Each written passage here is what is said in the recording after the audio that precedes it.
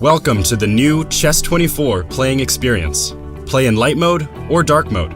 Choose from a range of time controls or create a custom game.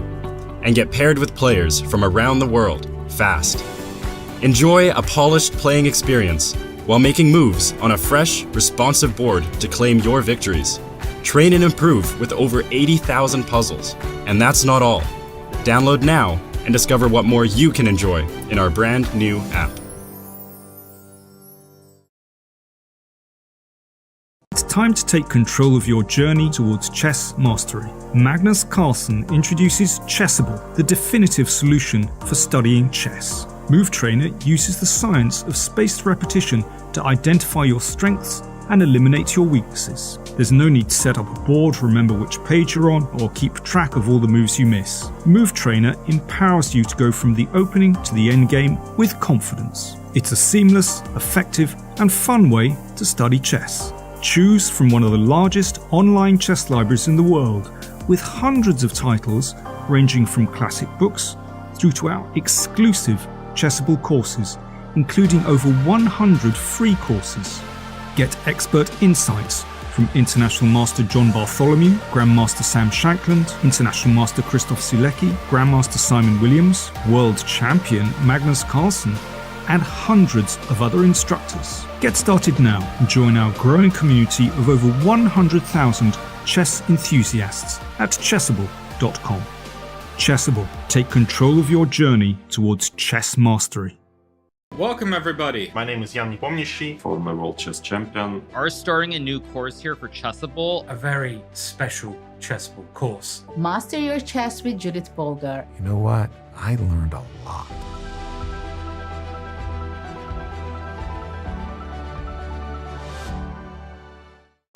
I'm ahead of the game.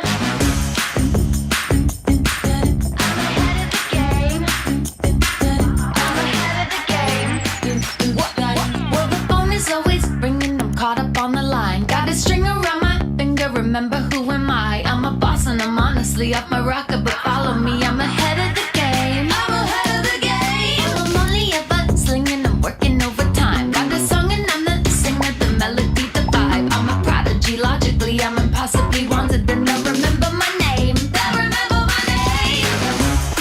Ooh, well,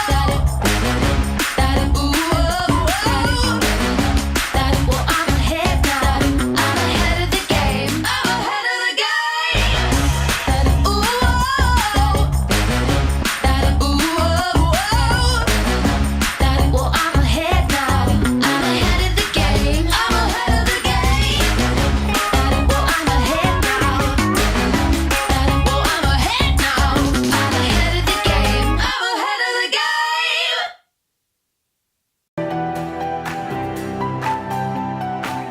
Okay, so let's send a challenge. Here is challenging. Nice graphics, easy to see. What are you thinking about? You're looking how it can be the most painful? Exactly. Okay, fine. So that I give up a phone. He wants to be even rude. As a kid, I spent hours every day reading about chess. About openings, chess history, and games played between world champions, grandmasters, all of them. My apps make learning much easier. Everything I know you can find in my apps. Magnus Trainer, Tactics Frenzy, and Play Magnus. You can learn the basic rules of chess, train with our 400 lessons, and even play against my digital self. Download and try my apps for free.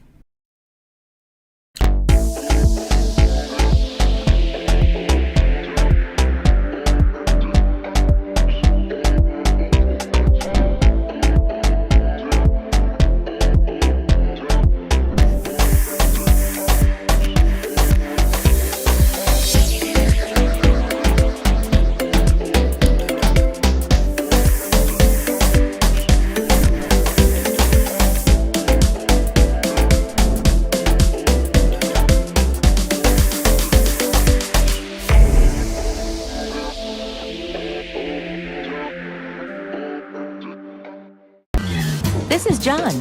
John loves to study chess. This is David. David loves to study chess as well, but efficiently. John spends more time setting up the board and figuring out what's on the page of his book than he gets to study. David likes to take it easy and use his time wisely.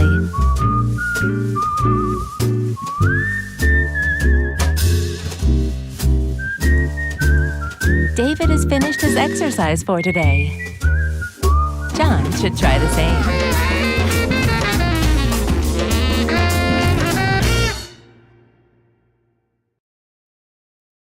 Hi there, it's me, John Chess, inventor of chess. And are you sick of sucking at chess? Well, lucky for you, I have also invented aim chess. Look at this chess puzzle. Did you solve it? Of course not, that's because you're not using aim chess. Aim chess is a digital chess trainer that helps you improve by creating unique lessons based on your recent games. Just link your chess.com or VChess account and feel that brain wrinkle. Yeah, see, you shouldn't have blundered your queen just there. Now I know! Thanks, Aim Chess! Now all that's left to figure out is how that funny horse moves. They even got acquired by that one chess player other than Hikaru, so you know it's good. Hi, it's me, that guy I just mentioned, and I am the best chess man in the world. But thanks to Aim Chess, I also have a girlfriend now as well. This could be you! Personalized training, game reports and analysis disease, study plans, thick, luscious hair, intuition builder, all this and more available on Aim Chess. Hello? Courtney, did you know that Aim Chess users improve their ratings 43% faster than average? What? So what are you waiting for? Join Aim Chess today. Links will be somewhere, probably. I don't know, I just made the video. Aim Chess. Sign up now and get 50k silver and 2 free months off your VPN. Now that's what I call a Queen's Gambit. That's so fucking dumb. Aim Chess, for when you aim to chess. That's their slogan. It's what they say. Ready, aim, chess. That's another. Look, just sign up for Aim Chess, okay? Just, come on, literally, why not? Alright, just stop being a dick for like 5 seconds and just go, alright? Jesus Christ. Chessable, the definitive solution for studying chess. Choose from one of the largest online chess libraries in the world, with hundreds of titles ranging from classic books through to our exclusive Chessable courses.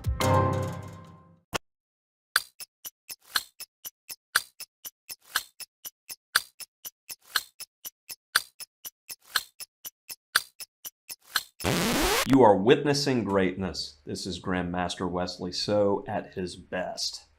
Rook takes e4, and this did not happen in the main game, d takes e4, but we have ourselves a sick forced checkmate here.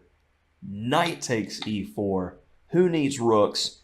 Who needs queens? You can even have my knight too, because all I care about is headhunting, and that is checkmate.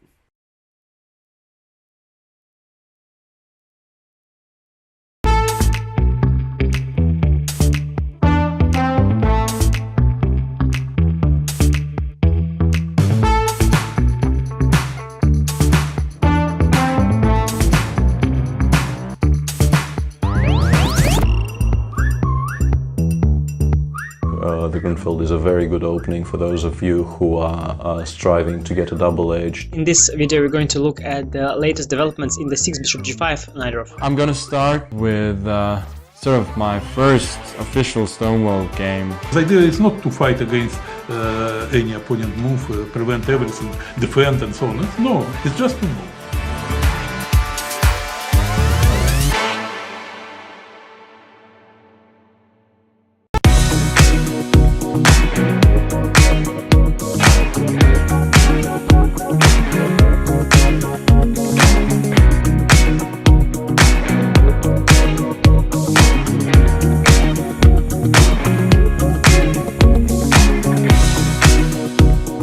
the Grunfeld is a very good opening for those of you who are striving to get a double-edged. In this video we're going to look at the latest developments in the 6 bishop g5 knight row. I'm gonna start with sort of my first official Stonewall game. The idea is not to fight against any opponent move, prevent everything, defend and so on. It's just to know.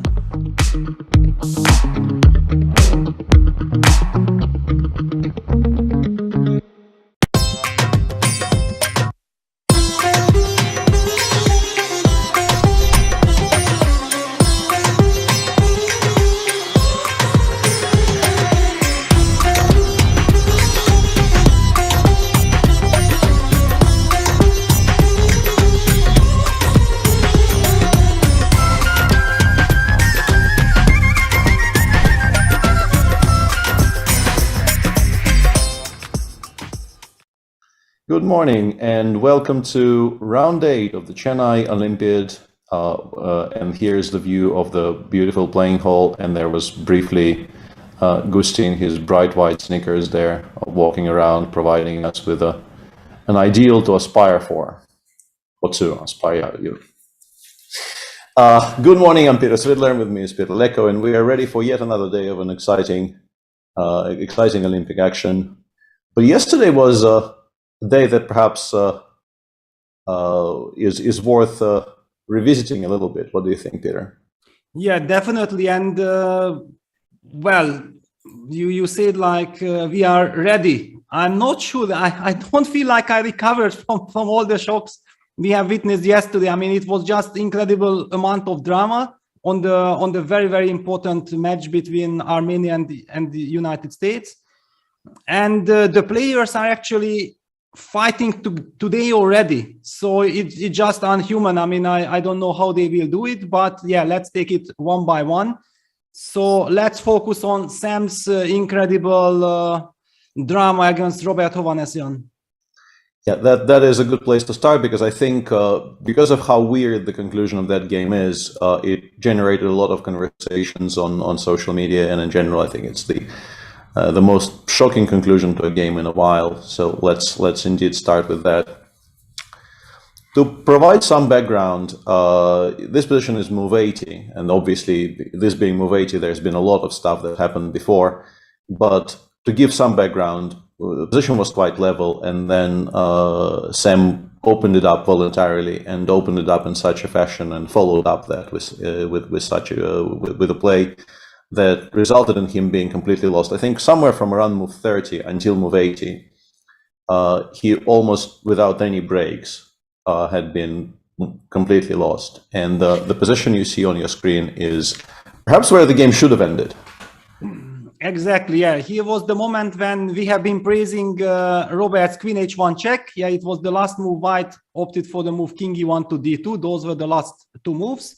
And well, basically here we were expecting that both moves, bishop g5 and f3, lead to the same, because actually white is getting checkmated, or the pawn simply queens. For example, just to take a look at the line queen f5, which is kind of the most logical, trying to get counterplay. It's met by bishop g5 check, and after king c2, queen c1 check, king d3, queen b1 is checkmate. It is simply checkmate, yeah. There is a way to avoid checkmate, but you still are completely lost. You can go king c2, bishop g5, bishop d2, but then queen g2 just leads to a very, very easily winning pawn ending for black, because everything gets traded, and then you play king g5, king takes g4, white resigns. So yeah, both f3 and bishop g5 would have ended the game on the spot. And I believe Robert had maybe a minute and a half, maybe between 1 and 2 minutes. I don't remember exactly what his clock said at that point, but he spent almost all of it and kind of panicking played instead queen g2 and queen takes g4, which also looks quite okay. But then after takes and bishop d2, play becomes quite difficult, and white obviously consolidated. The pawn f4 is now pinned. And after the very unfortunate move king g5, queen e4, I think it's just basically nothing now. You can't win this position anymore. c6 is hanging, f4 is immovable, and your pieces are really not going anywhere. And once again, Robert chose probably the right practical decision. He gave a check, played queen f2, Queen takes d4, bishop takes f4 is an immediate draw. So queen f2 at least preserves some life in the position. Sam took on c6 and b5 with checks. And then I think logically decided that he will quite easily hold this position with 2 pawns against 1 on the queen side, and just gave up the bishop for the f-pawn so that you don't have to calculate any variations. Robert gave a check from e4 and from c6. It's a kind of a clever attempt to maybe confuse white a little bit, but it doesn't change the evaluation. King b1, king takes f4. We could continue having the discussion of whether white even needs to play b3 here. I still think very much that you could just pass and make a draw by keeping the king in the corner. But Sam at this point played b2, b3, because obviously if you trade off the last pawn and don't get mated in the process, it's a fairly straightforward draw by that point. You don't even need to think about anything very much. And this is where the real drama started. Sam had, I think, maybe 3 minutes or thereabouts, and Robert had less, but still not 10 seconds. He wasn't playing on increment.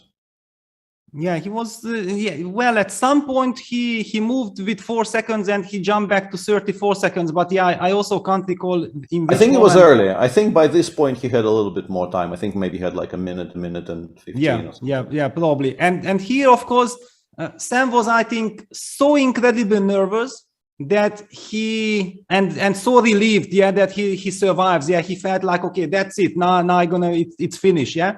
And he did not spotted the move queen g2, because actually if he would have spotted the move queen g2, he would have also expected it. Yeah, but he was so incredibly focused on the line queen h1 check, king c2, queen g2 check, where actually you have to play the only move king d1, and then you make a draw, that he had absolutely not even expected that anything else could happen. And all of a sudden, I have watched the video of it like 20 times. I feel like it's not like the very tricky, because this queen c6 to g2 is such a long move. On the diagonal, it looks like it's queen h1 check, right? And the clock was also there. And then Robert pressed the clock, so Sam was just 200% sure that queen h1 check had been played. Yeah, absolutely. And one thing I will remark on, I did, because like chess Twitter is full of this. It's been discussed and covered incessantly, and the video has been posted and reposted time and time again since the game finished. I think one thing that people got kind of wrong here is that they were saying that this is sort of punishment for trying to flag your opponent, that he was basically trying to put some clock pressure on Robert, and this is where he went wrong. I'm pretty sure that didn't even enter his mind. I'm pretty sure the reason he played instantly, it basically looks like a pre-move, was not because he was trying to, gain time on his clock or perhaps make Robert play faster. And there on your screen, you see Jergos Pesac receiving his Fair Play Award for that very, very nice gesture he made when he was playing, I think, a match against Boris Gelfand online. So returning to our endgame, I'm pretty sure, basically, when you spend 4 hours defending a position you know is lost, and you finally defend it to a situation on the board that you know is now a draw, and especially since it's a team tournament and there is like an unbelievable amount of pressure on you to not lose this game and win the match for your team, he was just so, like, the amount of pent-up energy and the amount of relief he felt that he was about to save it. Basically, he just wanted for everything to happen faster. It wasn't anything to do with Robert's clock. He just wanted for the game to be finally over. And obviously, it looks horrible, and it's a tragic thing for him that this happened. But I just want to say that all the people who are suggesting that he was, trying to somehow, some sort of gamesmanship or additional pressure against his opponent clock, I think that's entirely incorrect. I don't think that was any part of the equation. Yeah, absolutely not. Yeah, I also had the feeling, just this incredible relief that, okay, yes, now it's over. This whole torture ends, because now I know exactly that I can't lose it. And chess is just incredibly brutal and unforgiving. Just loss of concentration. I mean, just if he could handle a little bit the nerves better, yeah, just to calm down, write down the move, I mean, it would never ever happen. Yeah, it just was, but this whole match was so magic, yeah, because what happened between Hrant, Melkumyan and Wesley So was also something that we would say that, you know, this happens once in a lifetime and that's it on such an incredible matches, but suddenly it happened twice in that match. And finally, I think, you know, I just couldn't really sleep. I was just so shocked of everything what happened. So much emotions were involved. I felt like the players kind of have to take it philosophical, yeah, from a distance, because when you look at this, that finally the game, what happened in Wesley So versus Hrant Melkumyan and the Sam Shankland, Robert Hovhannisyan, it almost feels like this is some kind of a destiny. I mean, you had to be there. Someone had to be the victim. Yeah, somebody had to be the tragic hero. But I mean, it was such an incredible dramatic match. I don't think that you can ever top this. Yeah, and in fact, we should probably show the critical position in Wesley's game against Hrant, because in any other match, this would be the thing that everybody discussed for the next week, because of just how beautiful this is, and it got immediately overshadowed by another game in the same match, which is quite remarkable. But yeah, this is the relevant sort of 3-move sequence in the game between So and Melkumyan, where the variation changed dramatically from move to move, and also featured one of the most beautiful little combos you will see in a practical game for a while. Yeah, basically one could argue that so far nothing really much had happened in this game. Very nice maneuvering by both sides. Maybe white is tiny bit better because of the 2 bishops, but actually maybe one of the bishops will be traded, the dark squares. Black is also threatening some bishop g5, e6, e5 ideas. In any case, Wesley feels like e6, e5 is under control with his pieces. And he played the careless rook e3 move, which turns out to be kind of objectively not a mistake. But since he definitely missed Black's reply, one could say that actually it was not a blunder, but definitely an inaccuracy. And Hrant used it perfectly with a very, very energetic e6, e5 breakout. And suddenly it turns out that the rook on e3 is heavily misplaced, because d takes e5 seemingly runs into bishop c5. And I think to Wesley's big horror, he was like completely terrified at what I have done. And he didn't even calculate any further, because then he could have maybe noticed the computer's answer that after e5, e6, actually white still has everything under control. So absolutely no reason to panic. But I mean, in order to understand what really happened in this game, we have to understand that actually Wesley was in a state of shock. At the same time, Melkumyan, who knew that this game will be so incredibly crucial for the match between Armenia and United States, he's so relieved that he has solved his problems, and maybe he can even hope for more. As we understood, Wesley played the move bishop a6 after something like 12 minutes of thoughts. And I believe that the fact that now Hrant played the move e5, e4 basically in like 1 minute, and he had more than 1 hour on the clock, indicates that how euphoric he was. Yeah, he was thinking like, wow, everything is so brilliant, everything is so perfect. Because first of all, before I showed the move that already Peter mentioned during our broadcast with bishop f8, let's just be absolutely normal people and conclude that what happens if black just takes the pawn on d4, e takes d4, white has to capture back c takes d4, black takes knight takes d4, attacking the queen, queen has to take the pawn on d5, and black plays knight c5 with very, very comfortable equality with very strong knights. The queens are getting traded off. Absolutely no problem whatsoever. But Melkumyan already wanted more, because he wanted to punish Wesley for his inaccuracies and his kind of he felt that bishop a6 is probably like a bluff or desperate attempt. And the whole point is that, as Peter mentioned during our broadcast, there was the incredible strong computer reaction of going bishop f8, and after bishop takes f8, neither move e5, e4 can be played, because compared to the game, there are no more tactics, because black's king is not anymore in the mating net. And basically, I think that first of all, the players definitely have not seen it, but I would expect the game would have continued knight takes e4. d takes e4, bishop takes e4, king takes f8. For example, according to compute, actually king takes f8 is the strongest. And after bishop takes e6, b takes c6, queen takes c6, rook takes e3, f takes e3, rook b8. Actually, compute has gone to say that black has a very, very clear advantage despite the 3 pawns, which is a little bit shocking to me because I wouldn't think during the game that I'm clearly better with black. But one thing is for sure that if someone is better, then probably it's black. And instead of this, we witnessed the incredible, shocking move e5, e4, which was played in like a minute. 2 minutes, yeah. Yeah, 2 minutes. And the point being that, I mean, I understand Hrant because there are almost no pieces attacking directly his king. Yeah, so basically you just don't even think about that animating ideas could appear. Yeah, it's just the incredible beauty of chess that suddenly after the sequence of e5, e4, one of the most brilliant things are possible.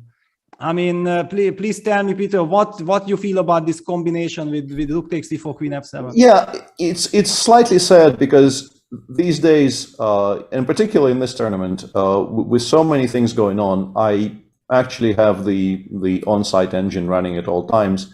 And we also have our chat, which instantly starts shouting at us when something remarkable is happening. And if chat suddenly starts screaming "Melkuman blundered," I think you spot the solution in about 5 seconds. But I am curious to see, you know, how long it would have taken me to figure out e4 is actually just a losing move here. If I had no help from chat and no help from engines, I would have gotten there, I'm pretty sure, but it would have taken me some time. And Wesley himself spent like 11 minutes on bishop h6, which I think indicates that he found the idea, but he also was trying to figure out if it's correct and also if that's what he should be doing. And yeah, the solution here is unbelievably beautiful, I think in particular because you look at sacrifices on e4, but you automatically take with the knight because you don't want to give up too much material. And also normally you give up a knight for these 2 pawns. And white actually has some positional compensation for the piece there. It's not great, but you can play like this. But in order for all of this to work for white, you absolutely have to preserve that knight for the future. And the winning move is what Wesley has played here, which is rook takes e4. And this motif is, I think, reasonably well known, but I don't think I've ever seen it in exactly this shape, where the f6 square is actually unoccupied and you have to continue drawing your the king forward. But this particular setup, I will say that this is not as shocking because we've seen this before. The idea that the bishop on h6 cuts off a lot of natural squares. So you can go queen takes f7 and then you can give a check with the bishop on this diagonal. But often the game just ends here because it's mate. Here it's not mate. And this is why you have to take with the rook. After king f6, you absolutely have to have an immediate check here. And this is what is being achieved by knight takes e4. The king has only 1 square. We give another check with g2, g4. The king once again has only 1 square. We give a check from e1. The king once again has only 1 square. And now we even have a luxury of choosing between 2 ways to give mate in one, with both rook e3 and bishop d5 winning.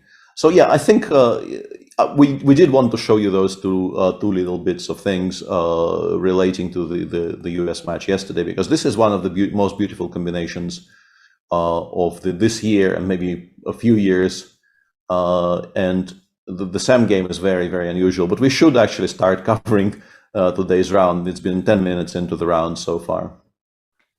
Yeah, I think you just get a feeling that why we are so shocked and why I was talking about, I really couldn't really sleep and recover because yes, just so much emotions were involved. Yeah, this was like into 1.5 or 2 hours of the match, and then at the end this Sam's incredible tragedy was also incredible. And what I said, that the Armenian team is actually playing with the exact same lineup as they played yesterday. So how do they do this? How they plan to recover? I mean, for example, Malcolm Yanna, especially after they have repeated the colors, he's actually playing with the black pieces against Vidit. I think the reason why he probably survives is finally thanks to Sam, because they didn't lose the match. Yeah, and after surviving the match, you get some comfort, and probably you tell your team teammates that, okay, guys, I know that what I did was horrible, but it won't happen anymore, and please believe in me. In any case, will be very, very interesting to keep an eye on Vidit game versus Melkomian. Absolutely, yeah, and I think we touched on this a little bit yesterday, that it seemed already that they were, and yeah, you will know much better what like the internal feeling about this is in the Armenian camp, but it kind of felt that they're playing instead of 5 players, they're playing 4.5, and by this point maybe even just straight up 4. I don't know exactly what Manuel Petrosyan has done wrong. Maybe nothing. Maybe everybody else is just somehow in captain's view are just doing better. But he's clearly playing far fewer games than everybody else in the team. I think they basically just identified that these 4 players are their best lineup, and all of them are sort of in good physical shape and are prepared to continue playing. So they're just not changing the winning formula. It's a little bit of a double-edged sword, of course, because you know with every round they get more and more tired. They get more and more, in particular, emotionally exhausted, because the Olympiads are very, very tough emotionally. But it's always up to the captain.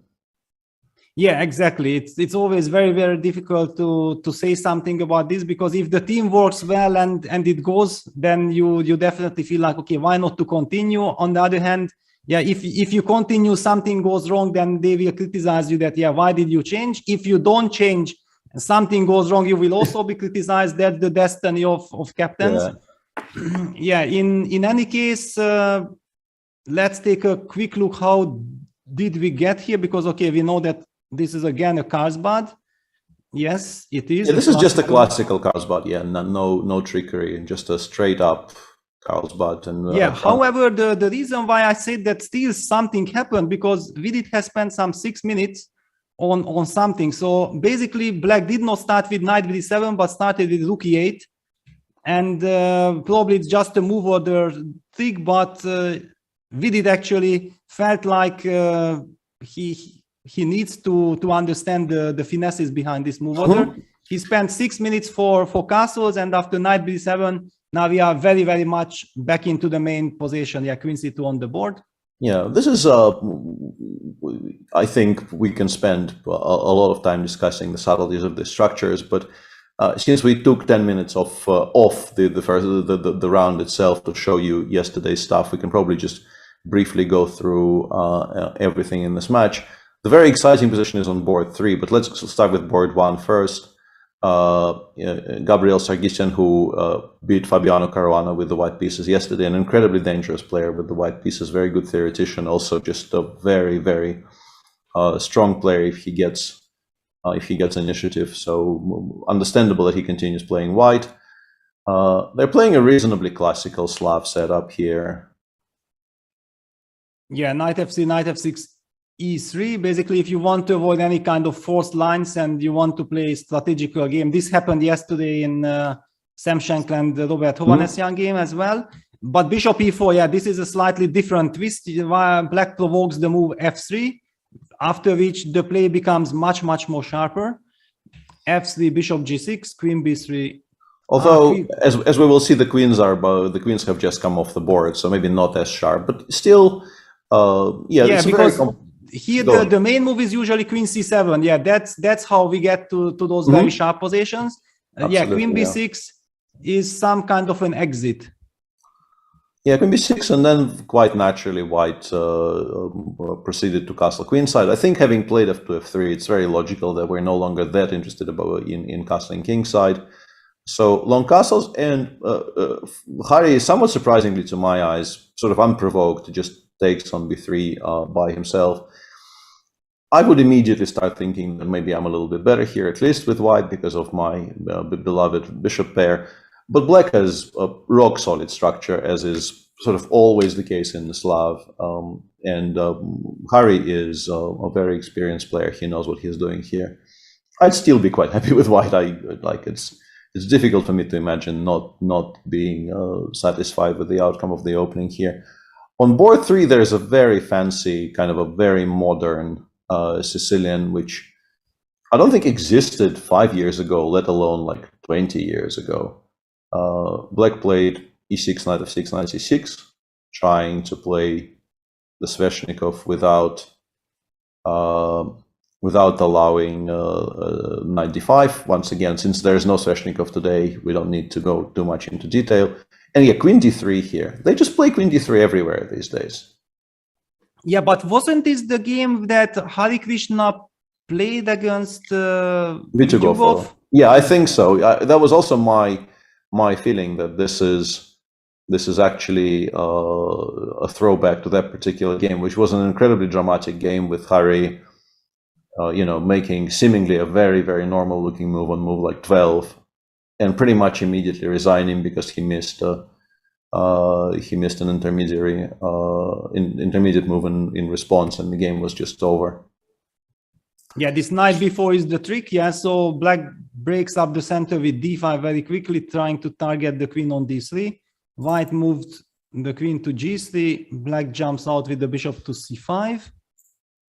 Yeah, well, I mean, from white side, I just never understand that. Okay, why on earth would you get into this provocation? I guess if you get into this provocation, then you should be prepared. On the other hand, we see that black is up on the clock.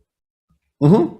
Hari himself played a3, knight b takes d5, bishop b5 check here, and Nikita replied with king f8 and had a very solid position. So knight takes d5, queen takes d5, and knight b5 is an attempt by Samuel to improve on that. Obviously, I'm still not entirely sure what's going on here. Like, what the first layer is, of course, queen knight c7 check is a very strong threat. So black currently needs to deal with it. But let's say we castle here. I think it's probably something to do with bishop h6, right? Because if you don't play bishop h6 here, I don't really understand why. Yeah, I would be thinking maybe black is already better. Exactly. Yeah, I mean, it looks very, very dangerous. The big question is, can you play bishop h6? Yeah, I don't know. I mean, you can. Yeah, bishop takes f2 actually. Yeah. Yeah, that's what I was. Bishop f2, queen f2. It's just the beginning. Yeah. Yeah, clearly. I mean, you have to assume that at least one of them, and probably both of them, actually know what's going on, as opposed to me, who clearly doesn't.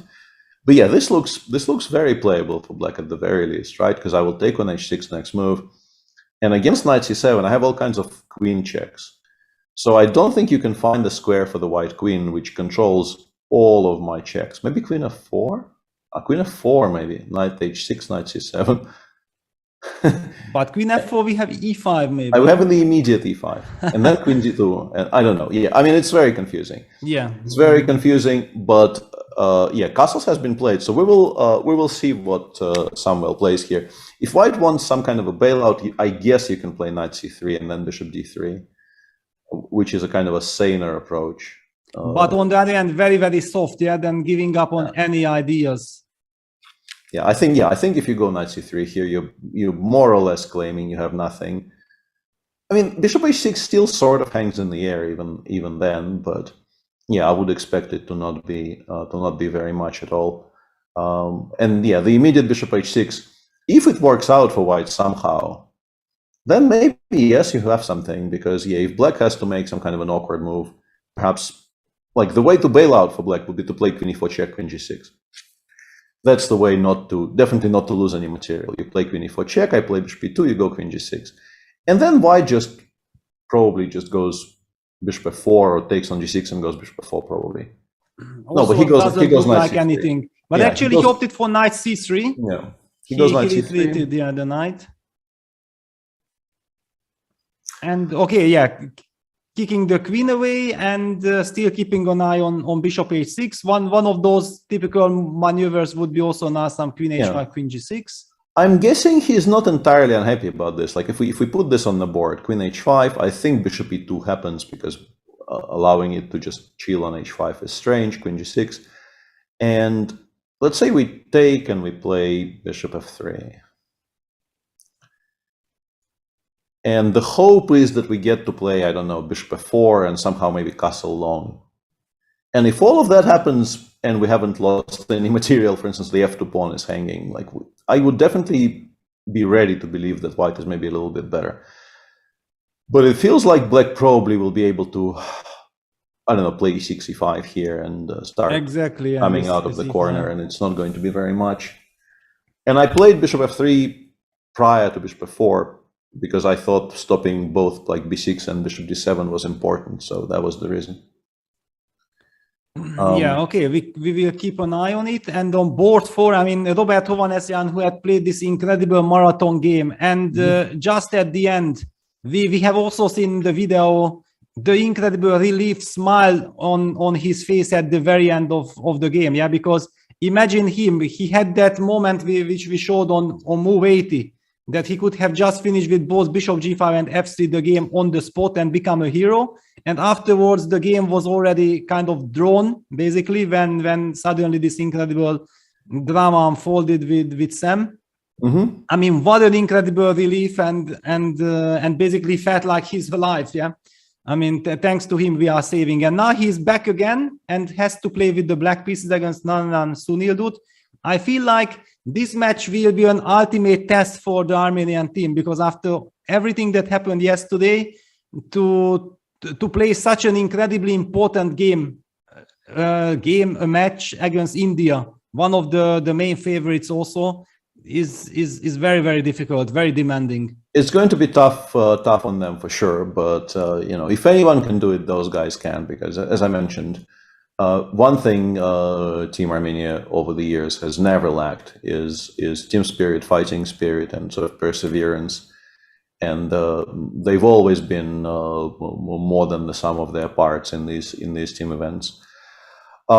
This is a Cambridge Springs sub-variation of, yeah, it's something that people do occasionally. On the black side, I think I associate it mostly, I think, with Alexei Dreyev, but there's been other people who's done this a ton. And on the white side, specifically the position that we're watching, if there is one name, I have a very specific one name here in mind from the white side. I wonder which one you would choose if you had to choose one. I mean, Yevgeny Tomashevsky. Exactly. Yeah. This is kind of specifically a Tomashevsky line. So a shout out to my fellow BGS player. He is ranked like 11K though, not a pleb like me. And also a pretty good chess player. And it looks like it should be nothing, but white often actually develops a very strong attack on the king side. And this is why you take with the rook on e2. And I think the creation of this specific plan, if we go back to move 11, I think they used to play bishop d3. I don't play this with any color, but my feeling is they used to play bishop d3, and then they would get a very similar position to what we're seeing right now, but with the queen on d3 and the rook on c2. And then at some point, I think, perhaps actually through efforts of Yevgeny Tomashevsky, they realized that the rook on c2 is kind of solid but passive, and it needs to be somewhere else. And they started playing bishop e2, and then leaving it on e2, sort of forcing black to take, and then taking with the rook, so that, as you see in the position right now, the rook later can go to like e3, and then perhaps even g3 with the knight moving out. And white is not exactly all in on the plan of giving mate on the king side, but very often it is what white will be doing in these types of positions. You go rook e3, you go e4, e5, you go knight g2, you go knight e4, and you just try to get a very, very strong attack going on the king side. And Evgeny has won, I think, a bunch of very, very instructive and very good games on the white side of this line. Yeah, the reason, why this line became very fashionable was actually due to Magnus Carlsen's contribution, because Magnus won a very, very important game, I think, against Boris Gelfand in the London Candidates 2013 with this line. And when Magnus played it for the very first time, I thought, like, what? Magnus is taking so enormous risk from the black side, because, I mean, if you just look, for example, with the Queen's Indian eye, like I was a clear Queen's Indian player at that point. I mean, you just give a center for white for free. You are not yet targeting it at all. The queen on e5 is artificial, the bishop on a6 is artificial, the knight on d7, one can say it's solid. On the other hand, it doesn't let you put any pressure on white center, and this bishop on h4 very, very unpleasantly covering the d8 square. Yeah, so there are so many reasons why you would just say like, oh no, I will never play like this with black. But Magnus went on to win a model game there, showing that he got a very comfortable position, and then slowly with his trademark finessing play, put pressure on Gelfand in the long game and finally managed to win. So yeah, I think that game made a very huge impression on many people. So lot to play for. Maybe we should go and check out the US, India. Absolutely, and honestly, despite Armenia leading the tournament, and this definitely being the top billing of today's round, in a way, the match between the Indian kids and the States today is maybe even more exciting somehow, because the US are on paper far and away the strongest team in the tournament. They've been not struggling exactly. They've drawn 2 matches. They could have lost both of those. Definitely, they could have also won both of those. I think at various times. And in general, I think they were in more trouble against the Uzbekistan youngsters than they were yesterday. But they're not dominating the way I think many people have expected. And of course, they are playing against this team, which is 5 very exciting players. But obviously, the only story that anyone really cares about right now is that kid on the right there playing with black pieces, who is on 7 out of 7 on board 1 in his very first Olympiad, which is just unbelievable, frankly. It's just we keep on expecting for him, make a draw, please, so that we can discuss your performance rating. Like, his performance rating is something like 3,500 now, but the moment he actually makes a draw, we can finally assign a real figure to it, and the real figure will be like 3,200 or something, and it will still be quite impressive. But Gukesh is just having an unbelievable Olympiad, and he's playing against somebody who knows what it is like to be 7 out of 7 in a tournament, by the way. He has some referring to experience Sinquefield Cup, 2014. Yes, 2014. It's unbelievable. I mean, okay, I happened to play with Fabiano in Dortmund 2014, just 2 weeks prior to St. Louis or something. And Fabi has already won that tournament in Dortmund with a very, very nice performance, dominating the field. So it did not come as a big surprise to me that actually Fabi is in a run and he might win St. Louis as well in the Sinquefield Cup. But doing it by 7 out of 7, that was of course completely insane and mind-blowing. Let's take a look, because as we discussed, Gukesh always goes for the Sveshnikov, and always with the c5 knight c6 move order, and against such a giant like Fabiano Caruana, who has tons of opening ideas everywhere. Let's take a look. It might be Fabi is using something that he prepared for the candidates as well. Bishop b5 g6, castles, bishop g7, bishop takes c6, b takes c6. Okay, b takes c6. Wow, it's not...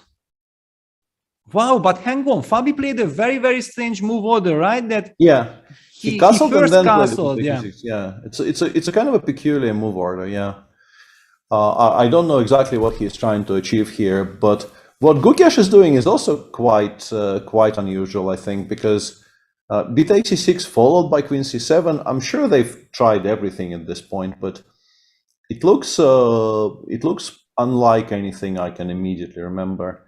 I guess the point is that you want to play d7, d6, and d6 is generally being met by e4, e5, so you're preparing for it by playing queen c7. But as you see in the game, spending a tempo on queen c7 doesn't actually stop white from playing e4, e5, as we will see in a moment. Yeah, h3, d6, and e5. Yeah, this is now very, very typical. I think ever since Vichy did this kind of ideas against Boris Gelfand in the World Championship match 2012 in Moscow, ever since these are thematic, and of course from reverse colors in English we have seen this idea already many decades ago. So yeah, d takes e5, d3, white sacrifices the pawn but destroys black's pawn structure. Now black is having a nightmare of a pawn structure. One can argue that the pawn on c5 will be lost in the long run anyway. Yeah, white develops knight. So he just gives it up straight away. Yeah, he just goes exactly like Gelfand also. Yeah, you remember this. Boris was thinking for like 30 minutes or something and went c5, c4 at the very first opportunity. Gukesh also does the same, and Fabi is not even blinking an eye. He immediately answered it by knight c3. Like c4 was the move that I expected. What is your take on this? I'm a bit confused. I mean, I'm not really confused by the structure, but yeah, I get, you know, I get very sidetracked by the idea of trying to, you know, calculate my way out of this now. When you should probably be thinking about plans, you should kind of ignore the idea of figuring it out move by move, and you should talk about plans. For instance, I got sort of very sidetracked by the idea of playing bishop a6 here. Not because I really need to save this pawn. I understand, you know, the pawn is not very important in itself. It's just that I want to create as much pressure against the pawn on d3 as possible. And if white takes on c4, somewhat weirdly, after bishop takes c4, it's quite annoying to think about the threat of rook d8. Rook d8 will be, because the queen on d1 now has no good squares, you actually have to think quite carefully about what you're going to do about the inevitable rook d8 next move. And the bishop on c4, eventually I probably will have to play f7, f6, but it can hide on f7 after that, so it's fine. I'm guessing bishop a6 just gets either completely ignored, or maybe white can even try to land the knight on c5, like knight a4 or knight e4. I don't know which one of those two moves you like better. Just trying to get it to the c5 square and first off attack that bishop on a6 and also support the pawn on d3. Yeah, I like that idea. Maybe even knight e4 looks more natural, yeah? Yeah, and Zixo with his usual shade in the chat asking us if Gukesh is already higher rated than Fabi. It's obviously a joke, but it's a kind of a joke with some basis in current events, because Gukesh has gained something like, I don't know, 25 points so far in this tournament. I can actually check this and tell you the exact figure. And yeah, Fabi, I think it was quite a nice guess this time. 23.7, yeah, and Fabi is having an absolute nightmare, and Fabi is down probably a similar amount during the Olympiad. He's 16.6 minus. Sotiris is writing us. Yeah, so they are on a collision course, but Fabi had such a head start that it's going to take some time until that actually. Happens. I'm also pretty sure that Fabi is super motivated to bounce back immediately, because of course yesterday's match, yeah, one can argue that Sam's tragic loss resulted in 2-2, but on the other hand, Fabi knows exactly that he has also lost the game, and the very, very important one. If he would have not lost to Sargsyan, then probably the match would have not become dramatic at all. Then everything would have been under control. So yeah, really a lot at. Yeah, there's a lot at stake in this game for sure. I mean, it's a massive game in terms of the Olympiad tournament situation, but also Fabi, as is always, like, I think it's their first encounter. They may have played some games online, but I don't think they've ever played over the board. And whenever you play your first game against a kid who is who is very, very obviously very strong, and it's extremely likely you will be playing him for the next 10 years. It's kind of important to try and, put down a marker that, you shall not pass, kind of thing, yeah, this is what we were trying to do with Magnus. Yeah, I mean, but it worked for some time, but not for too long. And then it doesn't, yeah. But it's a good thing to try, for sure. It's a good thing to at least attempt. But okay, enough for board one. Exactly. Board two, I am passing entirely to you. This is Ragozin. I have no clue. Yeah, and those very, very mysterious Ragozin. So let's just very quickly go through what we are seeing here. Knight f6, c4, e6. Everything is normal. The Ragozin, queen a4 check. Yeah, the most fashionable move, yeah, because it's kind of tempting to force black's knight to c6 so that black won't have those typical c7, c5 ideas. Like in all the other Ragozin positions, white goes e3 castles. And Nihal Sarin also opts for bishop d2. So does it mean that he would have repeated Gukesh's idea with bishop e2 that he played against Sargsyan and that worked so well? In any case, it seems like this is the preparation of the young Indian team for the Olympiad against the Ragozin. In any case, Levon deviates with rook e8 because the common knowledge is that actually after queen c2, you switch to rook e8, and against bishop d2, you usually simply play the d takes e4, bishop takes e4, bishop d6 setup, and you push e6, e5 as quickly as possible.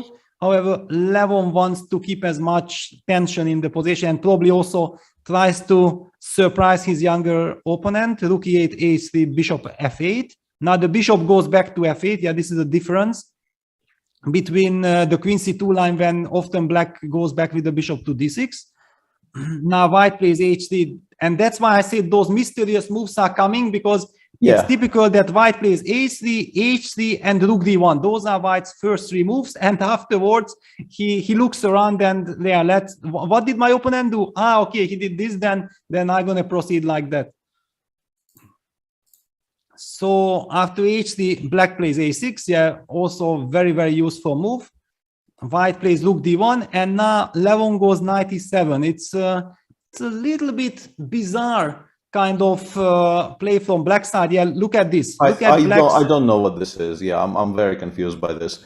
And I have a feeling that the knight actually is not aimed towards the g6 square. I think it might go to f5. Because I think maybe he expects eventually for the c takes d5, e takes d5 trade to happen. And in those Carlsbad structures, d6 is definitely one of the best squares on the board for the white knight. Whereas on g6, it doesn't really do very much. But yeah, I don't know. All of this is very, very confusing to me. I've played a little bit of Ragozin from the white side in my life, but I barely understand what I'm doing, and without any kind of intricacies. Still, Levon is clearly being kind of provocative here today. And yeah, I feel like, there is also this other dynamic in the position that the move queen c2 looks like the most natural, and then maybe Levon would switch to d takes c4, bishop c4, and then b5. Yeah, some bishop b7, and maybe the knight would jump to d5 as well. Who knows? It's a very, very special position. And yeah, Nihal goes queen c2. He wants to see what Levon. Well, we'll see. And actually, on the topic of something I just said, do you think white maybe wants to go c4, c5 now somewhere? It could be. It could be. On the other hand, then if white goes c5, then this knight g6 and followed by e5 will become relevant. Yeah. Okay. We'll see. Okay, queen c2, and let's wait for Levon's decision. There are two very potentially exciting Sicilians on boards 3 and 4. So let's take a look at those. Yeah. Yeah, there's this, it started as a potential, I think Prague would have played the Sveshnikov here if he was allowed, but he wasn't allowed, and he chose knight c3, g6. And now we have an accelerated dragon on the board where black tries to save on playing d7, d6, but in the end he chose not to. Castles, bishop b3. There's plenty of moves here available. Instead of castles, you can also play queen a5, which arguably forces white to castle kingside. But now white can switch back to queen a5 here. I think you're kind of supposed to castle kingside, or you can go knight b3, which is its own theory. But we don't really need to discuss this because they got something else. And what they are getting something more exciting. Yeah, bishop b3. I think we should be quite happy about this. Yeah, bishop b3, d6, f3, and obviously black now can switch to the very, very classical dragons with bishop d7, rook c8, knight e5, the old main line. But instead, Prague goes for the more modern solution of playing queen a5 and then taking on d4 and playing bishop b6. These positions. I've been watching people play them, but I don't think I've ever analyzed them for even a little bit. I don't know exactly how I feel about them. My impression is that white generally still maintains some advantage, but it's It's definitely playable from the black side, and Prague, you would assume, knows what he's doing. Although after h2, h4, which is definitely a very thematic choice here by Wesley, he's been thinking. Yeah, to be honest, when I look at this, some very old childhood memories are coming back. Like I was I think taught something like long castle and bishop takes b3 is always bet by c takes b3. You play king b1. There is no attack, and then you start attacking. That's what I recall. But yeah, Wesley of course knows the modern theory and how things are played out probably, and he opts for h4 immediately. Yeah, and black can treat this in a variety of ways. I think the fact that we haven't castle queenside, once again reinforces that white is never even aiming to take a takes b3 in the structures. If black takes now, a b3 is not even a move you can make, but in general you pretty much always take with the c pawn, because that makes creating any kind of an attack on the queen side very difficult / impossible for black. And h4 can be met by h5 in a variety of ways. You can play h5 immediately. You can take on b3 and then play h5. You can also just ignore it, but then I think white will be happier. Being allowed to play h4, h5, I think in general is quite a good thing for white in most of these types of positions. And we also have a kind of an old school Najdorf in Sadvani versus Linier. Linier won a very nice Najdorf yesterday against Tersakian. Tersakian, yeah. And today he is playing the Najdorf again. Tersakian opted for bishop g5. Sadvani goes for bishop e3.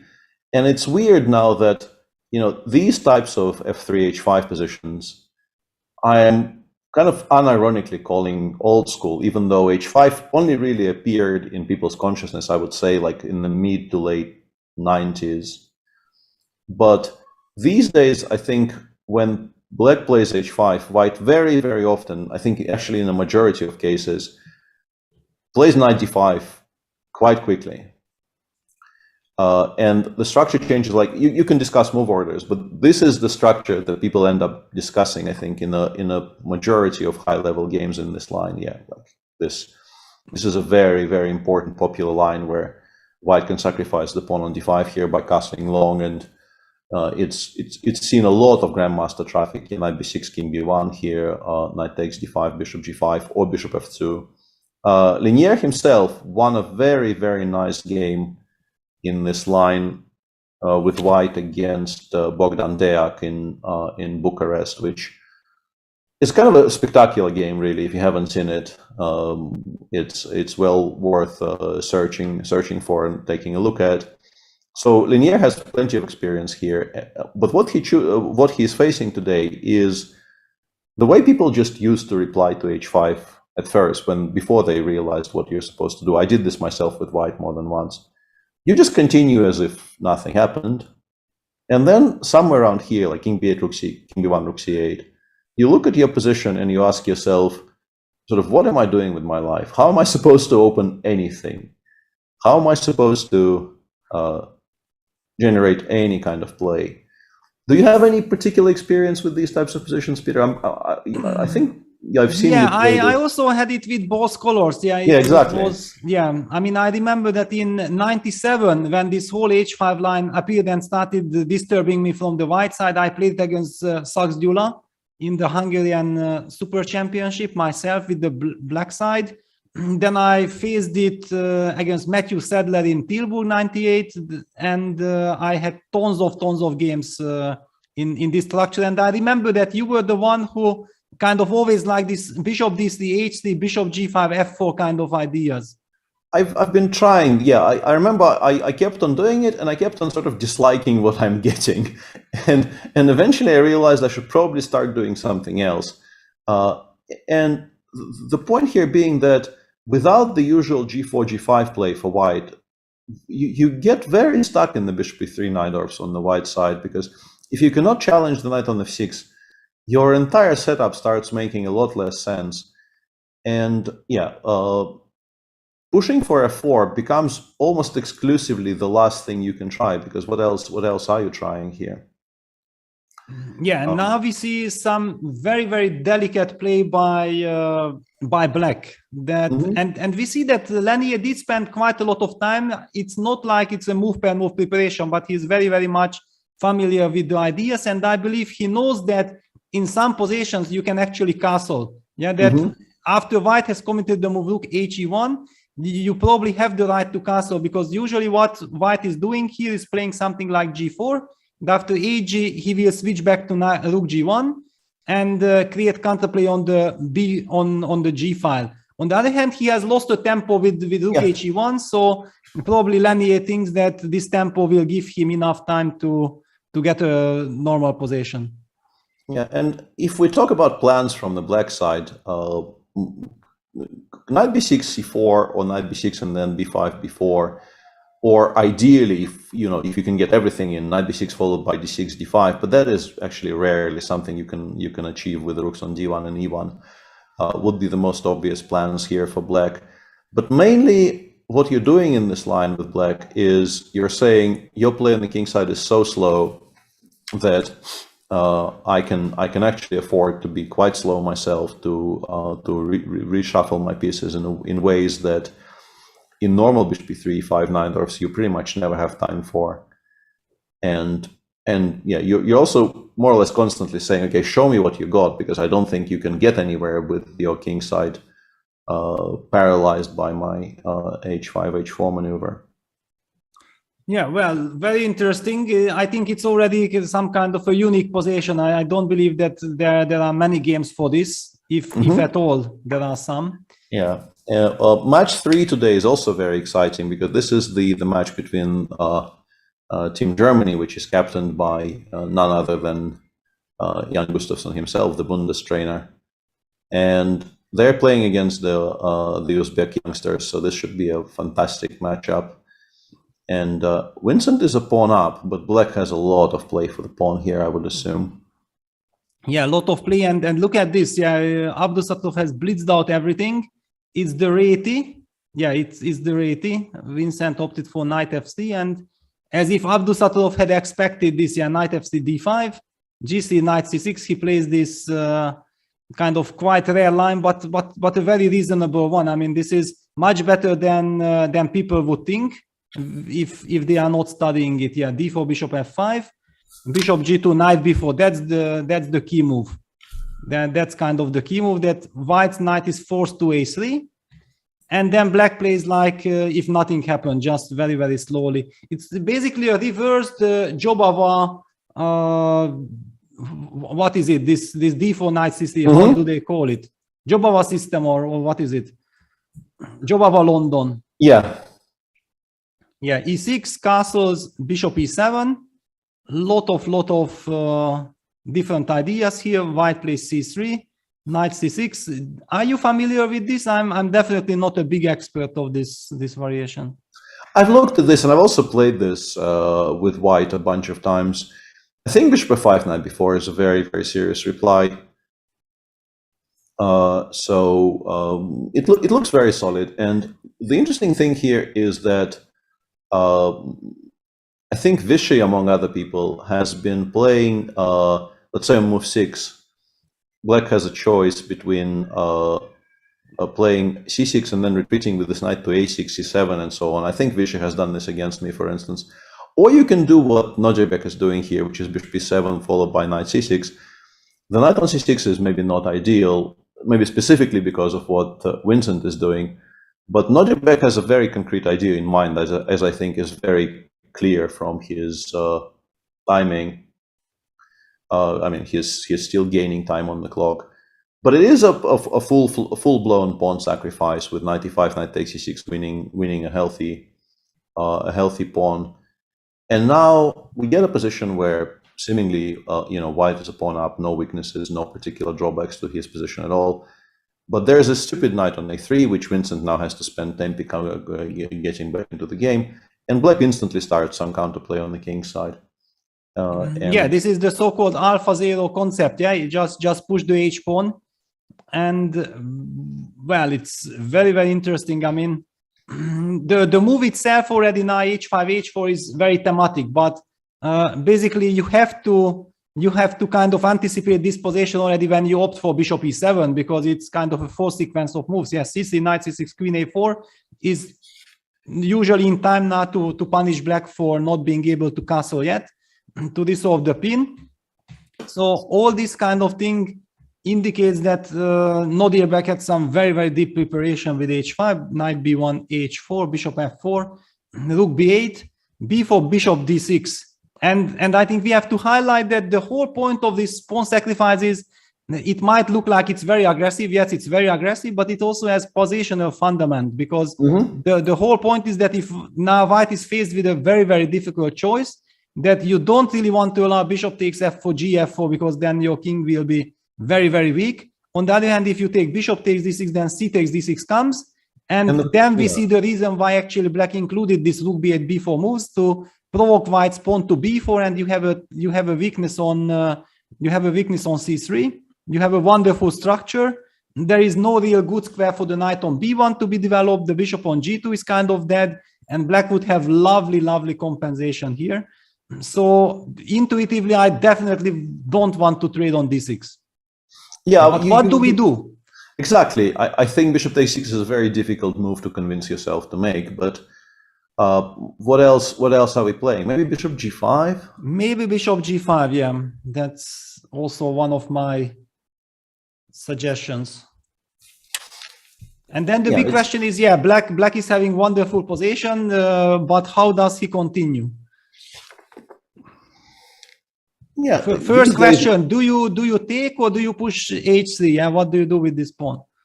Yeah, I mean, these days you kind of assume it's h3, right? Because everybody is so impressed by this concept, which existed before, but like AlphaZero really made it very prominent. But you don't really have attackers. Like I'm very curious how you're supposed to follow it up. I wonder if you actually switch to some kind of a positional compensation, but I don't know.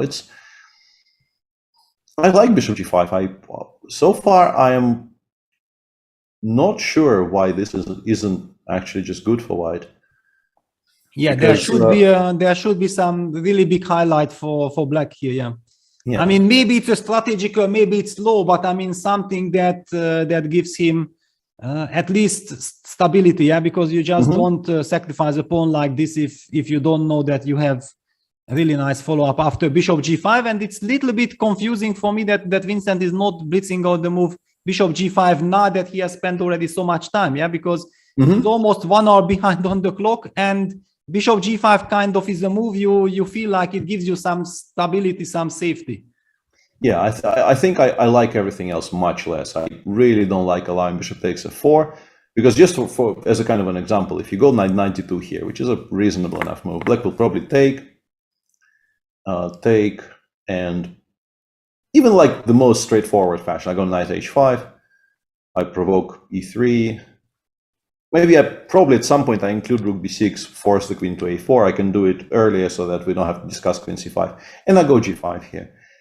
And I mean, it's not obvious that white is getting mated, but it's also very possible that it is something that might happen, right? It's scary.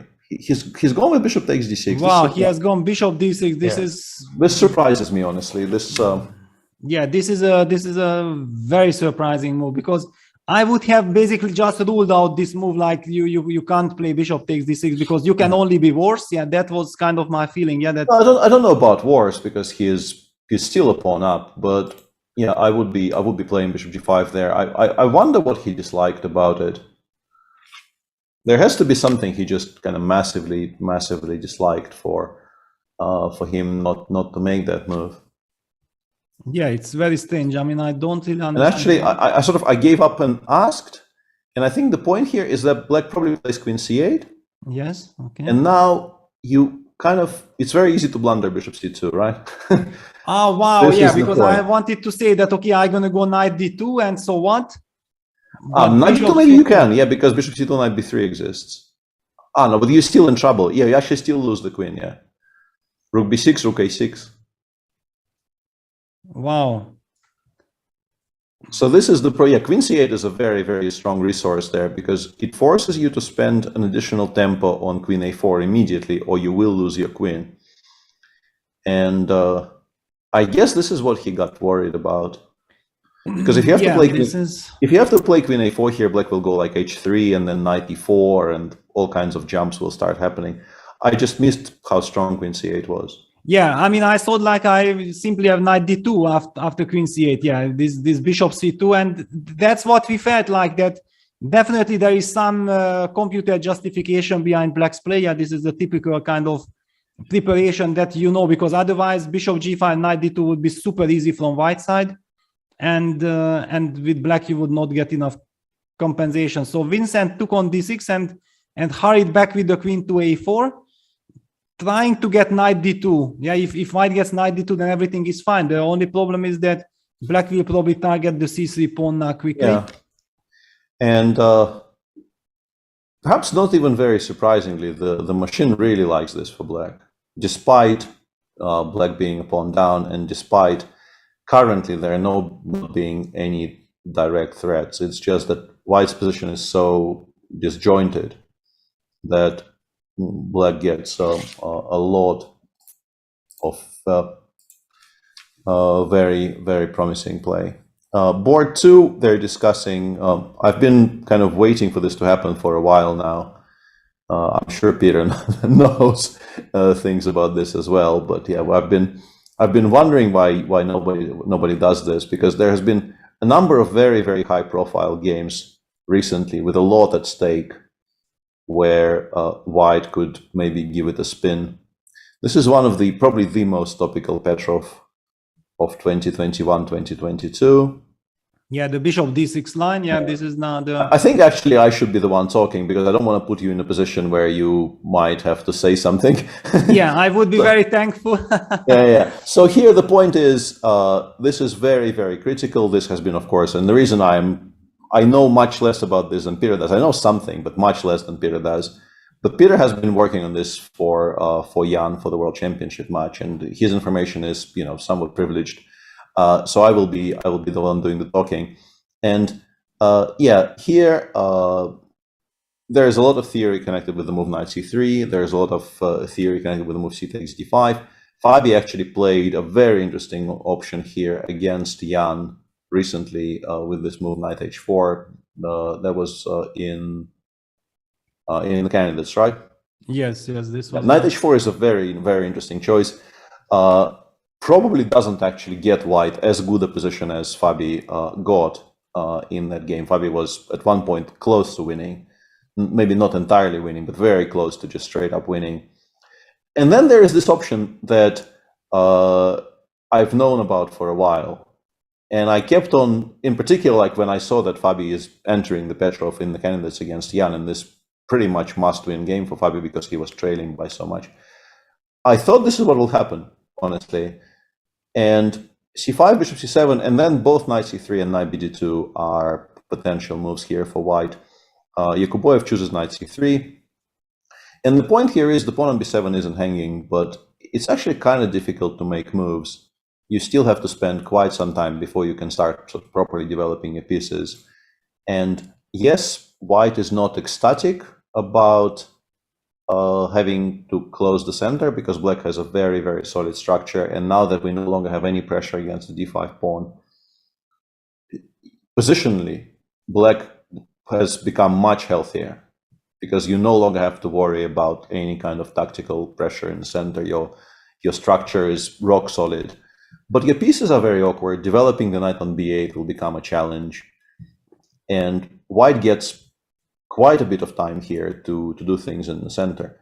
But Bluebaum, although he is not playing as quickly as we see him play when he knows exactly what he's doing, I think he's doing quite sensibly. He played rook e8 here. He followed up with h7, h6 after bishop e3, which I think is a sensible move, because if you're planning to play queen c8, which he is, and also because of knight h4, first it creates the h7 square for the bishop, and also there's definitely going to be some positions in which not having to think about the knight g5 jump is quite useful for black. For instance, after rook a c1, queen c8, if white takes on e4 here, we will quite happily be taking with the pawn and not worrying about knight g5 at all. So white goes knight h4, bishop h7, f3. And here I would expect him to just go knight f6, take on h7 with the knight. Yes, you're still slightly behind on development, but you are about to finally, finish developing your queen side. You can play knight d7, the knight from h7 comes to f8, then comes to e6 potentially. And as I mentioned, the center is now completely closed, so you do have a lot more time to do the things that you need to do compared to some other lines. But yeah, it's curious to me that this finally happened. I've been expecting this to happen for, at least a year, and it kept on not happening. It didn't happen in the match. It didn't happen in the candidates. I kept on thinking, now somebody will play c5, but no. Yeah, actually, I think that Abdusatulov in the Prague Master, I mean, not in the Masters, but in the Challengers, he had a game against Mihalik, and he also opted for c5, bishop c7, knight c3 move order. Yeah, and actually Mihalik did not know this move order, and he collapsed on the spot. But yeah, Matthias stabilizes, making all the stabilizing moves, rook e8, h6, rook a c1, queen c8. And as you said, it looks like a very, very healthy, normal position. Yeah, white has the space advantage, but black has the rock solid structure. One can argue that the bishop on c7 in long terms will be a very nice piece. Absolutely, yeah. Yeah, lot to play for. Yeah, lot to play for, but clearly, Matthias, generally he plays faster than this in openings, so I guess it took him a little bit by surprise, but I quite like what he is doing. Board 3, we have a kind of a normal looking position in Svane versus Jawahir Sindarov. This is a fashionable line, yeah. The first time they started doing this, I thought it was a joke, but it really isn't. The idea of playing d4, knight f6, knight f3, g6, knight bd2, asking black, do you want to play the Peerts? And it's a kind of a playable Peerts, of course, because white already committed to knight bd2, but not everybody wants to play the Peerts. Or you can play d5 here and give white some interesting options. I'm a little bit surprised Rasmus played b3 here, because I thought the whole point here that you can play e3, and if bishop g7 happens, which I think most people will play by autopilot, then you go b4. You don't go b3, you go b4. And this kind of a setup definitely has a lot of merit, because you are playing very hard against c7, c5 counterplay. You want to play bishop b2, and then eventually you will play c2, c4, and you will get the kind of a position which, I mean, it's not spectacular, but it very often promises a stable little advantage for white. Instead, Rasmus played b3, and Jawahir went for counterplay with a5, a4, which I quite like in a lot of positions. I'll just mention that, in my opinion, knight bd2, c5 is very playable, and this is what I give in my course, but play actually becomes quite mad. Like, white can play e4 here. No, dc5 we're fine, yeah. But white can play e4 in this position, c takes d4, e5. And this is a lot of fun to analyze. I think I've done a decent job, and I think black is fine, but if you don't know what you're doing, you probably shouldn't be entering this line, because it's quite easy to get mated. And on board, it's a very sharp line. Yeah, it's a very, very sharp line, yeah. And on board 4, Dieter is doing really well, I think. Yeah, finally he out-prepared his opponent, because I did watch a video, because the Deutsche Schachbund, the German Chess Federation, makes a video recording after every match, and they have been asking Jan Gustafsson about things and about Dieter's performance, and yeah, Dieter is actually doing quite well, but often he got out prepared, because he plays his usual systems, and his opponents are with computer preparing very specifically against his lines, and get good positions. After Dieter, with his incredible experience and very resourceful play, often creates them anyway a lot of problem. And then Jan was saying that, you know what, I feel like we have to work on this a little bit, yeah, and then the big guessing started in German media and between German chess fans. What does this we have to work on it means? Yeah, that should Dieter change his repertoire, or how does it work? Definitely, Jan was not revealing any more secrets, and we don't know what happened. But judging by the fact that his opening worked today quite nicely, I'm expecting that something has been done. Yeah, and this is a very, very forcing line.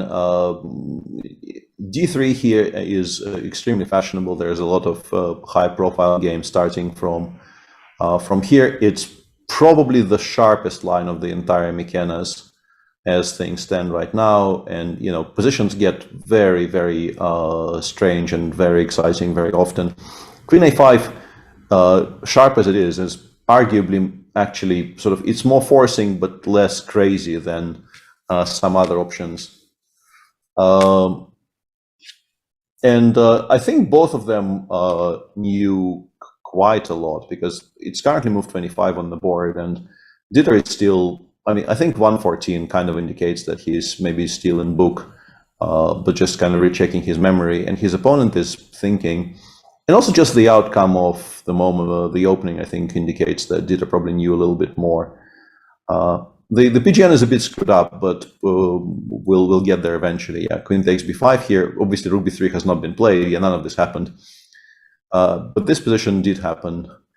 And if White could be in time to play castles here and meet Rook B8 with Rook FB1, White would maybe be borderline winning.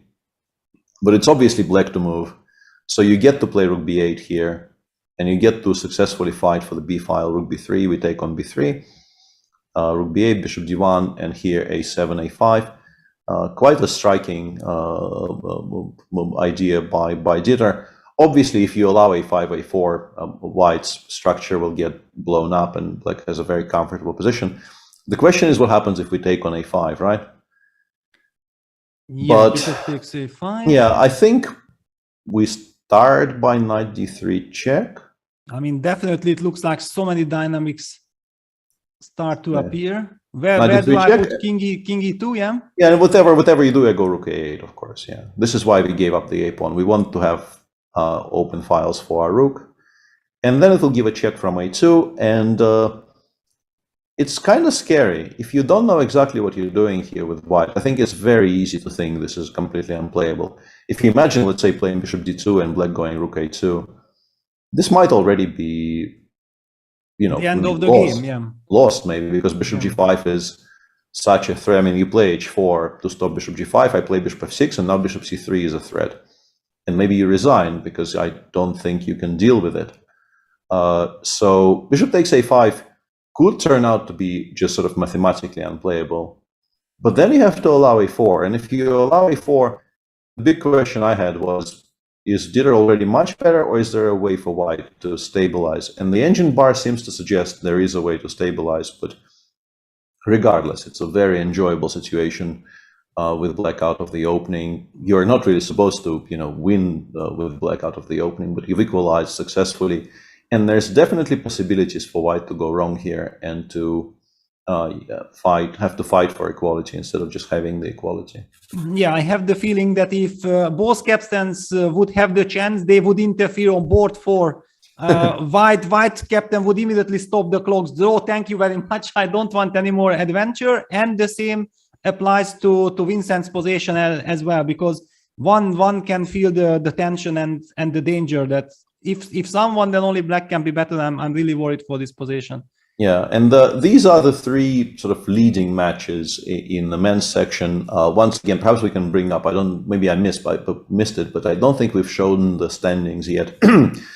So the standings are Armenia is on 13, and then there is 6 teams on 12, India 1, India 2, the States, Germany, Uzbekistan, and also Kazakhstan. We'll get to the Kazakhstan match at some point, but there's a lot of action everywhere in the men's section, but there's also the women's section going on, which perhaps it's time for us to visit for a second. There are some really crazy positions already there, but let's start with the most important match of the probably of the rest of the Olympiad in the women's tournament, because India 1 is playing against the Ukrainian women today. And if India wins this match, the Olympiad, it feels like fight for first is borderline over. Because they're playing so well, they're playing so solidly, and they will have beaten their closest competitors already, that it will feel that it's very difficult to catch them. The tournament situation there is that India is still on 7 out of 7, 14 out of 14, whichever way you like to put it. And then there are 3 teams on 12, Ukraine, Georgia, and Armenia, and India has already beaten Georgia. So this match really assumes gargantuan proportions in terms of the importance towards the final result of the tournament.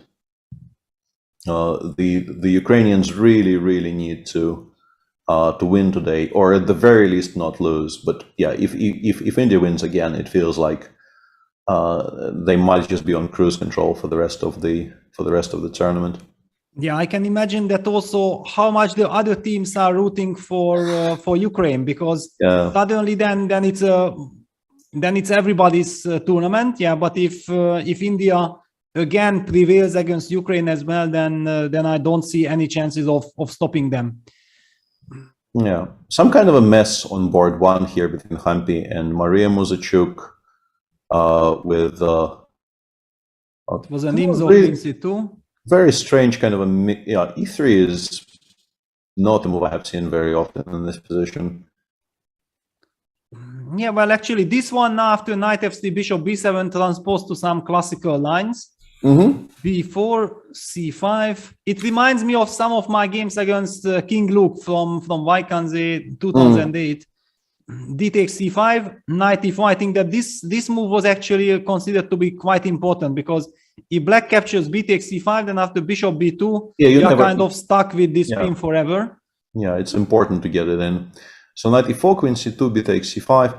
I saw briefly the engine like this for white, but it doesn't seem to like it very much anymore. I wonder what happened there. Was she supposed to take on e4 twice here or something? Well, maybe, but I mean, everything that happened here looks so natural and so thematic humanly. Yeah, bishop a3, a5, b5, knight b4 will be played. Yeah, knight b4 is on the board. Yeah, I think we always take on before. Allowing knight takes d3 looks strange, although you could maybe ignore it. You could play something like queen b1 here, because the rook. Oh no, I don't like it. No, I have. If you go queen b1 here, the kind of a line of reasoning I went through was, I don't like to give up the bishop on d3, but black can take on d3, but then the rook on f8 will be hanging, and I will get time to play c4, c5. But then I realized we can take on d3 and then take on c4. Yeah, well, I mean, to my mind, bishop takes d4 is basically almost like obligatory. I just can't even imagine any other move, and it's also being played. It's already played, yeah. And now it's not that I'm happy about it, but just as you said, yeah, also this queen b1 gives such a very strange feeling. Yeah, you know that you will never be better, but there is even a chance of something going wrong. You just want to take and say it like, okay, maybe I'm not better, but at least I'm safe. Yeah, and now the choice is between castling immediately or taking on a8 and then castling. I guess I don't think we are ever giving up on the a file by. Sotiris is telling us something. Yeah, that in fact the reason why computers were thinking that white might have something, that after the move a5 they prefer to include c takes d5, and it makes a lot of sense. Yeah, because it forces the move e5, I'm guessing, and then after b5. Knight b4, for example, exactly the same structure would be now stable, and we know that black has an isolated pawn. And a very nice square on d4 for our knight for the future. Yeah, so the b pawns here, they look similar, but they're not actually the same, because the pawn on b5 will be very protected, and the pawn on b4, I think, will potentially be in quite some. This was apparently the way to try to get some small plus in the position. The current position, I don't believe that white can hope for anything, because now this bishop on b7 will be forever alive, put some pressure on the long diagonal, you will already never get those isolated pawn positions, and it should probably not. You still have to play precisely, though. I would, for instance, be a lot happier with the black position here if the pawn was already on h6, because I would like maybe to play knight c5 or something, but I don't like the idea of giving up the pawn on h7 with check. Even though it could still be playable, actually, I don't know if it's completely unplayable. It's a sharp position, but we have plenty of action to get to, so let's move on. This probably was this very... okay. I looked at this at some point. This is... This new gambit, yeah? Mm-hmm. Yeah, so Italian bishop c4, bishop c5, cc, knight f6, d4, ed4, cd4. And yeah, basically that here we have been discussing the lines with e5, d5, bishop b5, knight e4, c takes d4 quite some time already during the tournament. But suddenly now white switches to the very old move c takes d4, which was so-called empty, that there is really nothing happening. But all of a sudden, some new ideas appeared inside knight bd2 lines. Bishop takes d2, taking the pawn, bishop takes d2, knight takes e4, d5, knight e7. I mean, how much do you know about it? Not a lot. I think I looked at this at one point. I think... Aren't you supposed to just play knight e7? I mean, knight takes e4, move 7, and then d5, knight e7. Isn't this how it goes? I don't know. I'm also completely confused with these things, because I think my recollection is we go knight takes e4 here. I think I've seen this position before. Like d5 clearly is the idea. If you allow d7, d5, your entire plan makes no sense. Knight e7, we castle. They take on d2. We take on d2 with the bishop and the queen. They play... Although, I would play d7, d6 here. I'm trying to figure out why not d6. But the position I have in my brain is castles. I just can't figure out how we get there. d6, c takes d6. Let's say rook fe1 or something. And black goes d5, and then they go d6 again. Yeah, this is some kind of a draw. Yeah, this is what I also remember from like 10 years ago. But recently there was some development in this line, how they are not reaching it. And actually black ended up losing a couple of games in a very, very strange fashion, like white was just crushing through. I think Mamedov was also doing it. Recently the other players are playing it. But since I stopped playing chess, yeah, this is the drawback of stop playing chess. You stop following all the latest developments in lines that are not particularly important to you. Yeah, absolutely. But what Hurricane ended up doing is also really, it doesn't look horrible at all. But white does get, because we haven't traded the bishop, the dark square bishop, you get what she got in the game, which is a very solid position. Black got to play d7, d6, so the bishop on c8 is not going to get stuck. But white has a very nice pair of bishops and decent play along the long diagonal. And I think in terms of sort of concrete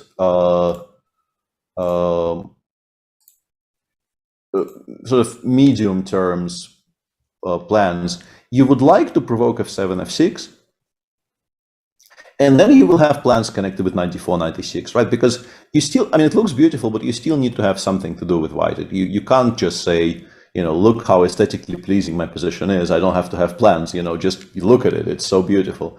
Yeah, I think we have to mention one tactical idea which could have already happened instead of b3. Yeah, for example, the move queen d4. If black suddenly, of course, black would have reacted with knight f5, just the line that I wanted to show you. Yeah, it's very beautiful. Yeah, I didn't see it. Yeah, f6, and then it runs into queen takes c5, d takes c5, d6 check. And doesn't actually work though, right? Knight d5. Knight d5. So sad. Knight d5. So sad, yeah. Yes.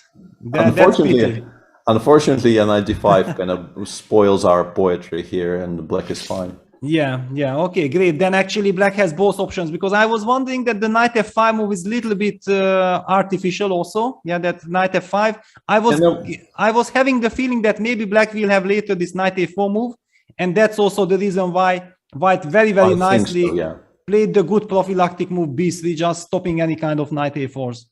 I think so, yeah. I think she's basically, a lot of her play is very dependent on having that bishop on the long diagonal, so she's making doubly sure that black cannot kick it away. On board 3, we have a kind of a safe-ish Petrov. Not sure who is the happier with the move orders here. Seems like a kind of a normal position you often get. White is always a little bit better, but it's normally not very much. So, we should revisit this in like 10 moves time or 20 moves time and see how it progresses. And our good friend Tanya Sachdev on the black side of a 6d3 Spanish. I think Natalia Buxa should be quite happy with this. I think this is close to the dream situation for White, with the bishop on e3 being just so much better and so much more active than the bishop on f8, which is, I think, the largest difference here. If you look at the structure, black is a kind of a solid structure. Black eventually will play knight d8, or sometimes rook b8, knight e7, but those bishops will come off. And then white plays b2, b4, and tries to gain space on the queen side and push like b4, a4, or perhaps d4 at some point.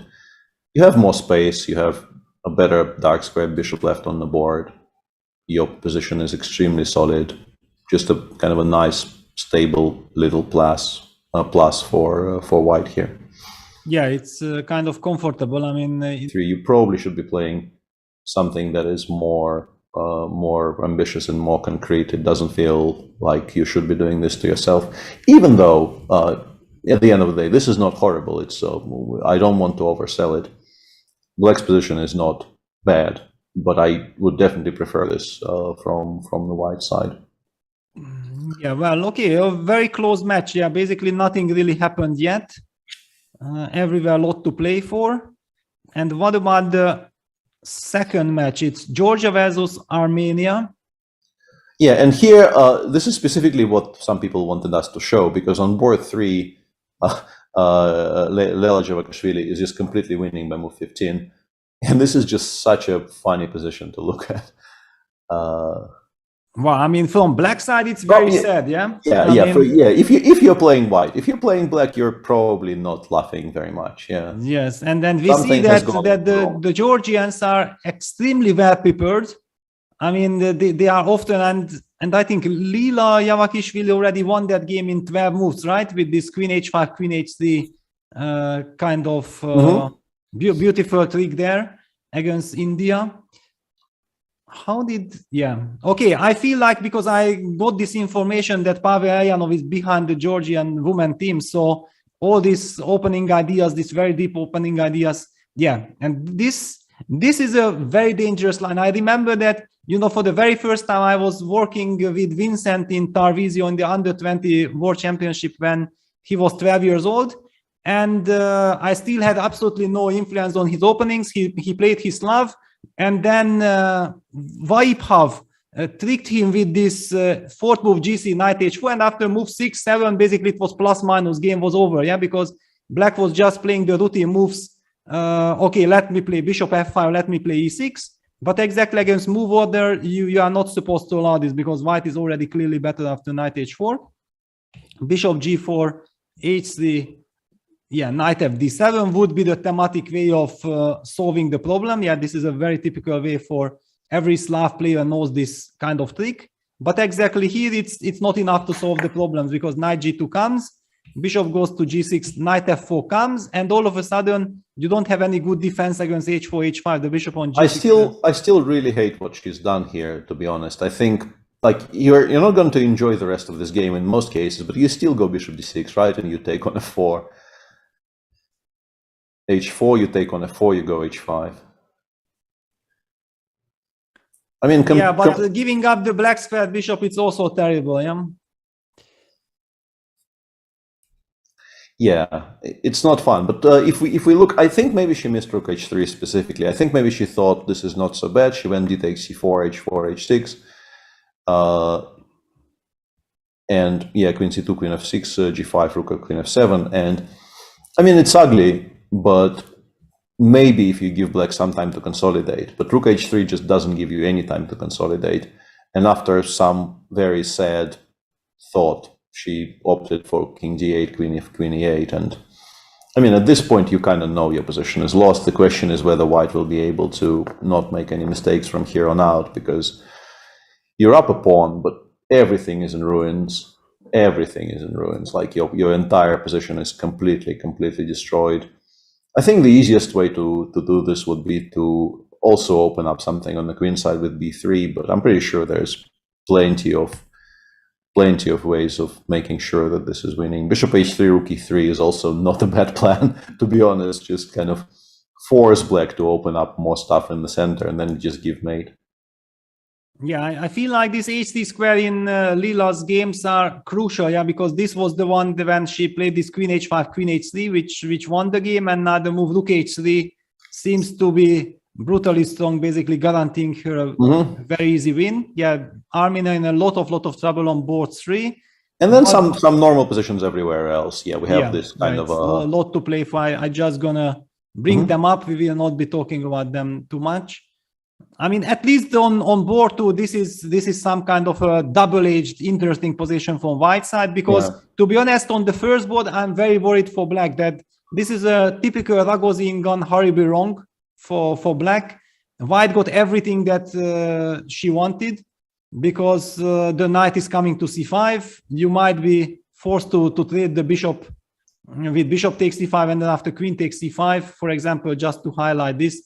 You have to suffer in a very unpleasant, miserable endgame.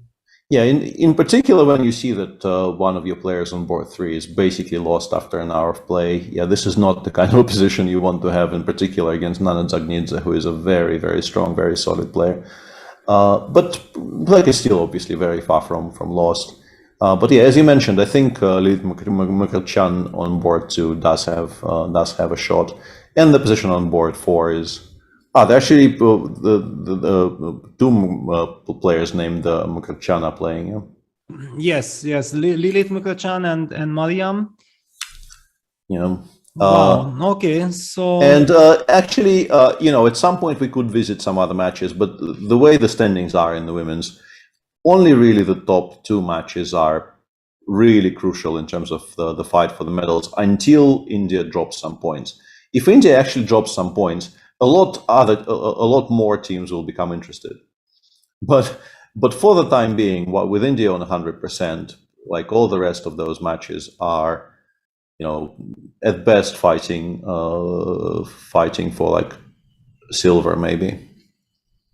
So what's happening in the Armenian man? Yeah, I think that board 1 is kind of a very solid affair. It's some endgame technical issues. They are maneuvering, but I think on other boards, for example, Vidit, it seems to me like Vidit is already having a very clear advantage against Merkumyan. Yeah, I'm a bit shocked by this, to be honest. Yeah, this just doesn't look great at all for black. Yeah, this is a total catastrophe. Now white managed to get e3, e4 in, and you are not able to handle it. I mean, Merkumyan might be losing a second game in a row. Yeah, rook e1, knight b6, knight c1. So Vidit going for like the most direct way of pushing for the central advance possible. Knight c4. Yeah, I think he just he tried to solve his problems tactically here. Knight c4, hoping to stop f3. Queen e2 is a double attack. Queen g5 is the tactical justification for previous play. Otherwise, you just lose a pawn.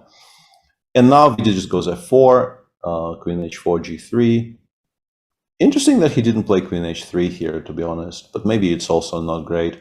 But he's gone queen g4, and now Vidit just goes e3, e4, and very noticeably, instead of, what I was going to say is completely stupid, but yeah, the point is, because the knight is hanging on c4, you cannot trade these pawns, which means that the e pawn will actually reach e5.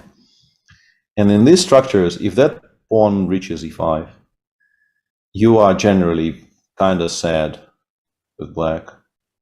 Yeah, it's basically maybe strategically just lost already. I mean, it's a problem. Yeah, it definitely is a problem for sure. Yeah, it's very huge problem. I mean, because you have to be ready to take d takes c4, but now the knight is on c4 hanging, and if you take queen takes c2, then bishop takes c2 hits the knight on h5, and you still have these problems. Yeah, I don't know. this is looking terrible. So it seems like Melkumyan did not manage to recover. I told you guys it's not easy. I mean, this is I mean, we are completely exhausted, and we are not playing the games, and we are not encountering all these incredible dramas and tensions and emotional roller coasters. On board 3, Ter Sahakian has a solid position. I mean, after all this, what happened yesterday, one feels like such quiet positions are needed to because these ones you can more or less handle. So after I'm really confused though. Can you explain this to me? That black played queen f5, yeah? Yeah, why do you not play queen h5 first? Yeah, we were kind of expecting queen h5. Bishop g5 is that but knight. But why is it worse with the bishop on d3 is my question. Like what could possibly be the reason for provoking a very solid developing move? Well, I'm wondering that, hang on, could it be that again we got fooled by the technology that he touched, I mean, he moved queen h5, but suddenly we have a wrong PGN or not? Let me check. Because this is really very weird. No, Satiris says no. Wow, okay, but then it's really kind of shocking, no? I mean... And actually somehow there's like almost no difference here between queen h5 and queen f5 in terms of what the machine thinks. This is so weird. Wow, I mean, yeah, really shocking because, okay, white has all the other options, yeah, that which he had with the bishop on f1, but the bishop is developed. Yeah.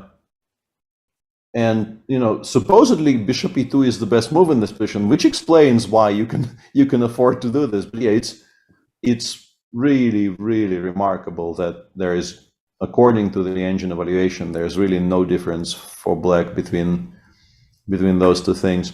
So he's gone h3, which I think this is explained by the fact that if instead of h3 I play bishop g5, I think once again we can go bishop takes f2. I'm not 100% sure, but I think we can. King takes, and then queen knight g4 and queen takes g5. Yeah, have a good square for the king, yeah.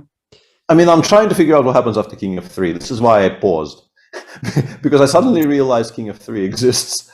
And then some e5 is coming. Yeah, and I tried both talking and thinking, and I realized I can't do that anymore. I'm too old.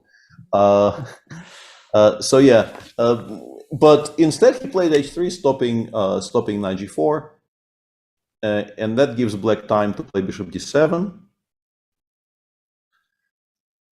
I guess now after bishop g5 he will play bishop d4 or maybe bishop d6. I don't know what you think about this.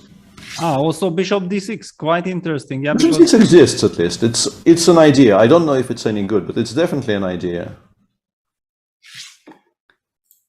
Yeah. Okay. So this is a normal position. And what about the fourth board?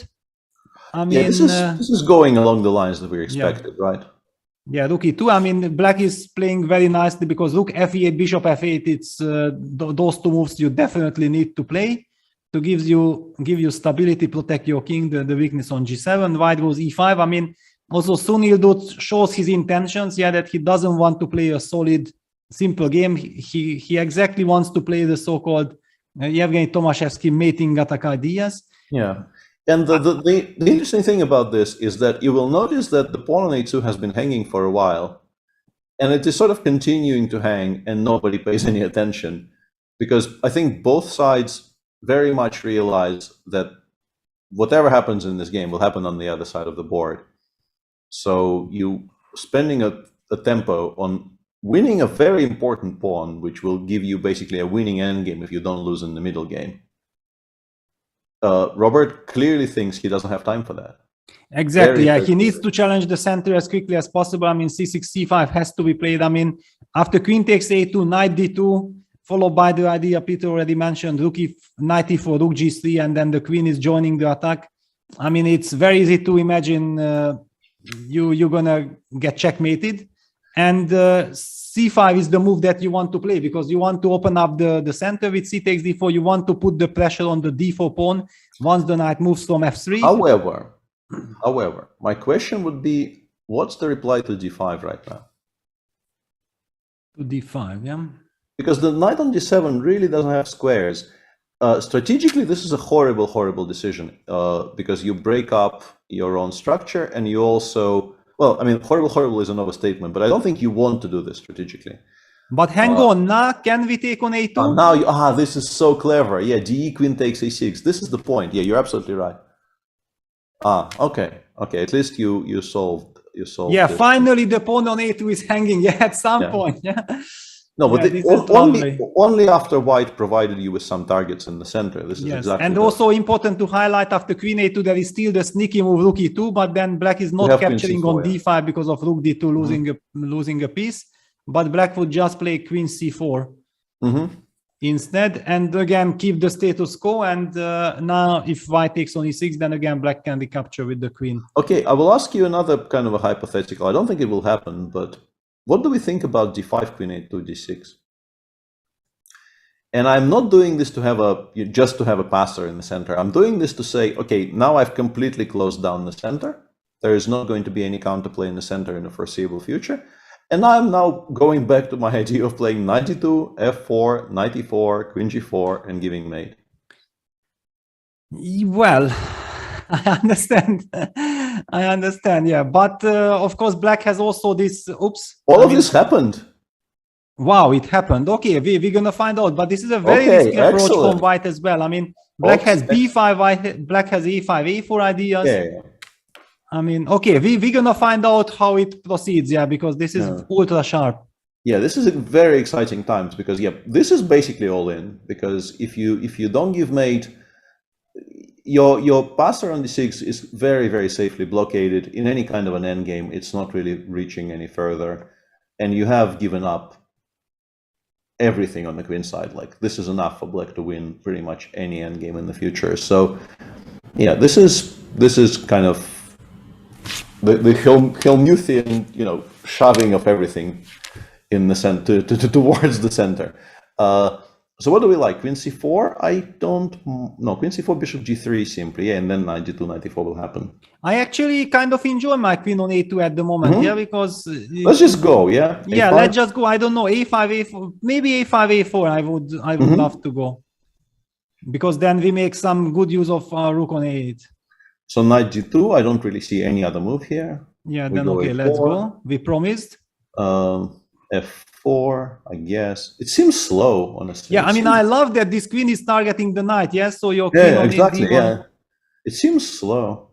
I mean, it feels slow because also f5, I can always recapture on e6 with my queen or take ef5. No, I'm not playing f5. No, opening up things for black pieces is just wrong. Hang on. You might be trying to lock down my queen, yeah, with c4 as well. Okay, but let's continue pushing. Yeah. No, but it just feels that this happens too quickly, right? I don't know, knight rook g3 maybe for the time being. I just don't know what my threat is. I'm still like 3 moves away from creating a threat. Yeah, because this case now the queen might jump back to d5. Yeah, like queen d5 now. Yeah, it just feels like it's nowhere near quick enough. Yeah, very strange. I mean, also looking at the match situation, because I mean, if we conclude that Vidit actually has a wonderful advantage in this endgame, I mean, it's clearly plus minus. It's not plus equals. It's a plus minus position, clear advantage. On the first board, I feel like Hari Krishna has a very solid position. I don't really see white getting too much out of it. Of course, it's not to play for 2 bishops and so on, but black has a very solid position. And also on board 3, black seems to be very solid. So this completely all-in approach from Sunil Dutta, I feel like it's a very, very ambitious way of playing, but also very risky strategy. I mean, looking at the match situation. Yeah, it's a bit strange, specifically as you're saying, considering the fact that it seems like the match is going fine, so he doesn't actually have to absolutely go all in right this moment. But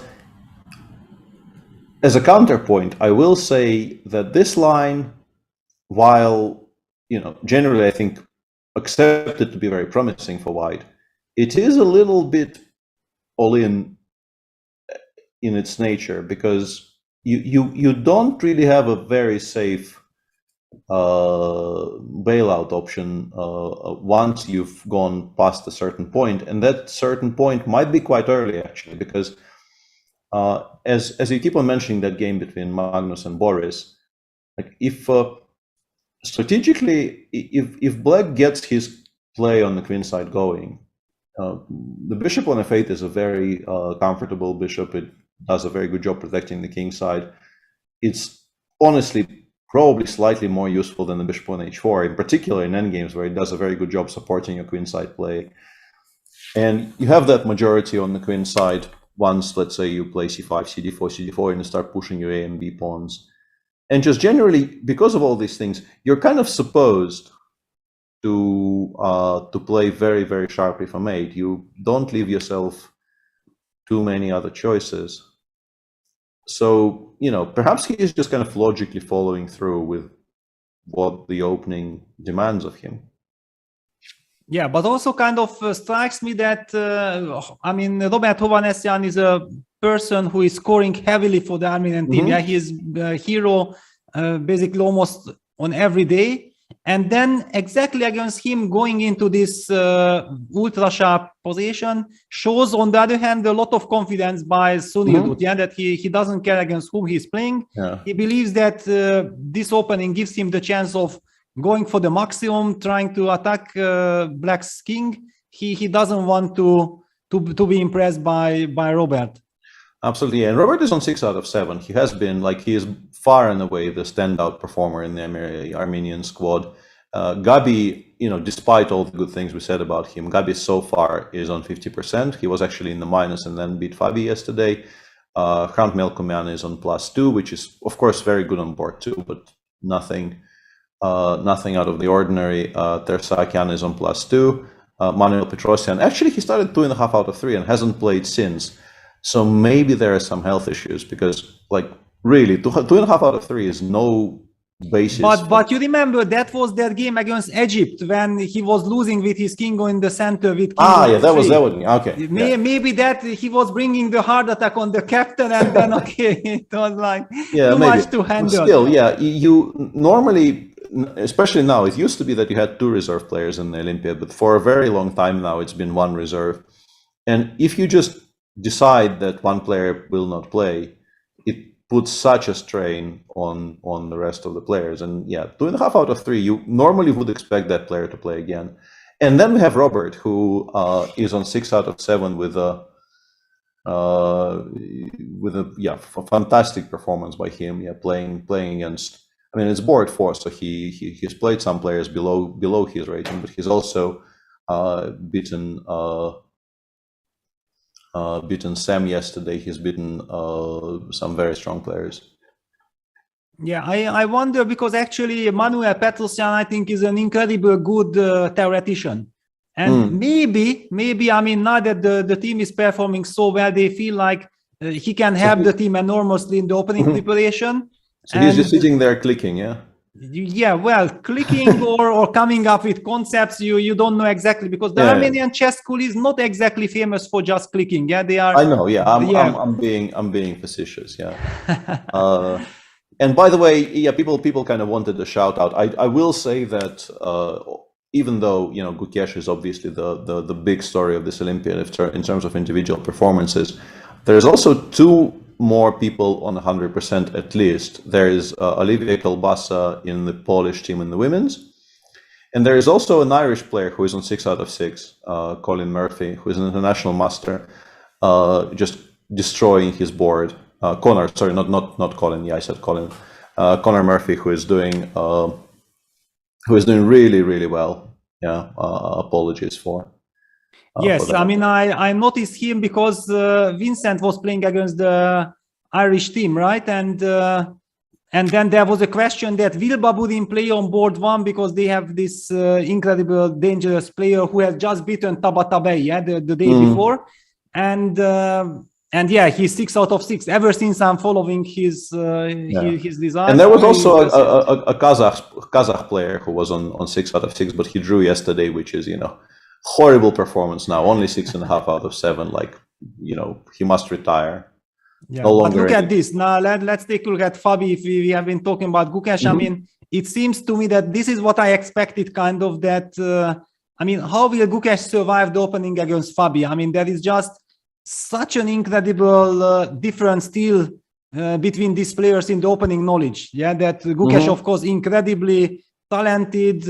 We have seen his games playing brilliantly, but playing against Fabi, who is like a machine, who has everything under control, where do you find safety against him? When you play against Fabi, it brings me, those feelings that we encountered playing against Kasparov back in the middle of 90s, end of 90s, beginning of 2000s, that you just knew that if you play against Gary, and with the black pieces, it's gonna be hell. I mean, it's gonna be very, very tough.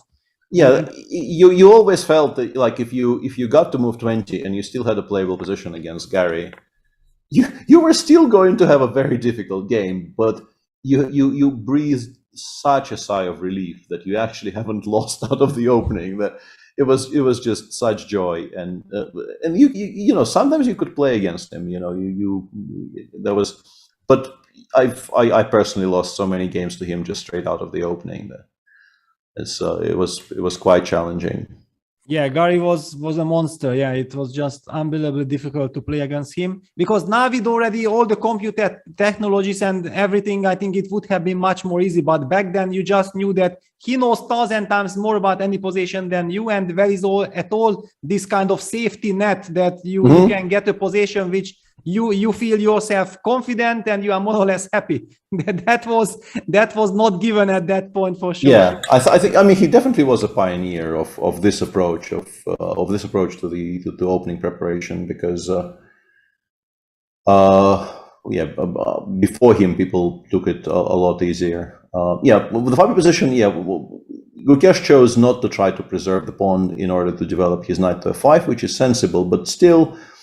Bishop f4, queen b7, knight a4, and he ends up pretty much having to play f7, f6, which is not something you kind of like to do on general grounds, killing off your own bishop on g7. And now d4, he goes g5, I assume bishop h2, and I assume h5, because otherwise I don't quite know what we're doing with g6, g5. Yeah, it's kind of a desperate attempt. I mean, also look at this. Gukesh is way behind on the clock. Fabi more than half an hour up on the clock and having a wonderful position. Yeah. I also feel like this is kind of a position which Fabi might have prepared against Magnus or something. Yeah, because this Rostolimo is so important, and we have seen Magnus from the white side and from the black side having the same positions. This is like a very, very high class opening debate, and Fabi has won the opening battle, that's for sure. Okay, let's take a look at the other games. Wow, look at this. Levon actually managed to get a very, very nice looking position. Yeah, Lev is doing really well, and I think the biggest reason why he's doing so well is that bishop on d2. If that bishop was on f4, I think we would be having a different conversation.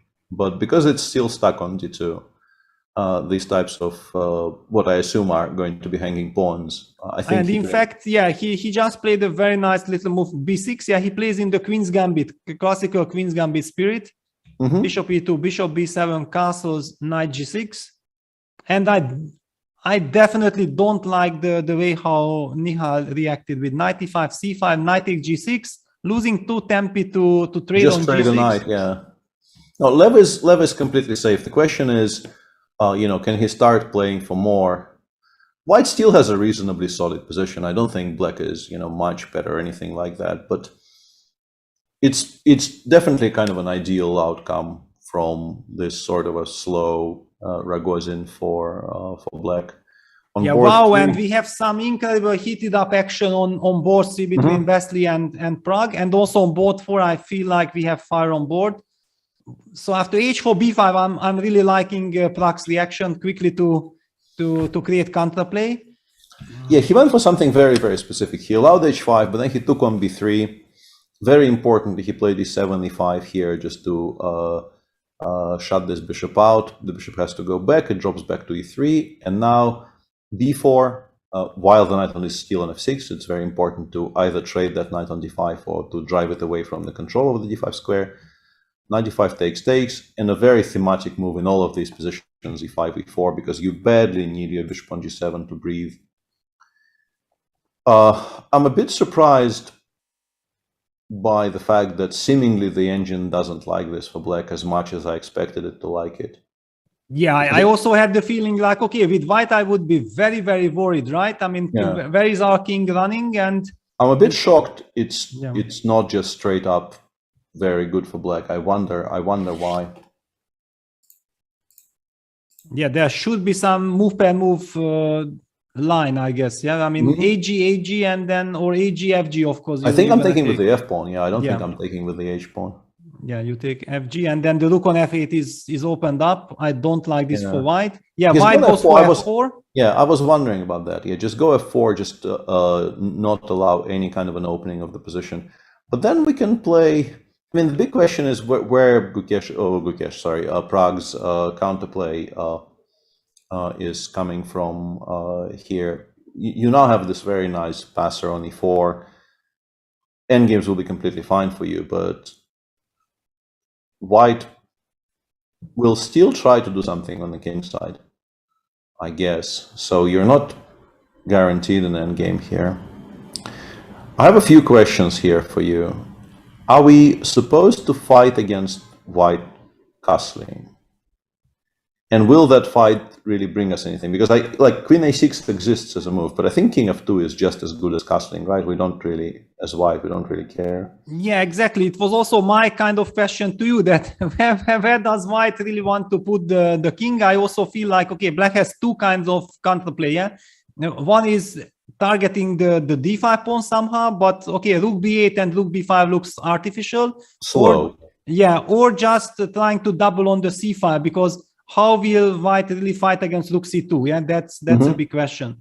Yeah. Especially in combination that where is white's king running? Yeah, if you go to f2, then of course any rook c2 would hurt you big time. What is your take? For example, if I just play a move like rook a c8, I think he probably wants to castle and then go f5. I think because white needs to do something. Like we've sort of ruined our position by allowing e4 f4. We need to have. But hang on, if you castle short, can I play f5 myself? Probably, yeah, probably. And yeah, it's always very awkward to play rook c1. I would like to play like rook c1, rook c4, but my pawns are hanging everywhere, right? Like I can't do this very safely. Yeah, there is also one other argument which I did not know exactly what to think of. That is a move like a2, a4 a threat or not? Yeah, using the fact that black's queen is still kind of pinned. And then maybe white can try to play castle queenside even, yeah. But I think castling queenside is just not going to happen because I think black probably does go rook c6, rook c8, c7. Yeah, I also feel like this. Yeah. Okay, a lot to play for. I definitely believe that black is fine. I don't see any problems for black. And what about Stradvani Dominguez, because this looks like a very this blew up. Yeah, this very much blew up. And in fact, something that you mentioned when Linear castled sort of happened without the pawn sacrifice, but Stradvani actually took back the previous move and went rook e1, g1 back, saying, I badly need to have the g file open, let me waste some time, because without that I have nothing at all. And Linear continued very concretely. He went b5 before and then d6, d5, g3 happened. Takes. Yeah, very thematic. Yeah, and here Linear did something quite interesting. He said, I don't really need to, I mean, I can't stop the G file opening, so I'm not going to spend any time pretending I can stop it. So a4, GH, and now I guess he feels that, you know, at least some kind of preparation for, I don't know, bishop h6 ideas needs to be made. So now if white goes bishop h6, he will have rook g8. I think this is sort of the point. Otherwise, I think you might ask yourself, how is this stopping any of white's tactics? But I think rook g8 does it quite comfortably. And then he will continue with his own play on the queen side. He will push a5, a4. I think our immediate threat in the current position, or I mean, threat maybe is a strong word, but idea, if we go to the, we want to go a4, knight c1, knight c5, I think. And put a lot of pressure on the white setup. e4 will start hanging, and then I still don't know exactly what kind of threats we are trying to create here, but that would be where I would start looking. Yeah, definitely very, very complicated. Very complicated. Lot to fight for, and yeah, really hoping for a serious time trouble. Even though this being a game against, well, I don't know exactly how old Sadhvani is, like 16, 17, 18. Yeah, I think 17. Yeah, he probably isn't a huge time trouble merchant, but 40 minutes in this position for 21 moves is not. For somebody like Lenier, take what I think is a good practical decision, and I run with it because I feel that Lenier, I think, is different. Olympiad, his control helps him control his clock better. I also see that we have quite some developments in the Narayanan Sunil Hovhannisyan game, because in fact, White has sacrificed the pawn and then played positionally, and actually I'm liking this. Yeah, this is very interesting. Yeah, he waited for a5 specifically, and then said, okay, now I have a fantastic square on b5 to aim my queen towards. Robert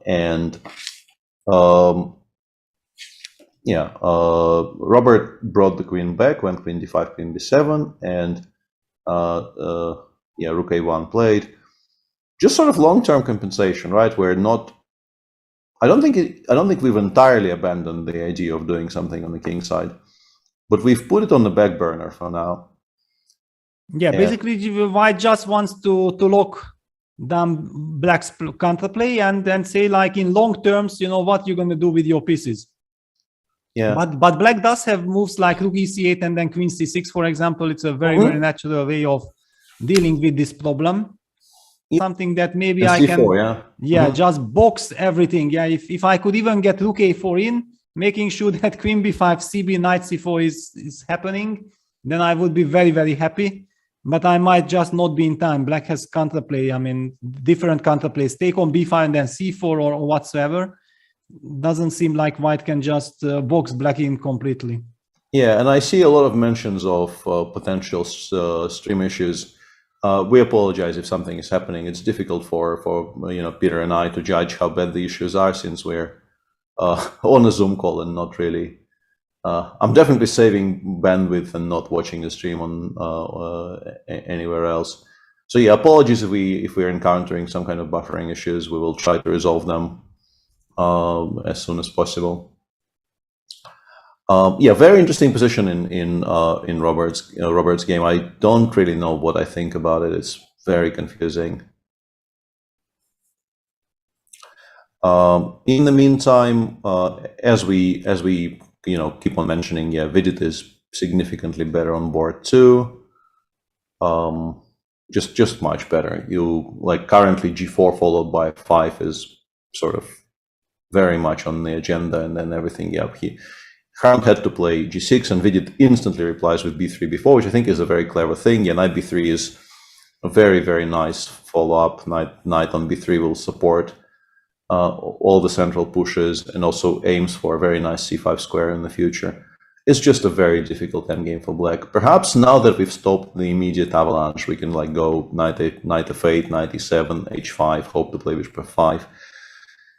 You don't lose every single one of these positions, of course, but White is, it's a dream scenario for White. On board 1, there's been some tactical change. Can we take a look? Because Harry played c6, c5 in a position where g5 exists, right? So he is clearly saying, I do not believe I have any tactical issues here. I believe my position is solid enough to even be the first one to start breaking up the structure. And very interesting. I mean, it's very strategical, but now it's a lot about move per move calculation. Usually, if Harry does that, then he makes sure that he has calculated everything nicely.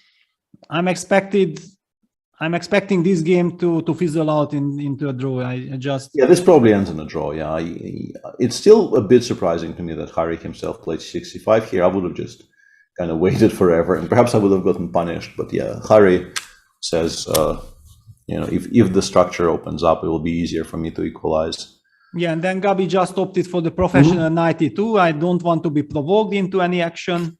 Let me just somehow try to stabilize the position, because eventually White could claim in long terms the two bishops might be some kind of a hope. But Black is so solid, and White's pawn structure is slightly vulnerable.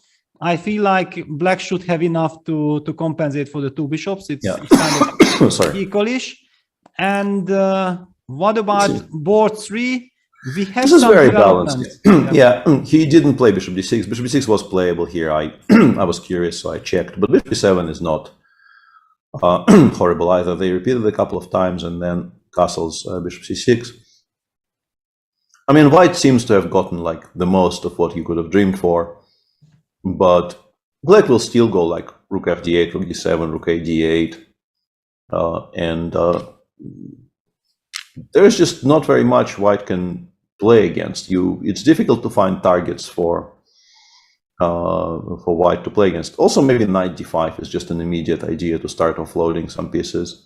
Yeah, with normally if black's bishop lands on c6, I feel like with this very, very solid structure, black should be perfectly fine. I don't see any problems. And yeah, in bishop e2, I wouldn't even be surprised. Yeah, maybe it's a draw. Yeah, honestly, maybe it's a draw. Although he is on 35 minutes by move 18, so it's also possible that he just repeats a couple of times every time, just to save, cross off some moves of his score sheet. But I don't think white is better.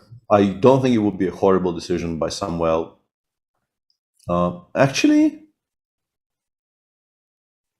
this is where the match situation very much comes into play. So if he takes the draw here, we assume board 1 is, well, pretty much a draw. It feels like it's way too early to call it, but it feels like it might be a draw.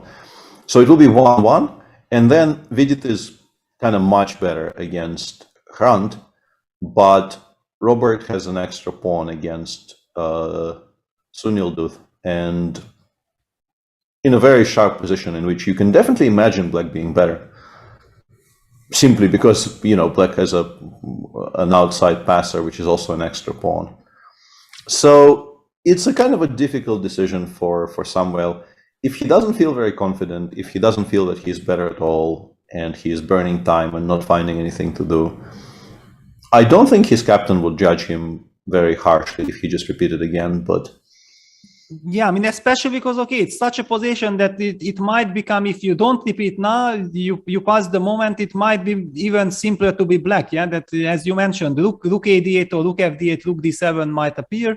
Black wants to double, and where is white's play? I mean, in general, white's only idea would be some rook e1, rook e5, trying to target the queen on h5, but it looks very, very speculative. And as you mentioned, also black is probably in time to offload some pieces with knight d5. I wouldn't be surprised. I mean, it would be very natural. Yeah. People have been asking about the Magnus game for a while, so can we maybe briefly check what's going on? It's not hugely important in terms of the standings of... I think it's match 17 or what it was. Yeah, match 17, yeah. Well, I mean, okay, Magnus has a very nice advantage. To be honest, I would have been so much more excited about this game if Magnus would have been black here, because I have noticed that Pehac somehow seems to be extremely strong with the white pieces. I mean, I really feel like he's close to 2700 level when, I mean, if you look at his results, his performance with white is always 2700 plus, but with black, he's kind of very shaky. That's kind of his weakness, and that's the reason why you see his rating with close to 2600.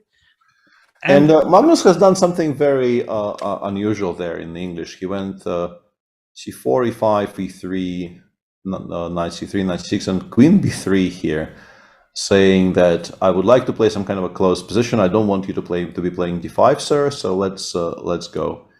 And some kind of shuffling. And I mean, he has done something like this against Anish. I remember in Vaikanzi there was some queen b3 business as well by Magnus. Yeah, he's been doing some weird English. But hang on, now he's doing it in a very smart way. He kept the knight on g1 so that he will get a harmonious setup. Okay, now I see. And also black is trying to play with a lot of finesses with b6, bishop b7. Yeah, I think black is basically trying to say, you're doing fancy things, so I will also be doing fancy things. But by this point, looks like Magnus's fancy things make more sense. Yeah, everything is classical, harmonious. Knight d8, bishop takes, e3, e4. Yeah, freeing up the bishop on c1, all of this, all of this is very, very sensible. Yeah, a kind of a weird position which has now simplified into what I assume is a kind of a safe advantage for Magnus, even though I'm a bit surprised the engine likes it as much as it does, because if we look at the current position, bishop g5 here, knight e6, takes, queen e2. I mean, I play e6, e5. Why is this so horrible? I want to go queen e6, and then I want to kind of start getting my pieces out. But also maybe I take on this actually, maybe I even take. Yeah? Hmm? You have this h4 weakness, yeah? I know, yeah. This is probably the reason. Yeah, rook takes d8, maybe even immediately. Yeah, and you have to take with some kind of awkward pieces. Yeah, because if queen takes, then c5 comes as well. Yeah. Yeah, c5, b5. This is what I was trying to figure out. Yeah, queen d8, okay. c5 was obviously the big idea I had with taking. Yeah, but I mean, still already now that you couldn't take with the rook, then rook d1, rook d6 might come. Yeah. Yeah, and Jake says it's very simply explained. Engine sees players' names. And this is why it says white is much better. I mean, good shout, yeah. Good shout. Yeah, well, in any case, yeah, Magnus is in total control.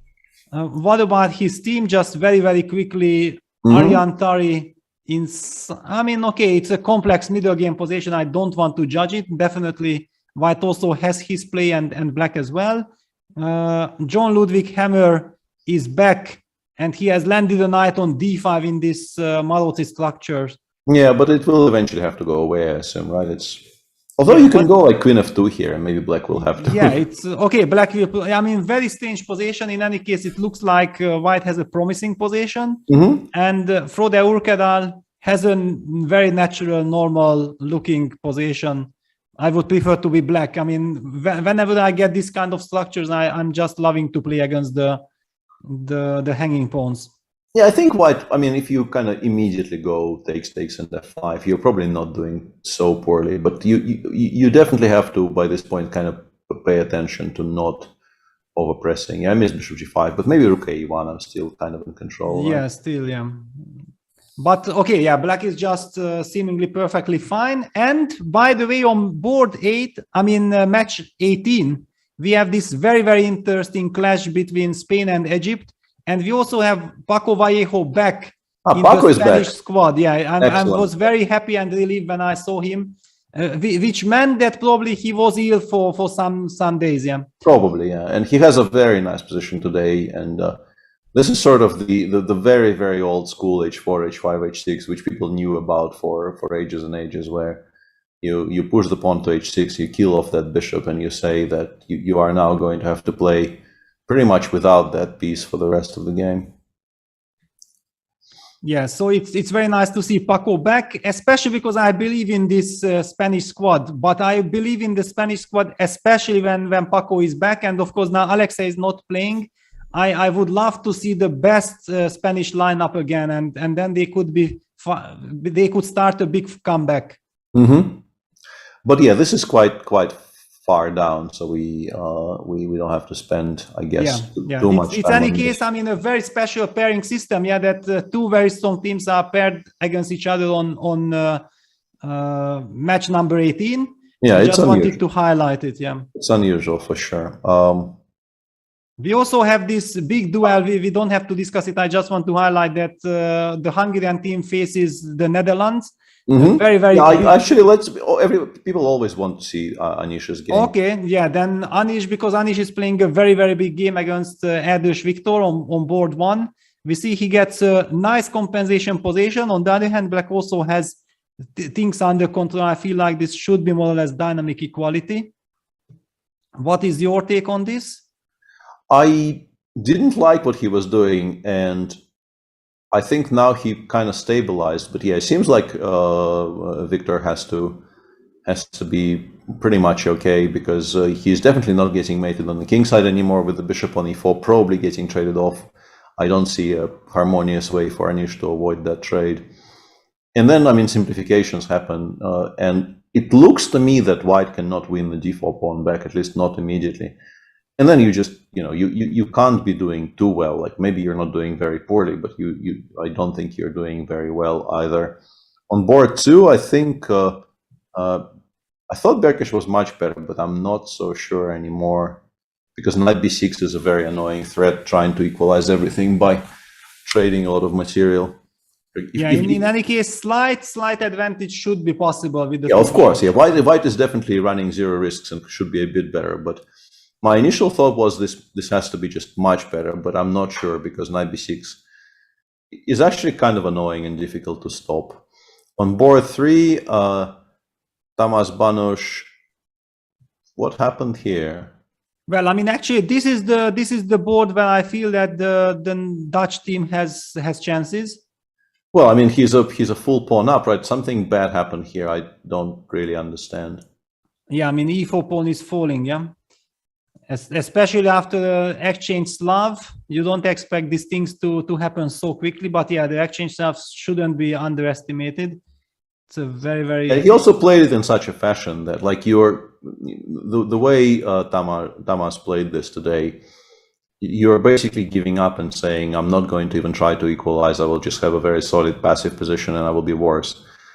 Which I think is, like, the exchange Slav is a very serious opening, but you don't really have to roll over against it, which seems like what he has done today. Yeah, but look at this. He actually sacrificed himself voluntarily this pawn. Yeah, he went knight. Pretty much, yeah. I don't think you can blunder takes knight g5. And knight c6, yeah, it's some kind of a pawn sacrifice connected with maybe if white takes knight e4, then some bishop a6. I don't think it works. I think queen a4 is very strong. That was my first idea as well, and then I realized queen a4, I think, just wins there. I don't think you can do it. Okay, that's the problem. I don't think you can do it. So you're just a pawn down here for not very much. Yeah, I think he's in trouble. Yeah, and board 4, just very quickly, yeah, it's a big fight. It's a big fight in the Ragozin. I mean, it should be Ragozin, yeah. Yeah, it was a Ragozin, yeah. It's a very typical kind of a Ragozin position where White has his usual plans of, like, a minority attack on the queen side, or perhaps something in the center, and Black has for now a very solid pawn structure, a pair of bishops, and yeah, kind of a dynamic equality perhaps. So back to our top matches. Yeah, people have been discussing Winston's game quite a lot. What is the current standing? I mean, it looks very dangerous. Yeah, it looks very dodgy for Winston. I think people were saying that at some point Nodjabek did not maybe make the best choice, and it became a bit more hopeful for Winston. But it's horrible position anyway. Yeah, it still looks incredibly dangerous. Yeah, and he was also, as expected, considering how quickly Nodjabek was playing in the opening, he is far behind on the clock. Yeah, this is very dangerous for Germany.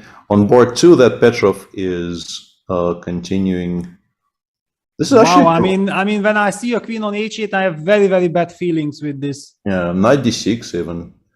This has not gone well for Matthias at all. Yeah, this is horrible. I mean, I somehow felt like, you remember, your instinct was immediately to go back with the knight to f6. I just did not feel like also trading on c3. It's such a great idea.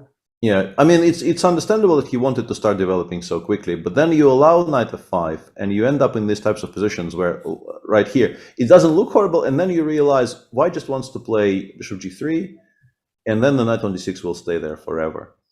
And he felt obliged to try and do something about it straight away. He played queen f6, g4. Maybe he underestimated g4 from some way back. And then you realize with Black that, yes, you have g6, but after bishop h4, your choice is between going queen h8, which is what he did, or playing g5, bishop g3, where you're basically strategically lost. And now after queen h8, even, as I said, even the very simple knight d6, I think you're in a lot of trouble with Black, but there are other options as well.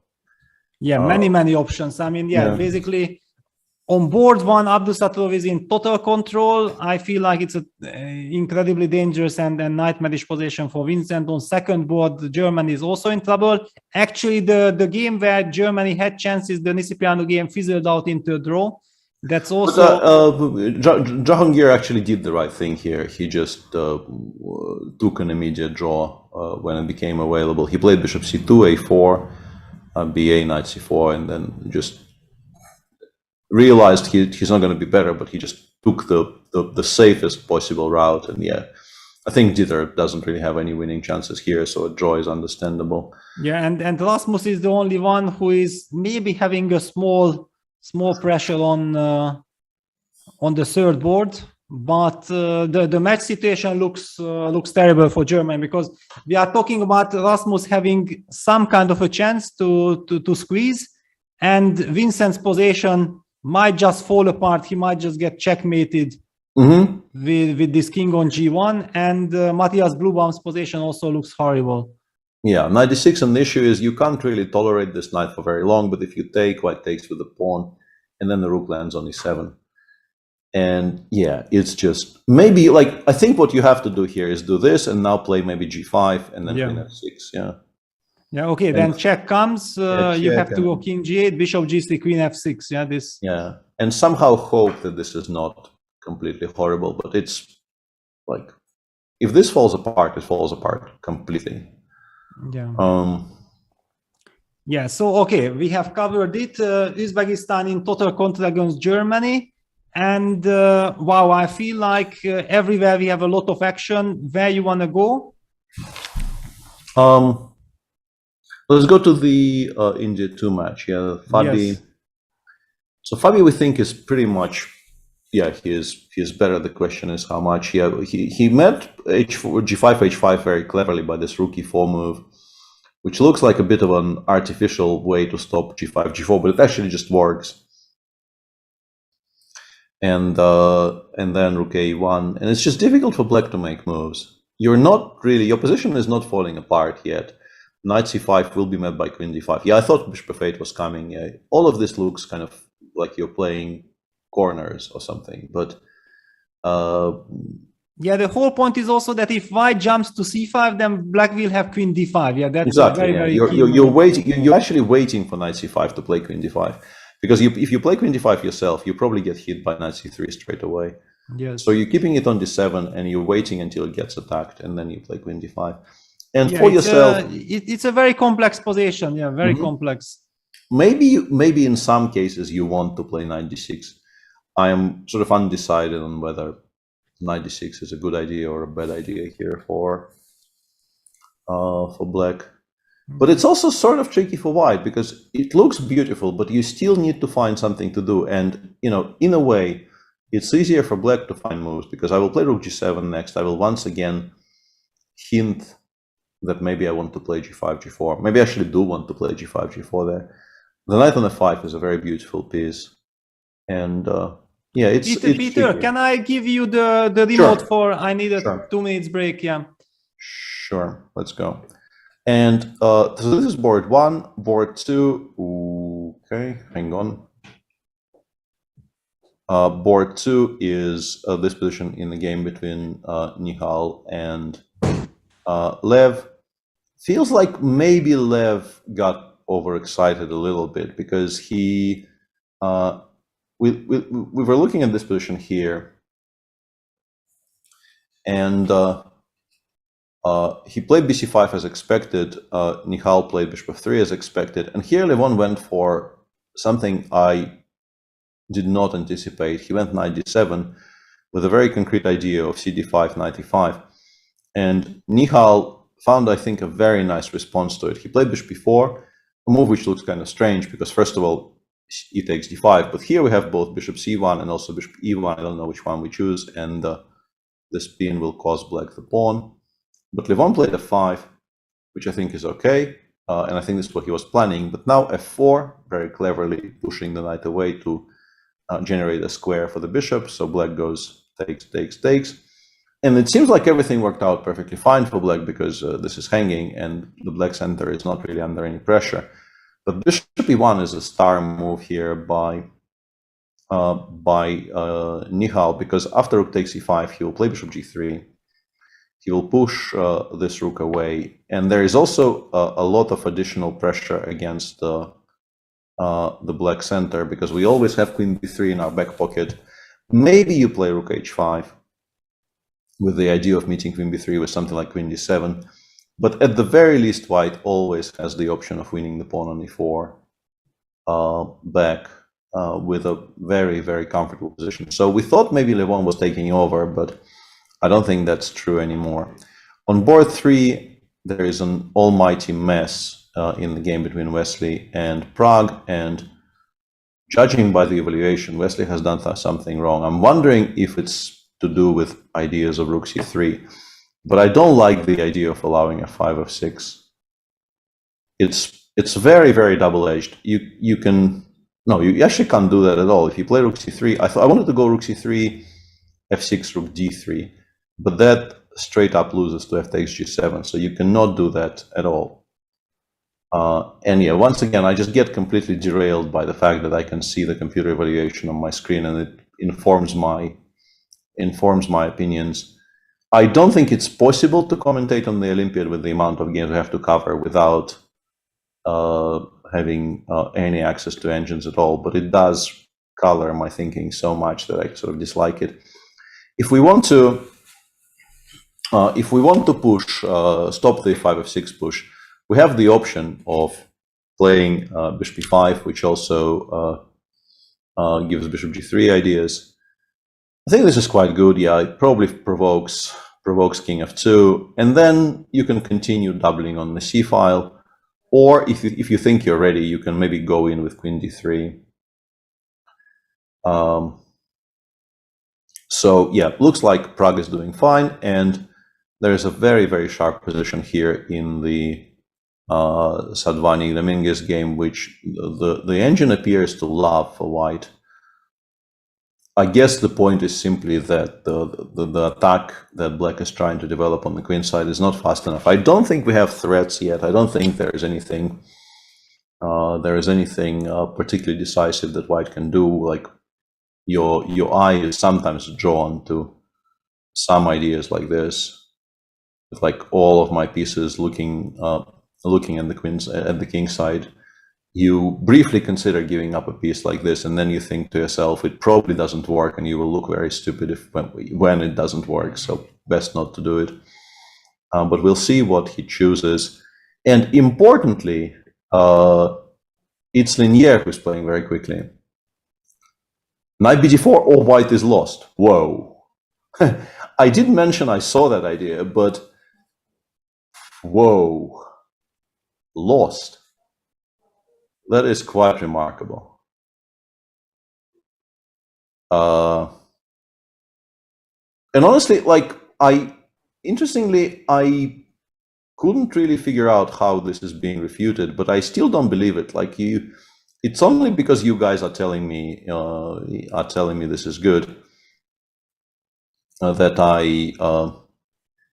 I think this is playable. Like, to my mind, if I had to make these moves in a chess game, I would feel that there is no way I can actually make it work after something like knight c5, just trying to trade away my attackers.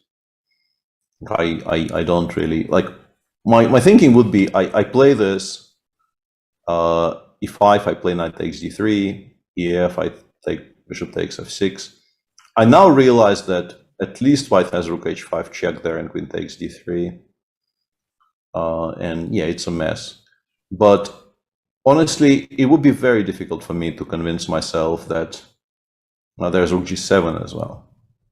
Whoa, yeah, okay, that makes a lot of sense. So in that position, we can go rook g7, king g7, queen g5 check, and then after king h7, I have my e5 discovered check. Knight takes d3, ef, and I guess we actually win now.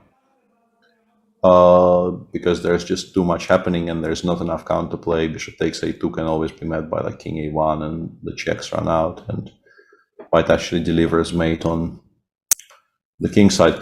So will be very, very interesting to see if Raunak actually realizes, first of all, that this is playable, and secondly, that knight bc1 is not good. I think it's a difficult move to make in a team competition, because I think to a large degree, in particular on 13 minutes, you have to play knight bd4 based on your general feeling that you will have enough there. Because I don't think you can, please don't spam 25 move long computer lines. It's very, very unhelpful. basically, even if you had an hour here, I will give Peter back the wheel in a second. So what did I miss? I'm back now. Well, chat, obviously informed by engines, tells us that knight bc1 is kind of bad for white, but knight bd4 works. Wow, but yeah, actually this rook g5 move, yeah, those are the moves that worry you really. And one can argue that basically if you want to play in the spirit, if you would just invite here Alexei Shirov and you ask him what to play in this position, definitely would tell you that the position screams for knight bd4. He would maybe not be able to evaluate the position correctly because he doesn't know what's going on, but that this move has to be played will be clear for him, I guess. Yeah, I don't disagree. He's been thinking. I think it's actually a good sign that he's been thinking for. Apparently, he burned through already 2/3 of his time after a4. He had like half an hour, and he now has 11 minutes. It's going to be, if he ends up playing knight d4, it's going to be very, very difficult for him to play on the remaining 11 minutes. It's going to be a very difficult situation for him for sure. But I think the longer he thinks, maybe the more the chances are that he does play knight bd4.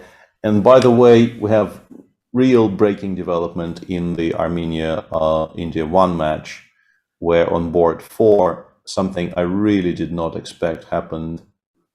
Because what happened here? I mean, well, c4 queen c6. We got to c4 queen c6, and then Sunil Dutt just decided this endgame is playable. And in particular, I'm kind of shocked by e takes f6. I thought, okay, if you go for this endgame, you at least have to try to keep the bishop on f8 jailed. But he chose instead to win this pawn back.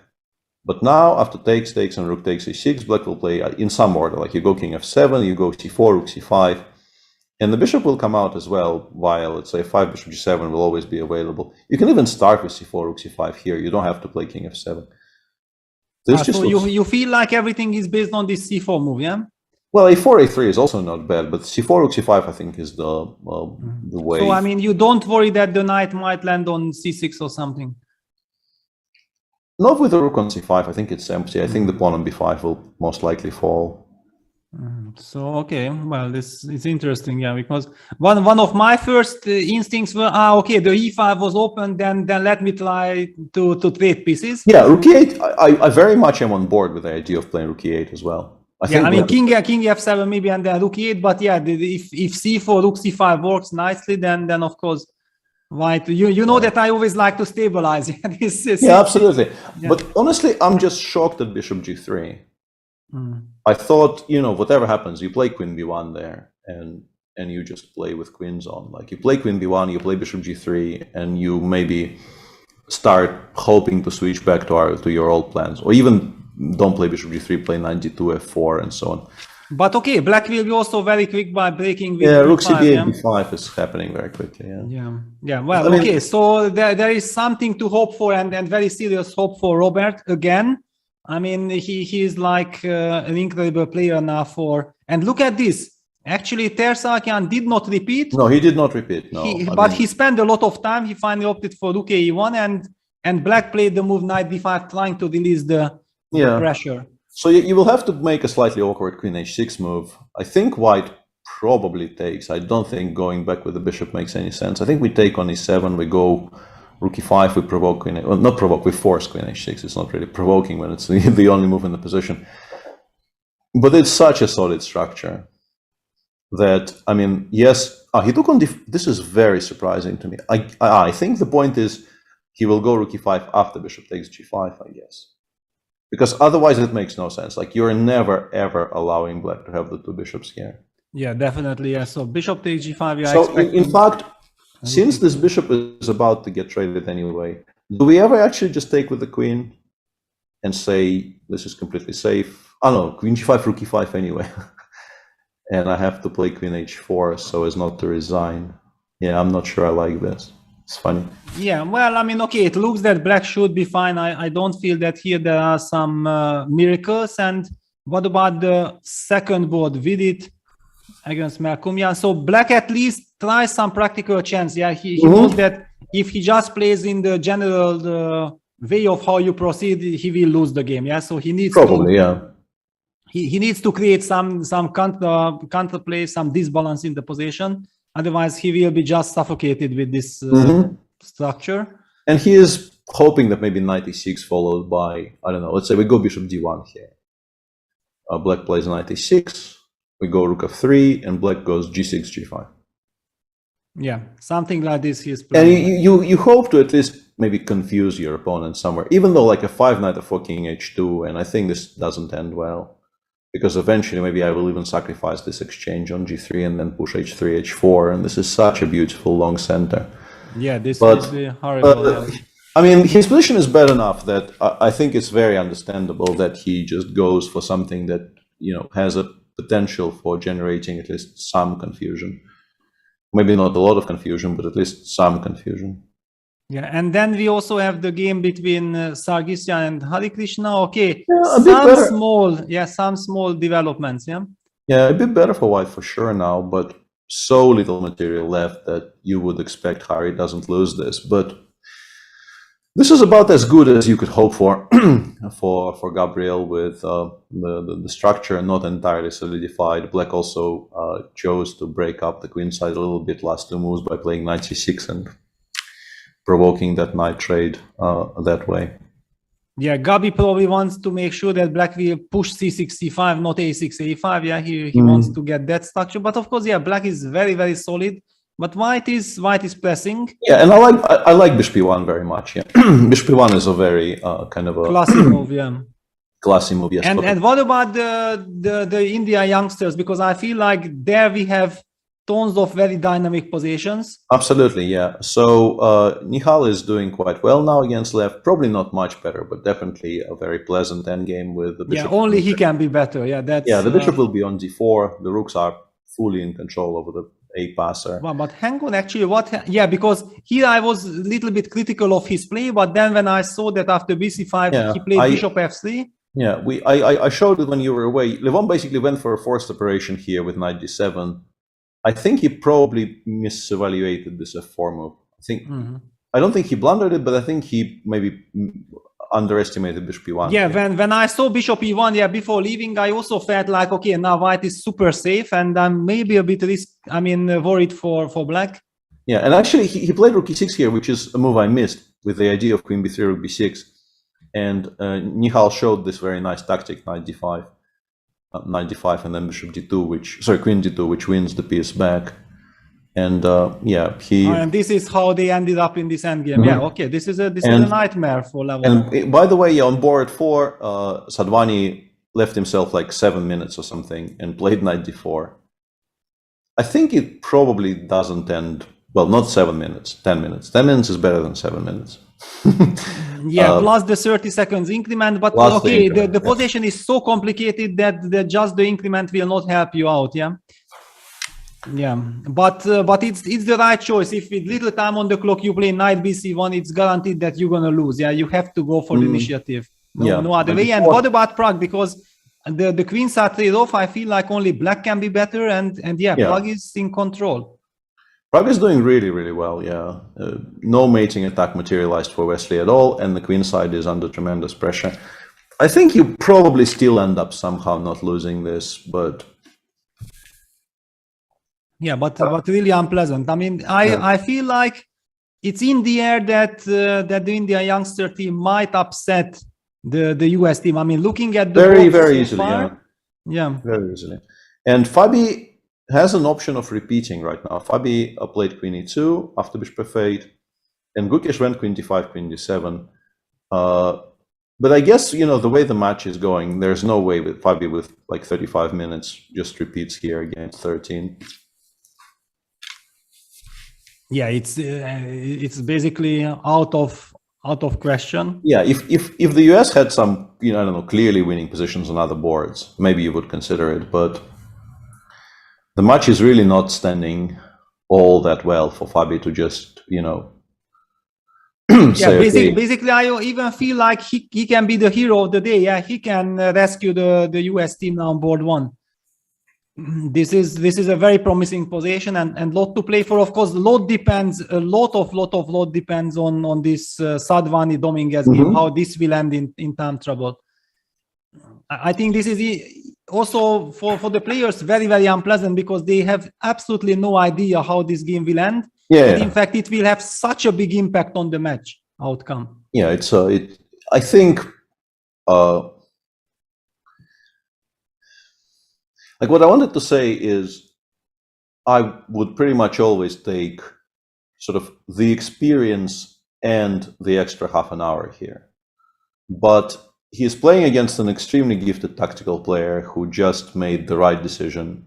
It's very important that Linier actually, he did not intimidate his opponent into playing kind of in a worried and indecisive fashion. So yes, Raunak left himself 10 minutes, but he made the right choice. He did sacrifice this piece, and in some ways his play from here will become simpler. Like if Black accepts the sacrifice, you have some immediate threats. All of your play becomes very, very streamlined. You take with the bishop. Apart from e4, e5, there's also a threat of rook takes g7, which I think is something that is very possible to miss because I know I missed it, and chat had to tell me about rook g7 in some positions here. And yeah, the big question is, can you challenge this bishop in time? Yeah, that's the big question, I guess. Yeah, but rook g7 comes extremely quickly, so yeah. In a way, it's quite simple to play from here because you just try to give mate. You know your next move ideally is either e5 or rook g7, rook g7, maybe rook dg1 in some slow cases, but in most cases you know that you want to play as energetically as possible. And yeah, he is a very young gifted player. So calculating under pressure should be something that he is quite familiar with. Yeah, wow. I mean, okay, it's a lot of tension, basically a lot of tension on the US team. It's not going to be easy. Interestingly, Arjun actually chose queen takes g5 there in the first match. As I said, it looks like it's just a blunder which loses the game in one move, but after rook e5 you have queen h4. And just to highlight that, yeah, queen take g3 would be a terrible blunder because of the knight e7 check intermezzo. Yeah. So but you have queen h4, and then if you play rook e4 here, I think suddenly we can take, kind of funnily. I mean, we can also go queen g5, but also I think we can take, because in the end there the knight on e7 gets captured, right? It looks like we blundered again, but the fact that the rook on e4 is hanging, followed by rook a e8 specifically, leads to a position where Black has very promising winning chances. Yeah, so basically queen g5, rook e5, queen h4. Yeah, I think we still play rook e5 because there is no reason not to make this move. It's an improvement of the rook position. But now we take on e7, we go rook fe1. Something like this. Maybe if we are very, very optimistic about our position, we can try 4 f5 here, but I don't like playing f4 when there's a bishop on c6. Life taught me that it normally doesn't end well, but yeah, in general, okay, Black is also solid enough. Yeah, if he manages to get out of this f4 f5 idea, then it should be fine. Okay, so this is more or less balanced. And what about Robert? Yeah, Robert opted for the classical approach with rook e8. He opted for rook e8, rook takes e8, rook takes e8, knight d2. Of course, immediately soon he switches to blockade. With knight c4, rook e6. It doesn't feel great. Yeah, rook e4, rook c1. And now we just go. I mean, I'm guessing all these moves together would be the dream scenario. Yeah, but like you get to d5 and then you get checked from 3. Yes. Yeah. I think, and this is why, and once again, I want to sort of confess, guilty, Your Honor. I did check what the engine was saying, and this was my worry about like rook e8 positions.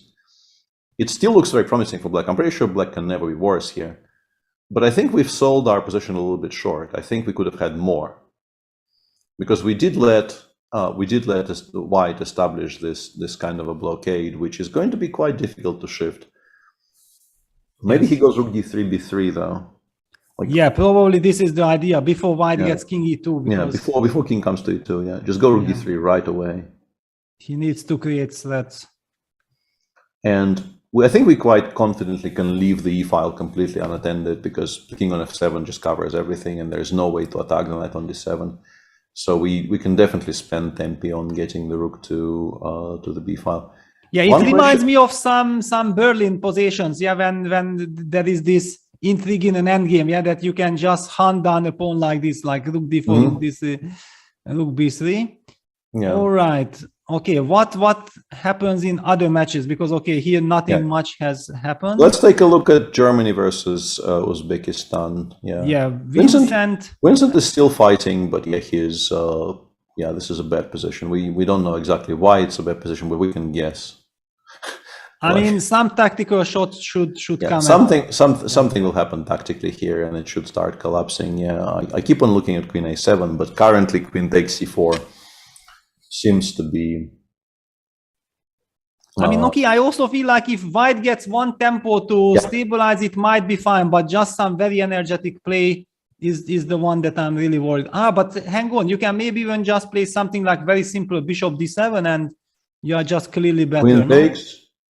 And then you take on b5 and you can just win the okay, that's, and then you are just clearly better with all this loose structure and everything. The king on f2 is very weak. With the pawn on h3 is a monster. So basically, if there is nothing immediate, there is nothing concrete, black also simply has this bishop d7 with a clear advantage. Just not being able to stabilize at all. What about the Yakuboev blue boundary? The other Nojibek is also much better. Yeah, we did get the kind of position that we were describing, and now like white is just in total control because he's gone. Yeah, okay. He has gone for Queen A7. Yeah, your move. Yeah, hang on. This appears to not be. I think what he wants is Queen takes c4, d5, I thought. d5 and then queen c5, yeah? Yeah, but then queen c5, and it maybe becomes a bit double-edged, yeah, because otherwise d5 maybe is just winning here. Yes, I mean, that was the move that I thought, like, when you mentioned me this. Queen takes c4 against queen a7, this is the... So we go takes, d takes c4. We might be winning some material here, because like the bishop cannot go back because e3 just wins a piece. But can I play g4 maybe? Yeah, maybe something like g4 here and it's maybe my only hope. Yeah, I don't see any other move. G4 and okay, at least the good news for me is that I feel like if this is bad, it's going to be very bad. But if there is some hope, I mean, there is some hope at least. Yeah, nothing else. Like everything else is basically like in the current position. If you don't play queen takes c4, I think you are just dead. If after d5 you don't play queen c5, you do have queen d3, but it feels to me that if you play queen d3, you have you will be checkmated. Yeah, no realistic expectation of survival. Yeah, rook bc8 is also a move, I'm being told.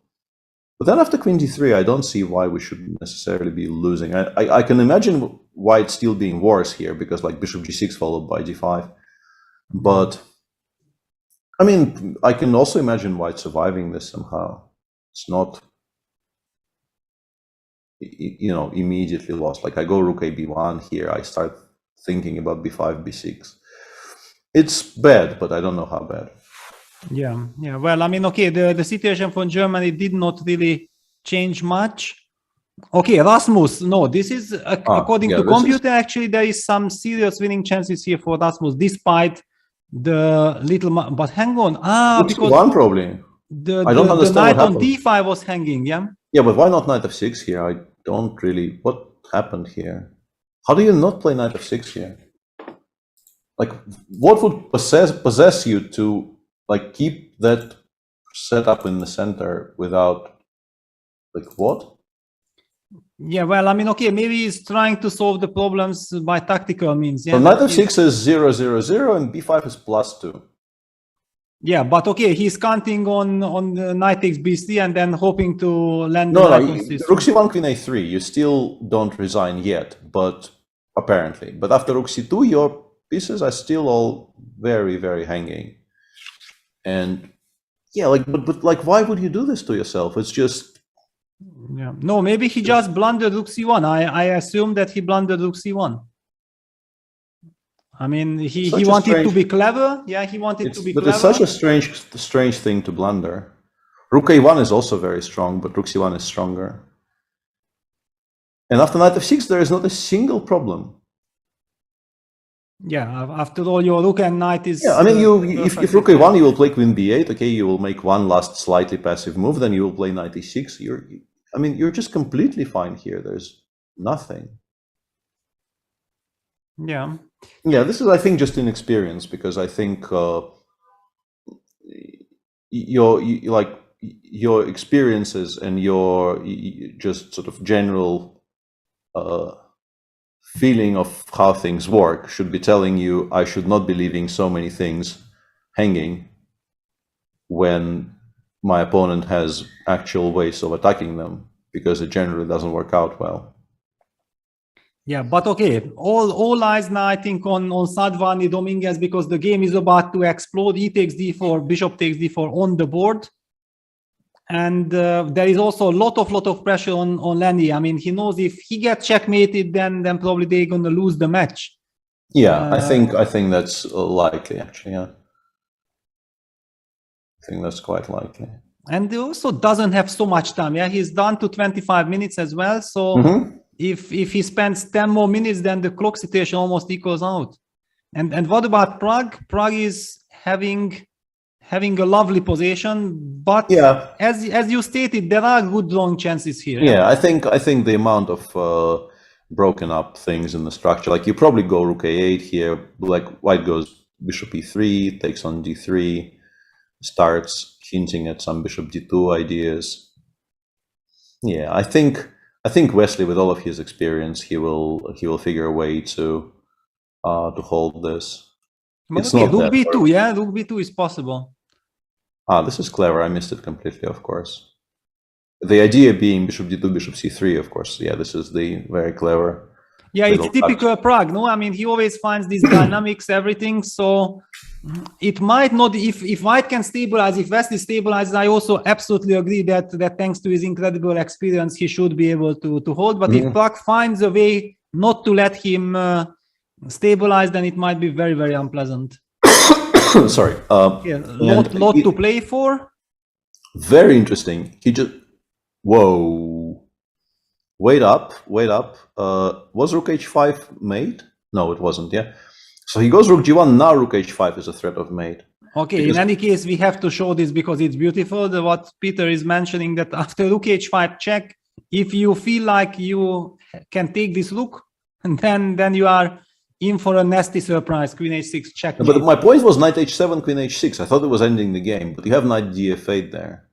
And then suddenly you can no longer create a threat, and queen takes d4, for instance, becomes a threat from the black side.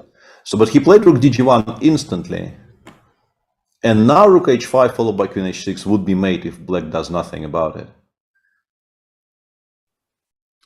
Yeah, so basically it means probably black should play knight f8, bishop takes f6, I think, is also not great, right? Wow, really? Okay, let's just show this. Yeah, so knight f8, trying to get the knight to h7 somehow to protect the king, then bishop takes f6. You have to take with the bishop. Knight h7 doesn't really work. I go rook h5 and d5. And the problem for black is, like, g6 would have been maybe... you can still play this. Yeah, g6, queen h6, rook g7. You are somehow still kind of barely alive. Wow, but if I'm alive, I'm alive. Yeah, knight f4. Knight f4, yeah. Let's go. But I have some queen d4 tempo. Yeah, I mean, I have no idea what I'm doing. Yeah, I'm very, very lucky, and then you see I'm hitting you on b2. It's a Sicilian, yeah. Yeah, I mean, okay, it's completely crazy, out of control. Okay, let's go back to knight f8 and check some other things. Yeah. Very, very exciting position. Yeah. But also, I want to mention. I wanted to say that he played rook dg1 instantly, but instead of rook dg1, he had the option of playing e5, right? Oh no, knight h7, bishop h7, bishop takes g5. No, okay, sorry, I'm being stupid. I'm being willfully obtuse. No, I mean, you are just showing the options. I mean, okay, it's such an incredible position. Who knows what is going on? I mean, Rook DG1 definitely is a move in the spirit. Yeah, just to reinforce the position. Yeah, bring the last piece into the battle. And apparently this entire line we were showing is correct, apart from move knight f4, which I got slightly overexcited. Like we can show all of this again, bishop f6, e5, sorry, takes, check, e5, g6, queen h6, rook g7. And I guess we just take on f6 and we go back with the rook somewhere, rook a5, rook b5 somewhere. Yeah, but I will have this AC idea. Yeah, this is the trick. Rook b5 then. Rook b5. Wow, this is this is sensational stuff. Yeah, AC rook takes b4. Yeah. Yeah, stability. Combining attack and defense. Yeah. Wow. Unbelievable. I mean, okay. And defense. I mean, I'm expecting Lenny actually to play along these lines because it's a very typical Lenny that he calculates very deeply. He finds all these stabilizing moves and okay, basically you have to see rook b5 with white. Yeah, otherwise you might panic because of queen f6 a3. Yeah. Wow, wonderful. So yeah, this is quite something. Yeah, and tremendous credit goes to Raunak for spotting all this and realizing this is so strong. Because I mean, if you get this in an analysis and you decide to analyze it with your hands, with engine switched off, it's very challenging, but it's fun, and there's nothing at stake. But this is an incredibly important match for them in the Olympiad, and he goes for this. Well played by yeah, but that's why everybody is rooting for the India youngsters, right? I mean, it's just lovely to see this team, with all these amazing kids, and we are also seeing in every single game that they are so universal already. Yeah, they are very good strategically, they are good in openings, they are good in tactics. I mean, they are just, I mean, they are the future, obviously. Yeah. And by the way, Vincent played our entire line. Yes. I mean, okay, it was forced, yeah, basically. Yeah, and he's still worse, but not by much. I guess he takes f3, he takes on e8. No, you can't take on. No, take on f5. Just take on f5. I take on e1. I take on b5. Okay, and then some. I mean, at least I hope that he can fight already. Yeah. Maybe you actually take with the king. I think maybe it's smarter to take with the king and then go rook c1. Yes, maybe it is. But of course, yeah, it's ugly with all this. It's still not fun, but... But hang on, you were telling me something about rook takes e8. Maybe I should listen to you. But I mean, I blundered the piece, but maybe it's playable. Rook e8, take with the rook. Yeah, you were saying rook takes... and then with the 2 pawns, yeah? Yeah, I blundered the piece, but then I thought maybe my pawns are running, but I don't think they're running quickly enough. Yeah, like b6 maybe, but I don't trust this. I think it's probably not good. Yeah, but okay, we also have some rook c1, quiet move, rook c1, who knows? Yeah. I mean, there are incredible things happening always in chess, we never know. Yeah, Jake says, all those funny people taking on f3 when you can clearly take on b5. Yeah, you can also, absolutely. Wow, okay, Ruby. Yeah, okay. Yeah, rook b5 also exists. I don't know if it makes such a huge difference, but it definitely. I mean, basically, it forces us for the other position. Yeah, this is the. Yeah, black definitely is pushing, and black is better, but at least Vincent is out of the mating net. That's what gives me some hope. Knowing, on the other hand, Nodir's back, incredible technique. I mean, I'm still not. Super optimistic, but yeah, at least we are not checkmated. Yeah. All right, look at this. Prague opted for rook b8 for a slightly passive setup. I don't believe that this case you can win, but who knows? I mean, okay, if he can activate his king. So apparently this line with that we discussed. I'm a bit surprised he didn't play rook d2. Yeah, rook b2. I thought rook b2 was very logical, but. And look at this. We're gonna see our line again in the Lanier game. Most likely, yeah. Most likely we'll see all of this. And rook b5 was. I got confirmation in chat that rook b5 is the machine line. Yeah, and this is the very big question: that which player will actually spot rook b5 first? Yeah, because if white is not spotting rook b5, then he might look for an alternative. Yeah. But I think you just make all of these moves because along the way you might not have very many choices, so you just kind of have to get there by process of elimination. Yeah, And in true. the I mean, meantime, black is threatening to stabilize with knight Yeah. 8, no knight f8 to h7. Yeah, and I think I have bad-ish news for you because I think, I mean, Erdos is doing okay against Anish, but everything else is kind of collapsing there for Hungary. I think Tamás Banos is in a lot of trouble, and Kantor seems to just be getting mated. Oh, don't tell me this. I mean, okay, Banos, yeah, his position didn't look good. Yeah, this is horrible. I mean, whenever I see this structure. Yeah, I think maybe he thought he can play b5 here, and then he realized rook takes b4 is coming. Yeah, this is the key. I mean, okay, Berkes, I'm still hoping that there are 2 bishops, but it's not enough. Yeah, Jordan is escaping. Of course, this is a big escape by Jordan. And Anish's game, well, I would say that black is probably slightly better, but he's in time trouble. White has all this easy kind of counterplay. I believe Anish will escape here for sure. Anish will get away with it, and also, a very, very kind of a typical follow-up happened in the Kantor Warmerdam game, where I think you never play h3. Like, you don't touch anything on the king side until you're absolutely forced. So they kept on playing normal moves, and then. Okay, with the bishop on h5, maybe you feel already kind of threatened, but I would much rather play g3 in all of these positions than h3. And he got immediately hit by g5, g4. Yeah, but this is also kind of very naive play from white side, because this is known that this is super dangerous. I mean, yes, exactly. Yeah, and now hg4, I guess queen h4 is very strong at least, or maybe something, maybe knight g7 even, and then knight takes h5. And you get mated. So he took with the bishop, got hit by h6, h5, he took on h5. And now, I mean, the engine suggests it's just winning, so there has to be, I mean, knight h4 is, my first guess is that we just go knight h4 here, and if bishop g4, we find a way to break through. And I mean, it's not going to be surprising that there is a way to break through somehow. Yeah, it's not surprising at all. The question is also that if maybe some rook take g2 already. Maybe rook g2 works already, yeah. Definitely. Might work, who knows? Yeah, so yeah, the Netherlands are this is a lot of really trouble. well in this match, yeah.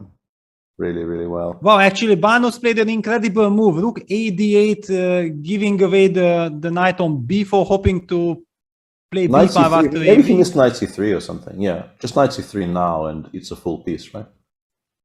Oh no. He wants to play queen e6, ab, rook c8. He has a plan. He has a plan. Yeah. The only problem is that it's too late. The plan is coming too late. No. Yeah, he has a plan. I mean, if all else fails, white can go in the current position: a takes b4, b5, rook c3, queen takes c4, ba. And just win, and like you would like to be a piece up, but this probably will do. This looks like it will do. Yeah, there might be also somewhere a way to even win something more, but yeah, in any case, it's looking very bad. By the way, let me just tell you one information. We will not be dealing too much with that. For me, it was a big shock that Shakhtar Mamedov did not play today. I mean, he was not in the lineup. Maybe Azerbaijan felt like we should be able to handle Kazakhstan anyway. And if we do that, if we manage, then it's very important to rest Shakhtar for the last 3 rounds. If the plan works, it's a great strategy. On the other hand, not letting Mamedov play again in such an important match, it's also a bit confusing. Let's just very quickly take a look. And look at this. Gusainov is in a lot of trouble. Apparently, he's almost lost. If this is the actual position, the engine says white is completely busted, and it looks like I can just take only 4, right? Knight f8, rook g7, and like there's no attack. I don't really even understand. And looks like it's the right position because fe4 has been played. Yeah. Then the last board, Abbasov is playing against Nogerbek Kazibek. And this is the player on 6.5. Exactly, 6 out of 6, and now 6.5 out of 7. Looks like a very drawish position with this. Yeah, not going to win this game, but probably also not going to lose it. Yeah. What about the other boards? Okay. The good news is that Vasif seems to be rook g3. Rook g3. I also think that very wonderful. Cute, Very cute. Yeah, and rook he, g3 of on the course, board. already played it. Yeah, Vasif is a very, very good tactician. So he's already played it, and you have to give up your queen. Probably queen takes g3 is slightly stronger, but both of them are horrible. Yeah, you have to take with queen g3 because it's a the other one. catastrophe. And then all eyes is on Jumabayev versus Mamedov because he was much better. Somewhere around move like 16, the engine was giving white like a fantastic advantage. Somewhere around here. Wow, I mean, okay, look at this position. Yeah, this is lovely. But already d takes e5. I'm not sure about. I think maybe you were supposed to play faster. I don't know exactly how, but like I don't like d. I like. You have to be more energetic. Maybe b5.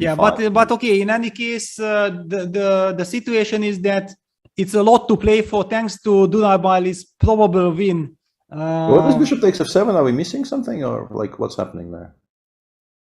No, I don't think we are missing anything. It's just rook like takes, desperation, right? no? Yeah, nothing changes, right? Rook takes still works. Yeah. Rook b8, king h7. We are setting checkmate. Yeah, because our threat is an actual checkmate, so we don't really care what's happening after queen a8 or anything. We are the one checkmating first. So yeah, rook takes f7 on the board. Okay, this is 0-1, but on board 2, it seems if everything is correct that actually Gusainov is in a lot of trouble, and then everything comes down to Mamedov being able to hold that game against the very experienced and very strong Jumabayev or not. All right, no clear easy. Yeah, very exciting match. And and wow, Abdusattorov opted for none of it. He opted for rook e8 to d8. Yeah, and now seems like white is, I mean, once again, according to what we see on our screen, white is just fine now somehow, even though I still don't know exactly how. Yeah, it's a tricky move. This rook e8, in time trouble, it's an unexpected move. Yeah, you are probably calculating all these crazy takes lines, and then you are hit by a hidden tricky move. Okay, yeah, I think it's a good choice against 7 minutes. But yes, absolutely. But okay, yeah, and it's on the board, rook b5. So basically, Sadvani, just to confirm us that I have calculated all the way till here, he didn't spend any time. He was only using his 30 seconds increment and linear b5. Time, yeah, and linear time. Yeah, and he's significantly better because he is a pawn up already. The pawn on b4 is extremely weak. And you can actually start offering endgames, like queen f4, I think, is very likely to be an option at least. Although, if we're not getting mated on the queen side, h4, h5 could also be quite a good option, just continuing to attack. But I like the idea of just starting to suggest endgames to black here. Yeah, especially with the rook on g7 and knight on h7 too far away from action. Yeah, this. I mean, okay, I have to say that I'm truly impressed because it meant that Sadvani spent a lot of time with knight bd4, and probably he has very carefully calculated and looked at this line and spotted rook b5. Very impressive. I mean, this is world-class stuff. Yeah, and this is really good by the kids again. And hang on, Prag has collected the d5 pawn, but he's losing. But now it's just a draw. Like bishop takes b4, you have all of those horrible firewood pawns on the king side. Yeah, because in fact we needed this b4 pawn. Yeah, this was our asset to try to win. Can we briefly? I will actually just check. I don't know why. I mean, I also have access to engines because, like, was rook b1 any better?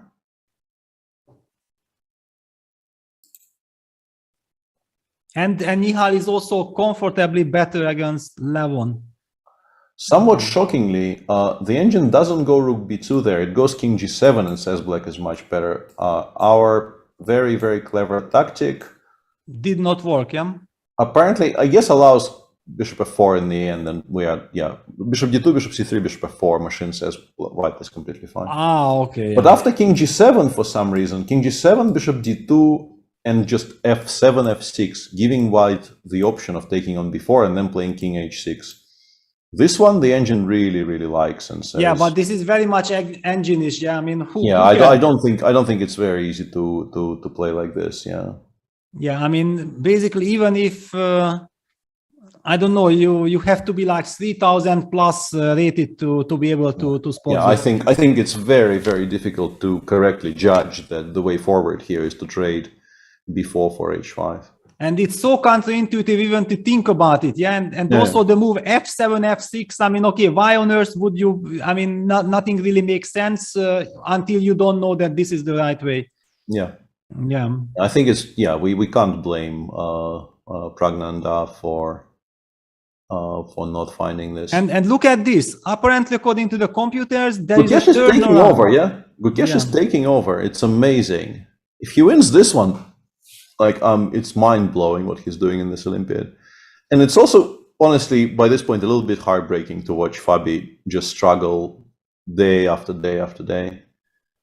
We're not used to this very much, but yeah, no, not at all. I mean, yeah, suddenly Black gets counterplay. If he opens up the a file, his rook is in the game. The bishop on h2, actually, if the a file opens up, then it will be a very unfortunate piece, because White will always have backrank issues to pay attention to. Maybe, I mean, okay, we don't know exactly where g2, g4 leads, but you don't really want to play it. You don't want to weaken like this. So yeah, Black is, and also let's not forget the timetable is approaching. Yeah, so any position which the side which feels like things are going his way will benefit hugely. Absolutely, yeah, and currently bishop a6 is a huge threat because the queen will not be able to go anywhere with bishop d3 coming in. So you really have to prepare for it right away. You can't allow it. Yeah, just to show that, yeah, bishop a6, queen takes e6 is met by bishop d3, right? Yeah. That's the even queen e6 doesn't change anything. We just win a bunch of material. Yeah. Yeah. Wow. Yeah, Fabi is and in the meantime, yeah, Wesley and Prague just agreed draw there, which I think was the expected result. Sadvani, I think Linear correctly played before b3. a3 wasn't really doing anything, so at least you break up the white structure as much as possible by doing this. Looks like Sadvani is planning to play AB, CB. I don't think C3 is a move anybody makes comfortably, even though it might not be horrible, honestly, because we are kind of planning to play endgames. Just leaving that pawn on b3 and then playing queen f4 next move, more or less against all of your sensible options. I think if we would, he takes CB3 because if he would know that the endgame is guaranteed, he could play C3. But in practice, you always take that pawn away. Yes, you have to eliminate. Yeah. You're very worried you will blunder something and it will, result in you getting mated and you will feel very stupid. And okay, one can argue that White has terrible pawn structure. On the other hand, he's 2 pawns up. Yeah, that's an argument. And basically, the point is that what Peter mentioned, that we have the option of trading queens. That's very, very crucial because Black's rook on g7 and knight on h7 are just too far away. Yeah, if those pieces were on some decent squares, like if that rook wasn't on g7, even if it was, let's say, on g8, and you can play rook g8, d8 here, the position becomes immediately quite unclear, I think, because you will have to start switching to defending your very weirdly placed pieces. But rook c d8, I'm not that worried about, and Black doesn't really have any really impressive options. Queen f3, maybe, actually. Yeah, I mean, we have been also talking about that side one is done on the clock. Yes, at some point it really looked like, but yeah, after blitzing out all this, I mean, how many moves? It was like 8 moves or no, 10 moves after knight bd4. Yeah, it started, the sacrifice came on move 21 and he was done to 10 minutes. Now we are move 31 and he's up. I mean, he's up 1 minute on the clock compared to the situation. Yeah, absolutely. Very impressive. So we'll continue watching this. I'll just say that there have been developments on our top billing match because Hrant is suddenly completely fine. Wow. Hrant actually got away with all of it. This is also shocking. I mean, this I would have never expected. It's still a sharp endgame, but I mean, this is obviously an unbelievable improvement over what we were expecting to watch. Yeah, he even has time to play a move like king g7 here, protecting the pawn on g6, and knight takes e3 followed by rook takes a2 is a legitimate threat. And White doesn't really have, very good ways of dealing with it. Yeah, I mean, okay, maybe you should just make a draw with knight e4 d4 rook e3, right?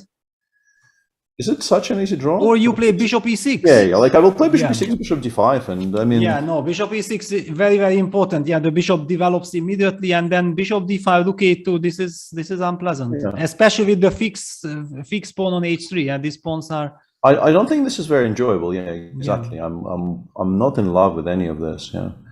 Wow, what a turn! Actually, what happened then? So g4, knight g3 happened. Rook f3, f5 was played. F5. Probably this kind of shocked with it somehow. It was very unexpected. ef6, knight h7, and all of a sudden, black got out, and a5 also played. Takes, and yeah, that's how we reach the current position. Wow, I mean, this is very tricky. It is very tricky. Gabi definitely has some winning chances, I would say. I mean, black's position is like if at any point in this game your knight on c6 will have to move, you probably lost. Exactly. Yeah. Because the bishop will get to e8, and then probably your entire king side will eventually collapse. But I'm guessing Harry is just saying, there is no way you can force me to move that knight. I will just play king b6, king b7, king c7, king b6 forever. And everything else is... it's of course very, very dangerous, yeah, because if it backfires, it's finished, yeah. But okay, it looks for the moment that, okay, how should white make progress? I mean, one of the ideas is that, okay, if you have to just play back and forth, then maybe there is an argument for bishop c3, eventually king f3, king g4, e4, f5, yeah? But then we give up the e5 square, so black will be sitting on the e5 square. So it looks like it should be some kind of a fortress. Yeah, it does feel like a fortress. Yeah, Vidit has opted for this terrible looking knight takes e4, but yeah, what to do? Hrant is suddenly putting some pressure. Okay, the game between Tersakyan and Erigaic, if someone is better than black. Hang on a second.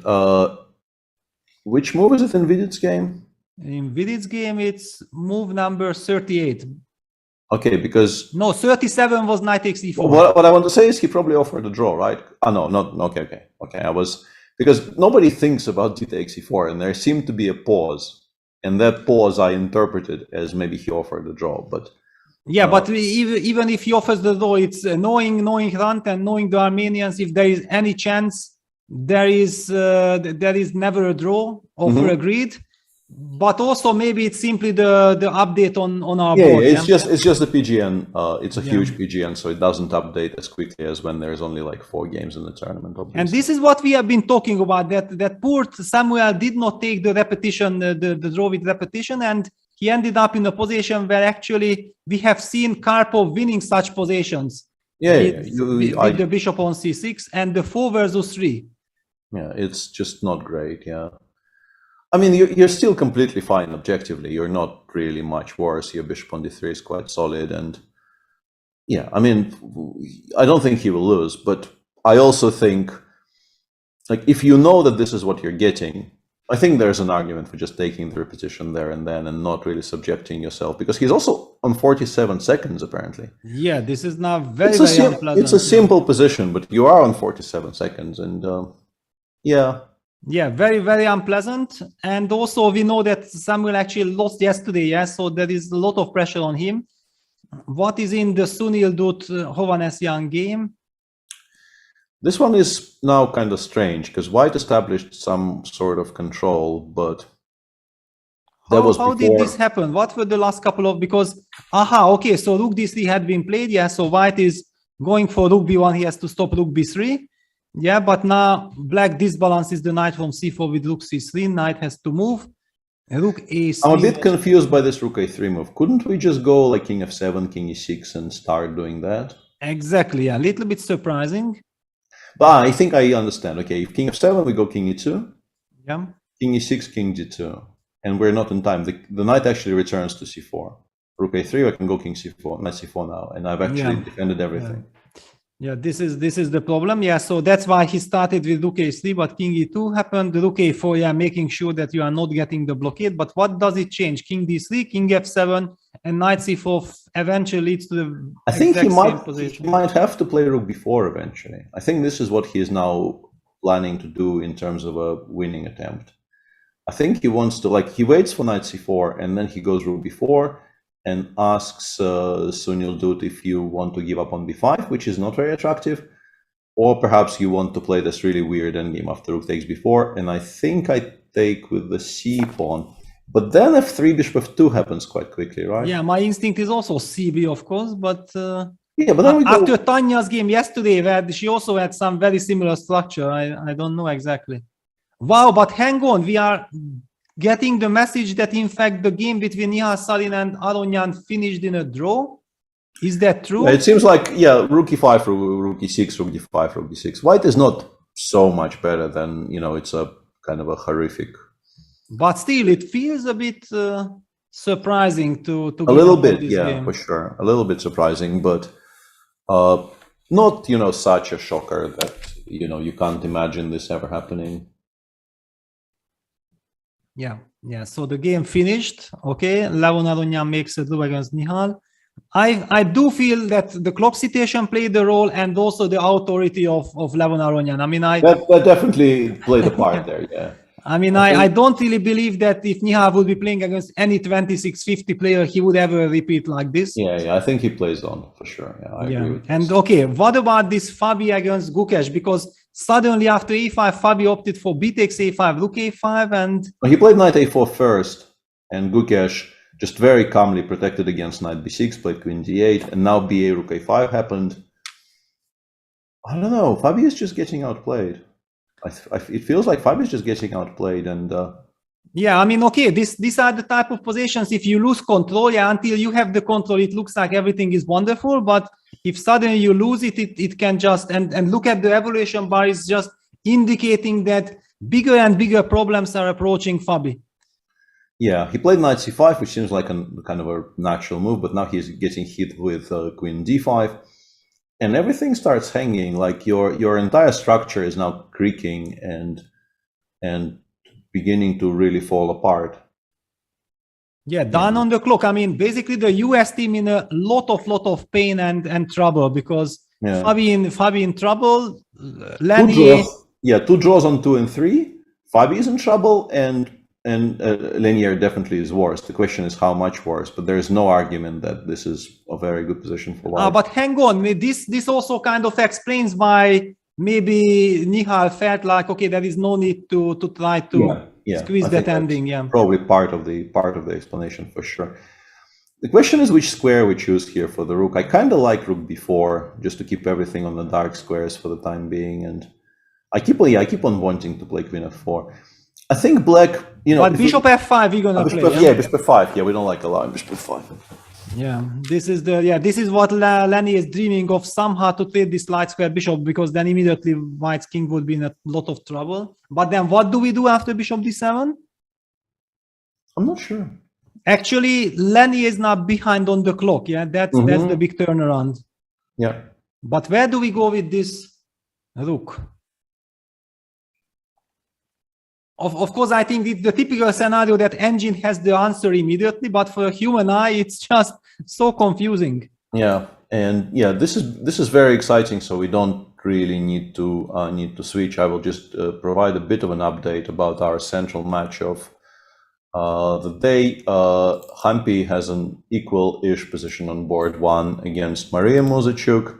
Anna Muzichuk is a pawn up in a very, very drawn opposite color bishop ending on board 2. Board 3, Anna Oshenina is better against Vaishali. And board 4 was actually ended in a draw. At some point, Natalia Buksa, I think, was significantly better, but Tanya did the right things and ended up saving that game. So looks like it's headed towards probably a +1 victory for the Ukrainians, potentially, which will be sort of excellent news for the rest of the tournament, because then there is intrigue. And yeah, he did end up playing rook b4, could not find anything stronger. And bishop f5 was blitzed out, of course. Yeah, we go queen e3, I guess, right? We need to start bringing stuff back. Yeah, but somehow I do feel that after we trade the bishops, the chances of black saving. Yeah, black has improved significantly by trading d7 for d3 here for sure. Yeah. I mean, maybe I even don't need to take immediately. Can we just play rook g8 first? Queen e6 exists as well, but I think it does nothing. Yeah, rook e8. Yeah, rook g8 I like. Yeah, rook g8 is clever. Just okay, you can of course not. No, queen d4 we can still take. Then we will take on d3. Yeah. Then we will take on d3. No, I mean Lenny is fighting. I mean in time travel, all these kind of emotions. Yeah, getting rid of this bishop.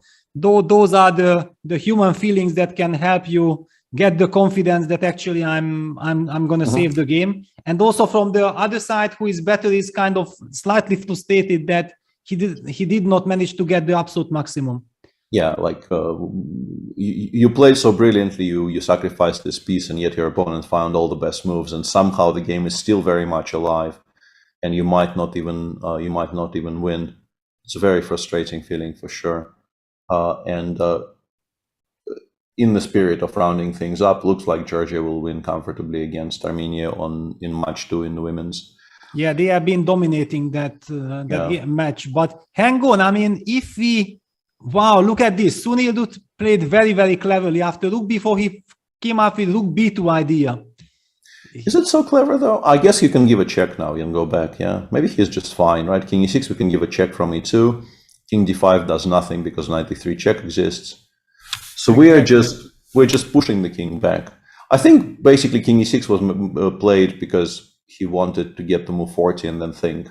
Yes. Because he is expecting rook e2, he'll just go back to f7, white will go back to b2, and then you no longer have to make a move on seconds. Yeah, but I feel like this is very, very clever because everything is protected. So Sunil is in fact escaping. Okay, Gabi is kind of pressing, but maybe it's a fortress. The Tersakian game is kind of nerve-wracking from Armenian side because, okay, it was absolutely not necessary to play on. This game could have been over long ago. Yeah, could have been. And suddenly with 1 minute on the clock, White has to defend a little bit unpleasant look-end game, but okay, he should be able to do that. And the incredible turnaround is that exactly on the board where Vidit was seemingly dominating and in total was control, playing for result. He now has to play it carefully. I'm pretty sure you can still make a draw here with White, but you have to actually pay attention and make it sort of now. And imagine the psychological situation. Yeah, I mean, Vidit knew that he was in total control, and now he looks around and he sees that basically because of him, eventually, I mean, running a risk of losing. That's why the match is very double-edged. Yeah. Very difficult to keep your composure and play just chess. Yeah, because everybody who looks from outside and looks with engines, people assume that people are always playing chess, but no. I mean, all these emotions, suddenly your brain sometimes stops working because you are just you can't control your emotions. Yeah, Gukesh is now just a pawn up. Pawn up and already clearly better. Yeah, unbelievable. And Rook Fabi A2. down to 2 minutes, by the way. Yeah, Rook A2 looks very strong. For instance, just continuing to push the white pieces back. And then, you know, if Queen E1, we will think again. Honestly, I don't know if there's anything wrong with Bishop takes E5 and Queen takes E5. I just don't like giving white squares. Yeah, but exactly. Just showed it. Yeah. But honestly, I mean, suddenly the rook is alive. There is some hope for white. Yeah. I just don't like giving white some oxygen, but I suspect even this is playable, but I would be shocked if he actually did this. I think Rook A2 is a very good start, just pushing the queen all the way to E1. I don't really see any other moves. If you play Queen D3, for instance, I think then the endgame is completely lost. I will just take on C5 very happily.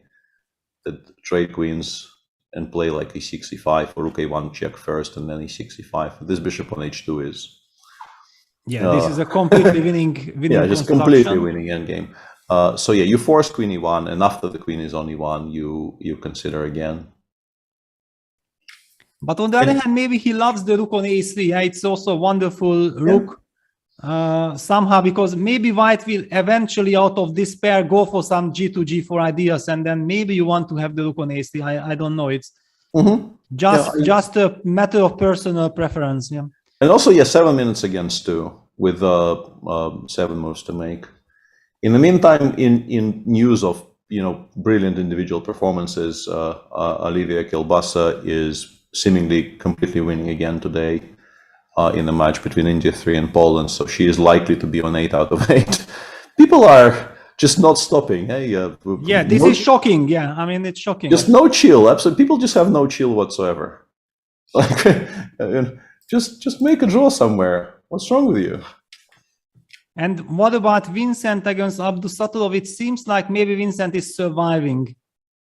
I mean, for the very first time, I see like maybe the king, but hang on, still some rook doubling on the second rank. But okay, it should be doable. It's still scary, but it feels like it should be a draw. Yeah. I mean, it's much better than anything we have seen before. Yeah, that's absolutely. Yeah, no comparison. It's just a huge improvement. That's for sure. Yeah.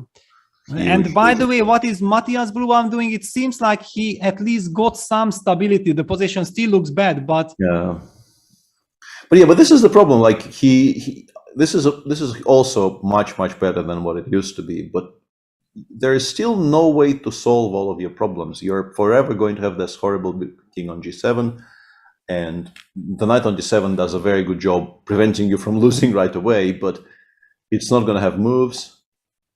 And yeah, I mean, you just have to passively wait and somehow hope that it doesn't fall apart. And hang on, there the board number 3 was very important. I mean, apparently black is alive. I mean, he played rook a1 instead of rook c1, which already was not as strong. And yeah, so okay, basically it means that Rasmus is still maybe squeezing something, but it's probably going to be a draw. Vincent seems to be escaping with a draw, but Matthias is still under a lot of trouble. So still Uzbekistan has everything under control. Yeah. And Sarvan, you opted for queen e3 back. Yeah, queen e3 back, understandable. Yeah, we kind of like rook gg8. There are some other moves you can make. For a second there, I thought we can play queen e5, but there's no mate on the a file because I have rook a4, right? I became very excited about queen e5 there for a second.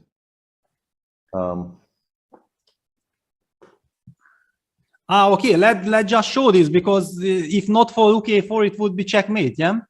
Yeah. It was a cute move, but unfortunately it just doesn't work because it's just a check. It's beautiful idea. However, white has rook a4 protecting, so it doesn't work. And Lenny, down to 2 minutes. Down to 2 minutes. I mean, he feels that this is a very important decision now. Yeah, you can play queen e6. It just doesn't do very much. White can play queen d4, or white can maybe play rook g3 just to kind of solidify. Yeah, actually queen d4 also pins, yeah, the rook. But I mean, so much to calculate. Yeah, queen takes e2, bishop takes f5. I actually blundered queen e2. I had the feeling, but you know that it always works out for you. I know this. I got lucky, yeah, as usual. As usual, yeah. As usual, my blunders are excellent. Yeah, rook gg8 ends up being the choice from. It's the classy move. Yeah, we expected it.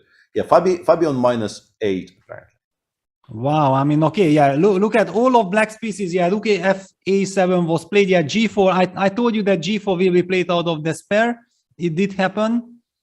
By the way, Fabi played it with 7 seconds on the clock, yeah, so he just didn't know what to do. I think I know why this is -8, by the way. It's quite nice. I think I can go like hg, rook f3. No, queen f6 exists. Okay, let's not get overexcited. Okay, hg played, so everything under control. Yeah. I mean, the biggest problem for Fabi is that, I mean, I can go knight g7 and we're just completely winning anyway. Like, we don't have to find tactical solutions here. Yeah, but it's kind of incredible, yeah, that computers everywhere find something, yeah? Yeah, he's gone knight h6. Also very nice, yeah, just putting the... And I think maybe my solution was actually correct, judging by what the chat tells me. Rook f3, queen f3, knight h4 was actually winning, because queen f6, rook f7 ends the game, and the queen is actually gone. And if the queen goes anywhere else, like your pieces just kind of fall apart. Queen e2, rook a2, and you suddenly can no longer protect all of the stuff that's hanging. Actually, you also have some f5 and then later on g2. Yeah, no, but then gf rook takes h4. No, this I don't like. Yes, exactly. Rook a2, and basically you can't find the square for the queen anymore. I will take on c5 next move. Yeah, but of course, understandably, in a team competition, time trouble, Black probably does not even look at all these kind of things. Yeah, he Fabi just goes enjoys bishop his G3. wonderful position. Yeah, bishop G3. Bishop G3 played. And now, once again, for instance, if we wanted to, which I think we don't, we can take on C5, take on D1, play Rook A1, and that endgame looks extremely bad for White. The reason I'm not doing it instantly is because White has Rook E1 here. And after we take the queen, we're not in time to play E6, E5 because Rook D8 check is a threat. So White actually gets a tempo to do something. And I think this is not the most we have. I'm pretty sure we have something stronger. But even this becomes a very kind of a decent option. We can take on G4 again. Like if we want to be sadistic here, we can take on G4 and then go back to H6. I don't know. Because F3 is hanging, right? I think I can go knight takes G4 right now. Wow. It's such a sad position. I mean, from White side, I'm also keeping an eye on the Lanier's game because there is big development. I mean, after Rook G8, we have seen the trade on F5, which I intuitively did not like so much. Yeah, it's once again, kids are just unafraid, like because he realizes he always has Rook A4, so he just puts his king on A1 in this position and says, "It's just one check. I am not going to be scared of one check." But yeah, you have to have very, very stable nervous system to. Yes, I think our nervous system is not stable and enough already for this kind of things. No. I mean, the slightest danger, I say no. Never. Queen D4 check. I'm actually already expecting that Lanier will save this. Of course, White will get the knight to C3, and then we might be seeing completely new dynamics. In fact, maybe I would prefer to trade queens or something with Black. Yeah, Nihal pushed E6, E5 here, by the way. Another move I would never have made, like never in a million years, but... Sorry, maybe. Who pushed what? So not Nihal, sorry, Gukesh. Gukesh played E6, E5. Oh, wow. I mean, okay, these kids are completely different planet, right? Yeah, like allowing like D and EF on 4 minutes, like it would be. I understand it doesn't work and it will lose. I understand that, yeah, like, or knight takes E5. Just allowing all of this stuff against somebody who has currently no counterplay is just. But once again, like Rook E5, he'll play Bishop takes G4. He will win very comfortably. They just calculate, yeah. Yeah, this is the thing. He will win very comfortably. It's not going to impact the result of the game at all. But for me, it would be so difficult to give Fabi any. And Fabi down to few seconds. He has to make a decision. He takes with the rook and he goes. I mean, this is already on the. No, it's not. Bishop yet G4 on hasn't the been played yet, but he will play Bishop takes G4. Like it's very obvious that this is what he is intending. And this is move number 38. So 2 more moves till time control for Fabi. Wow, I also feel like it's so difficult for the other players to focus on their own games. There is so much action going on. Yeah, and by the way, I don't know if that evaluation is very precise, but chat is currently discussing Nihal's final position and saying it's plus 1.5 according to the engine.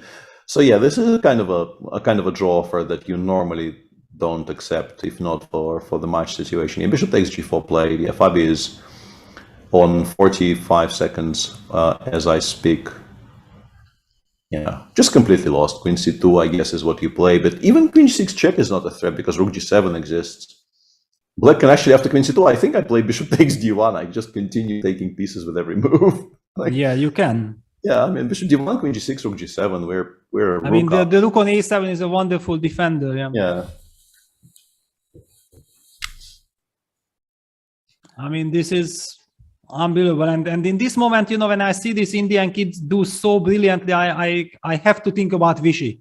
I mean, if not for Vishy Anand, this would all not happen because, I mean, this is all because of Vishy. Unbelievable. I mean, what he has done for Indian chess. I think he just resigned, honestly. I think I saw a handshake.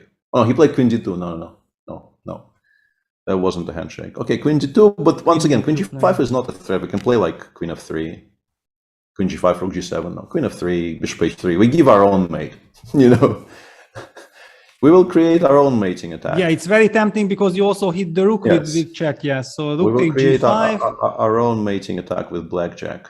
And then you can choose, between Bishop G7 or Rook G7. It's Rook G7. It's always Rook G7. Rook G7, okay. It's always Rook G7, yes. Yeah, Queen FC on the board. Yeah, basically that's it. I mean, look at the computer, the aberration bar and the human touch both agrees. I mean, this is when it's finished. It's over. Yeah, it's just over. It's just over. Wow, unbelievable. Gukesh will be 8 out of 8. He will get the lead, and basically it means that Lenier has to try to play for a win. I mean, yeah, Lenier has to win a position 2 pawns down. Yeah, somehow. Unbelievable. That's why Lenier did not trade queens. Yeah, because I was saying that probably Black can try to trade queens to make a draw, but it's not a result. That is. Yeah, Rook G5 played. Yeah, even like but I think you go Rook G7. We'll see whether Gukesh agrees with our stylistic choices, but every move wins here. Like King H7 also wins, but nobody goes King H7. Yeah, and it's move 40. Basically, after the time control will be over, there will be only a position in complete ruins for Fabi, and then probably time to design. Yeah.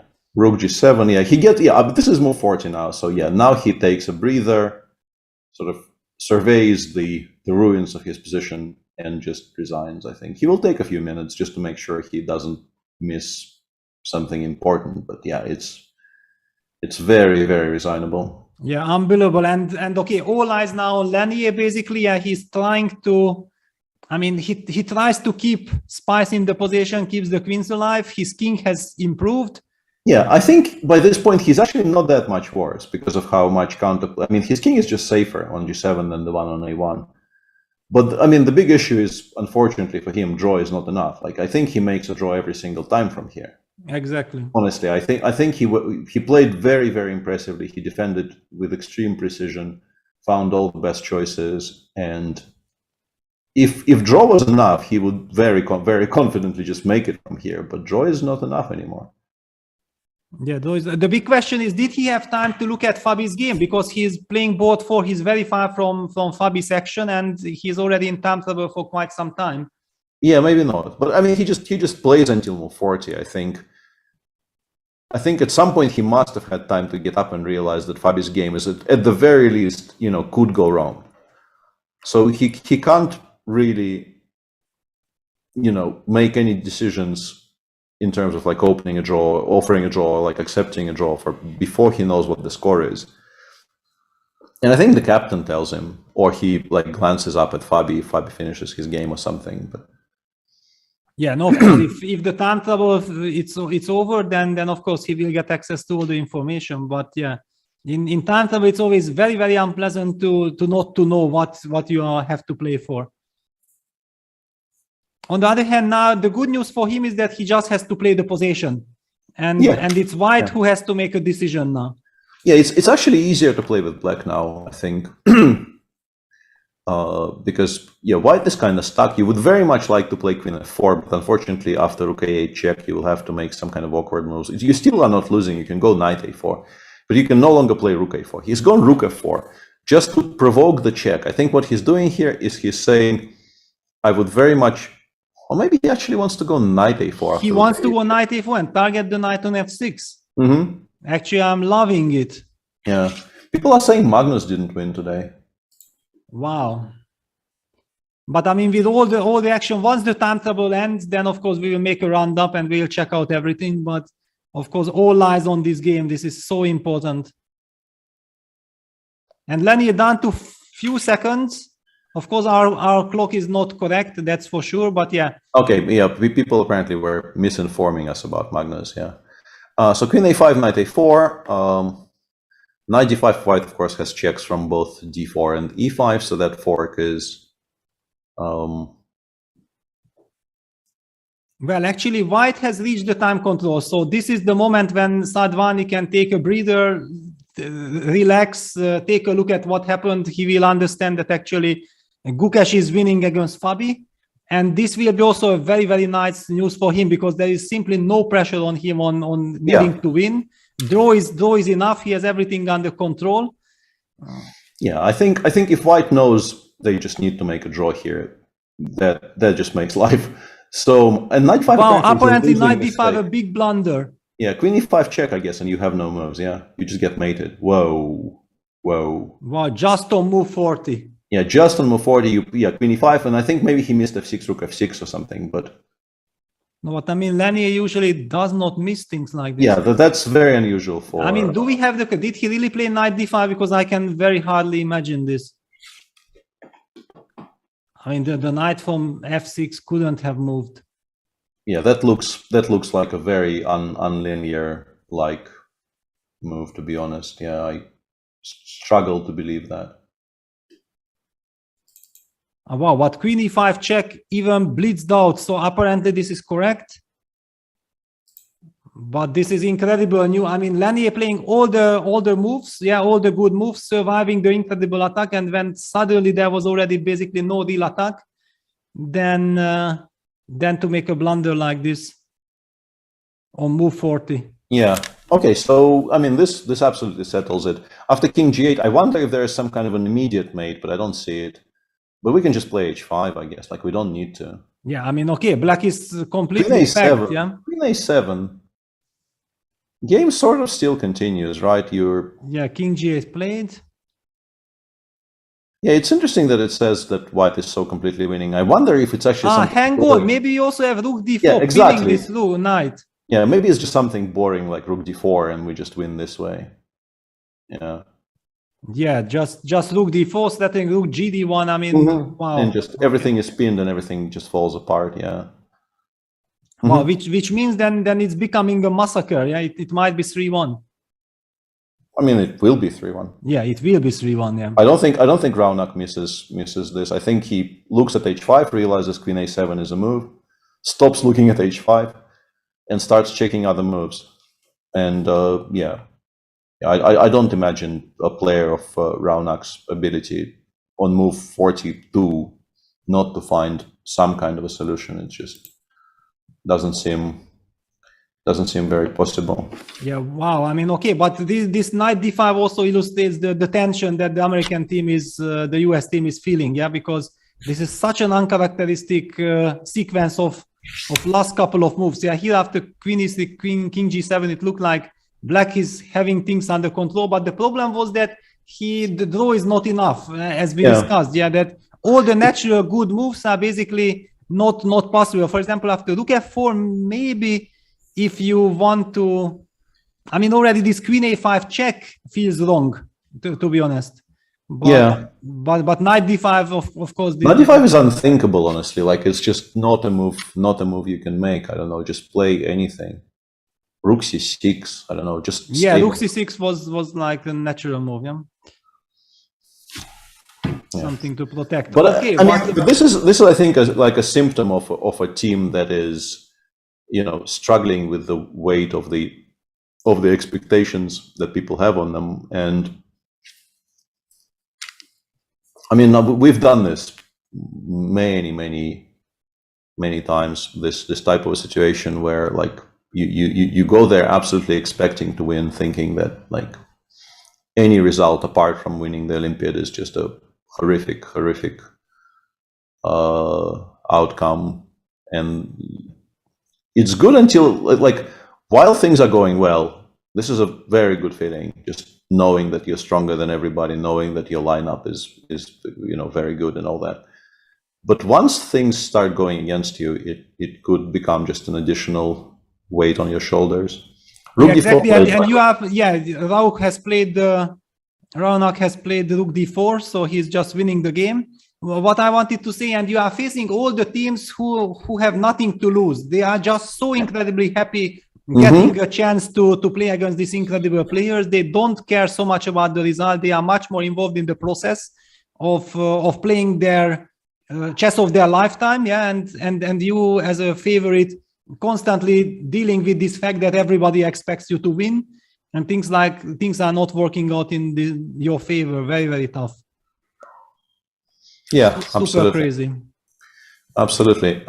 So yeah, a bunch of draws in a Germany versus Uzbekistan match, and only that very good position for Yakuboyev still in progress, looks like. Yeah. So yeah, Vincent basically escaped. Of course, it's great news for me, but. Because I'm also very close to the team, seeing that the team is still in trouble, it does not comfort me that much. Yeah, but of course, you know what? Vincent draw gives the hope, yeah, because Matthias is famous for saving any kind of positions also. Honestly, I mean, this looks incredibly ugly, but it might actually be difficult to find a way to land any kind of a final blow. I'm actually like quietly optimistic about Matthias not losing this. And now that we've passed the time control, I'm just gonna give you the solo cast for like 5 minutes. Give me a moment, please. Yeah, great. I will also jump to the women's section because I feel like we have missed out on a lot of actions there. So, wow, no, before we can go there, let's check out on the Armenian match. We have an update. The Vidit game against Melkumian ended in a draw. I think now Vidit is kind of relieved. On the other hand, he's very, very angry and upset letting this wonderful position slip. Yeah, basically they finally repeated. It also shows that the Armenian team is probably believing that the match is under control. Gabi is squeezing this endgame. The big question, like this is the famous Magnus quote, yeah, that I'm not believing in fortresses. Of course, if it's a dead fortress, he's a believer, but all these kind of things there where the stronger side can play on forever and maybe eventually come up with a plan, it's very, very tricky. We will keep an eye on it. It will be a very long game. Hari in a very passive position, but maybe he is able to hold. And what about Ter Sahakian against Erigaishi? Still, black is slightly better because white has this uncomfortable rook on b4. The weakness on a4. On the other hand, it should be drawable. And the board for Sunil Dutt game looks to be drawish. I mean, I feel like white is not risking much. On the other hand, okay, there is always this dynamic in the position that black can take on b5, white will take on a4, and good luck trying to figure out who benefits from it. But it seems like it will be white because white will then immediately activate the rook with rook a7, and against king e6, maybe some rook a8 ideas are appearing. I feel like white should be fine. I'm expecting a draw, which means that the match is very, very close. I mean, 2-2 might be the most likely result at this moment. So, all right, we have already covered this, that the Indian youngsters are actually crushing the US. This is a shocking development. I mean, unbelievably shocking. I mean, they have been so impressive. And this gives us a chance to jump to the women's section to understand what happened there. We had this incredibly important match on the first board. So the game Hampi against Maria Muzichuk ended in a draw. Second board as well a draw. But the big question is, yeah, this is I think what Peter already mentioned, that Anna Yushanina is pushing. I mean, she's definitely having some advantage. On the other hand, hang on, yeah, it looks ugly, of course, with the king on a1. But how well, it's not pleasant, definitely not pleasant, very, very unpleasant now with this active king on g6 against the passive king on a1, and board 4 was a draw. All right, this really makes us believe that the game between Vaishali and Anna Yushanina is of extreme importance for the Olympics. I mean, if India holds the draw, then they are very big favorites. But if they end up losing, then it will be a completely different tournament. Then also the tension is growing, yeah, the pressure is growing, and also Georgia will be breathing on the neck of the Indian team after, I guess, crushing the Armenian team, because we have seen that the Georgians had wonderful positions. But hang on, Elena is maybe surviving. She had a very unpleasant position. I was basically expecting that she will lose, but she is maybe surviving. In the second board, Liet Mekrachan against Batsiashvili is a very complex middle game, but black has serious counter chances. Now I'm the one who is claiming that, practically speaking, this is wonderful for black. I mean, I'm really worried for white. And what do we have? Yeah, Anna Sargsyan lost to Lila Yavakishvili. This catastrophic position was lost. And board 4, Georgia is also having things under control. Okay, so the match isn't so easy, but because Georgia already leads the match, I'm assuming that they will simply win this. will simply win this. What about the Poland match? Match number 3. The board 1 game between Karawade Isha and Alina Kashlinskaya ended in a draw. Board 2, Olivia Kiobasa is winning her 8th game in a row. Yeah, this combo is kind of unstoppable. And white is also 2 pawns up. So very, very big win there for Olivia if she finishes it. Board 3. Black is also kind of winning. Then that's it. I mean, then and both for okay, it's a draw, but yeah, basically Poland will comfortably win. Yeah. Yeah, Azerbaijan. What is happening with Azerbaijan? This Irina Bulmaga keeps on playing one incredible big game after another in each round. It's really quite something. Yeah, seems like she's completely winning against Mamadzada here. But Azerbaijan won on board 2. Yeah, actually she needs to win, yeah, because they lost on board 2. What about the other boards? This is around equal, but black is a bit better. Black is better, yeah. And white is better on the last board as well. So Azerbaijan probably ends up winning the match. Although they have to win 1 out of 2 on the last 2 boards, because I think they will lose on board 1. So the score is equal so far, but I think they have 2 promising positions and they only need to win 1 of them. In the meantime, while we were off screen, you saw Fabiano Caruana resign in his game against Gukesh, so that is just officially over. We don't need to click on that again. Just 2 people on 8 out of 8 in this Olympiad. Like, what is going on? Well, I mean, 8 out of 8 is kind of still, one could argue that we have seen something like this maybe on the lower boards where some higher rated players are playing against weak opposition. But I mean, Gukesh is doing 8 out of 8 on board 1, constantly day after day facing one world class player after another. This is it's insane, completely insane. It's just completely insane. Yeah, it's unlike anything I've seen really. I mean, I really felt like this is the moment when usually a player with 7 out of 7 will be stopped by Fabi, and it's kind of the logical outcome that yes, Fabi is struggling in the Olympiad, but for this very, very important game, he will pull himself together, get a good opening, and then play a wonderful game. It also started like this, yeah? Yeah, he was comfortably a bit better out of the opening today as well. Yeah, like the way the game started didn't really give us any particular reason to not think this is exactly how things will go. And then he just got gradually outplayed. It's difficult to even pinpoint like a blunder. He just got slightly outmaneuvered by his very, very young opponent. It's tremendously impressive. I've looked up Gukesh's tournament so far. He's beaten 2 2700s, both of them with black. And also he's beaten Gabriel, who is 2698. So, and 8 rounds. And he actually so far, this I didn't realize, he's played 8 games, 5 blacks, 3 whites, 8 out of 8. Yeah, who cares? Yeah. Yeah, nobody like white, black, green. I don't. Yeah, it's they let him play chess. The mistake is basically letting him play chess. It's that's what. Yeah, unbelievable. But I also have to mention one more thing which I find incredible, and this I already find incredible while Gukesh was playing in Biel.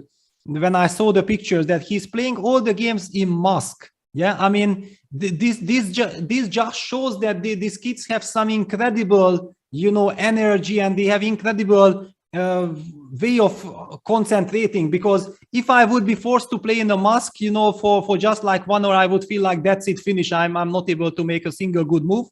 And seeing him every day deliver this incredible chess playing with a mask, it just feels really incredible. I mean, I heard, I think that when the whole pandemic started, then I heard an interview with Nihal Sarin or something, and he was explaining that he's practicing playing in masks so that his endurance gets stronger and stronger, and things like this. Well, if it definitely looks like it worked to perfection.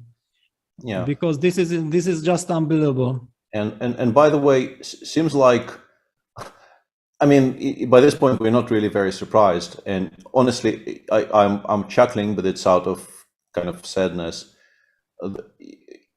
Norway is once again struggling on whatever it is, the board that they're playing. Magnus actually drew today against Pehach, and Tari, our chat tells us, just resigned. Wow. So, yeah.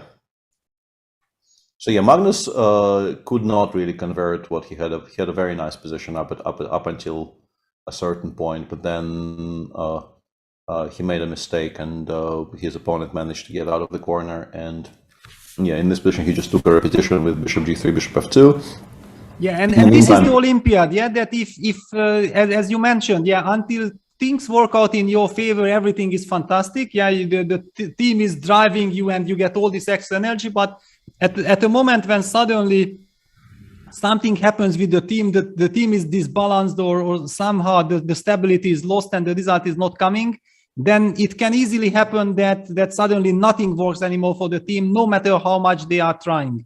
Yeah, and Satiris informs us that in this game between Magnus and Yergos Pehach, these are the only two winners of the Grigorich Chess Awards so far. So it's a very exclusive club, and they were contesting, you know, who's the champion of that club today. And apparently, as is very, you know, correct for two players of the Fair Play Award, nobody wins. Friendship wins.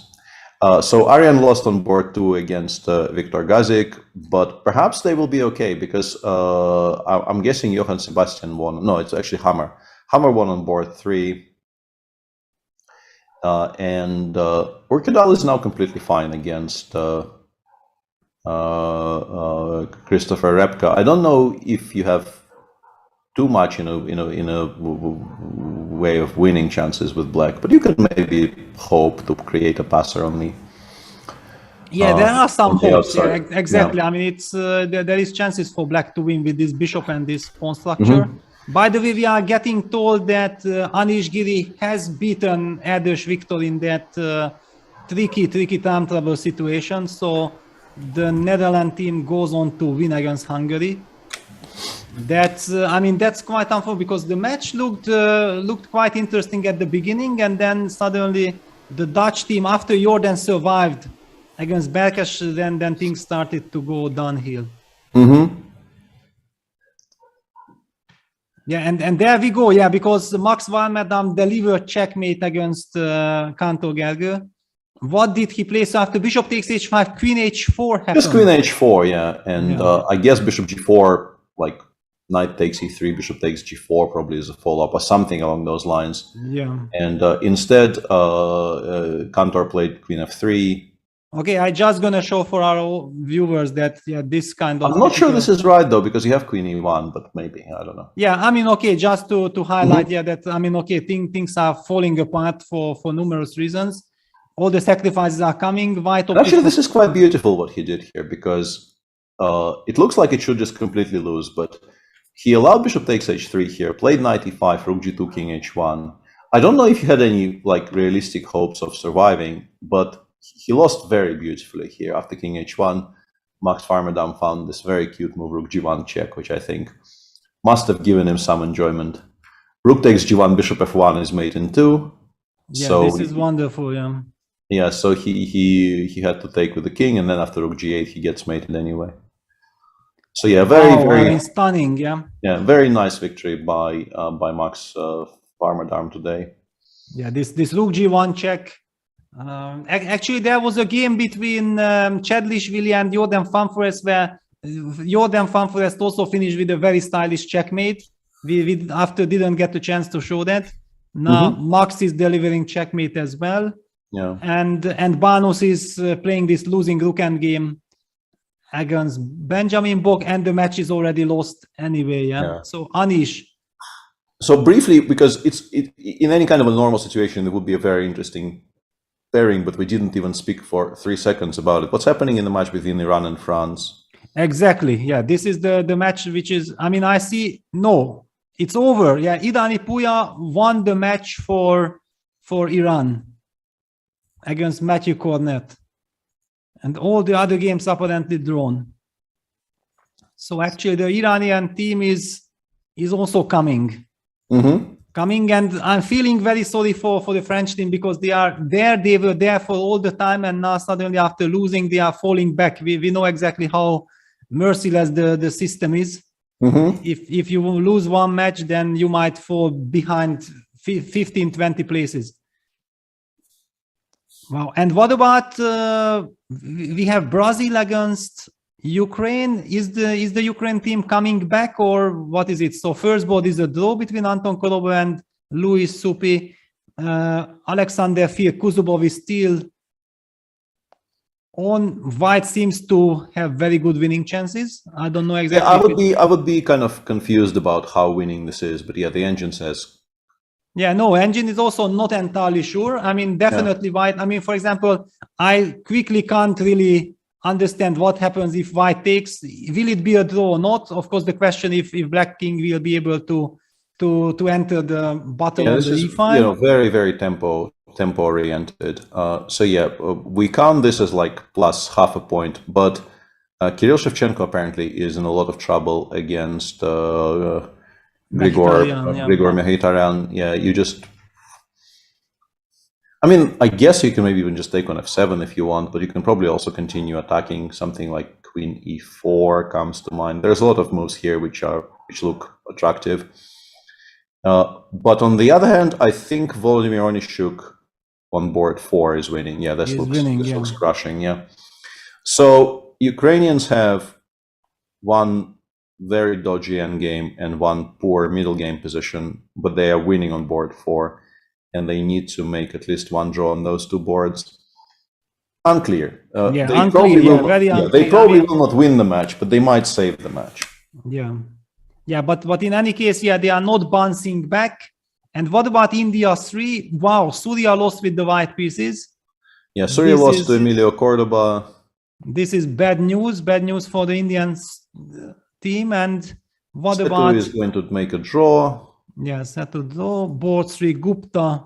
Yeah, Gupta needs to win this, but I don't think, there's any winning chances here for white, really. You should just make sure you make a draw somehow. So yeah, India 3 will probably lose today, and that means that they probably are out of contention, and we're not going to get all three of our matches between Indian teams. We had India 1 against India 3, and we will definitely have India 1 against India 2. But India 2 probably will not get to play against India 3 because India 3 seem to be in decline now. Yeah, and what about the Croatian team? Because first board was a draw, Sadic drew, Brikic won on board 2. Kozhur board 3 is kind of suffering. Yeah. So there is a chance for the Lithuanian team to bounce back on board 3, and board 4 is what? Also doing good for Lithuania. Wow. Okay. Yeah, Lithuania is actually maybe beating Croatia. Beating Croatia today, and then the Czech Republic in the next match. Navarra, I think. Oh no, he's still playing. I want to say he drew, but he's still playing. I still think it probably ends up being a draw. Maybe even the pawn ending is a draw, but I would be very scared to enter it. I think the board clearly broke down on board 2, so we don't know what happened there. I mean, the final position there is clearly illegal. Exactly, and the other two boards were drawn, so we don't really have an overview. Yeah, Romania versus Cuba. Deac will probably draw his game. Against Chile. Chile. Okay, sorry. Yeah, Deac will draw. I think this probably ends up being a draw. Mircea Parligras won his game on board 2 against Morovic Fernandez, but Romania lost on board 3 and draw on board 4. So looks like 2-2. Yeah. Looks like 2-2. Yeah, 2-2 is the result which doesn't really give anything for any of the teams. Yeah, they can't come closer to the leaders. Yeah, I also get the information, and we have to run back then, that Robert Hovhannisyan game ended in a draw. Draw was agreed. Probably they just repeated here or something. I think there's no immediate repetition. I think they just agreed a draw after rook b5, rook a4, because white actually gets counterplay now. It's no longer so clear how you're making any progress. Yeah, and then the big question is that how do we evaluate this rook endgame? Because a little bit strange, this rook on b4 can be eventually the right moment be kicked by e5. I mean, how comfortable is white holding this? I don't know. It's and you keep on returning to the fact that like twice he was asked and twice he betrayed him. He could have repeated a couple of times in this game, and you keep on coming back.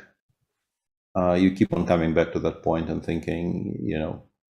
Yeah, definitely he has regretted it already 100 times, but yeah, he played the move g4. I was thinking like probably I would love to play g4 to generate some counterplay.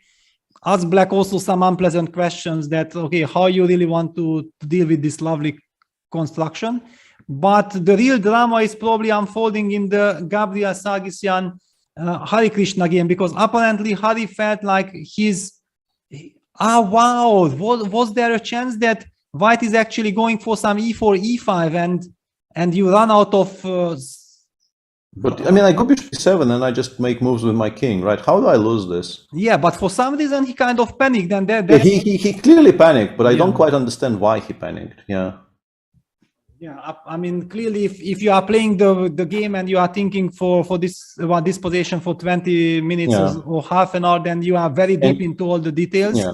And just very briefly, because people kept on mentioning it, something dramatic happened on the last board of Kazakhstan versus Azerbaijan, which is also a match which could become quite important. Wow, so Abbasov managed to trick Kazibek.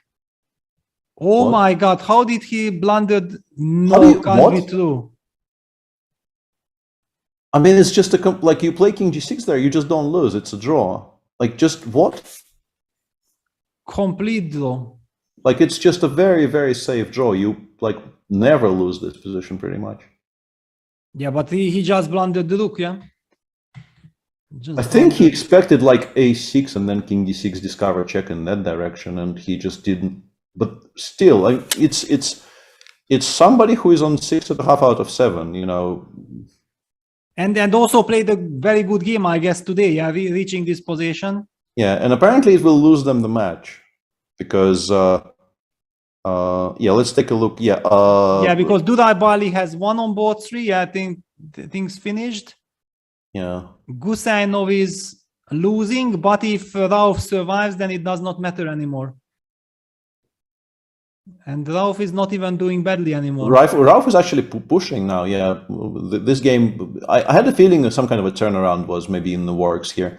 So yeah, Azerbaijan is now very comfortably in charge of this match with this, you know, full rook gifted basically to them on board 4. But yeah, this is a very, very unusual blunder because, you know, it's a one-move blunder of a rook with check. You don't really see that very often. Well, basically, I almost feel like it would be very, very good news for the board 4 player that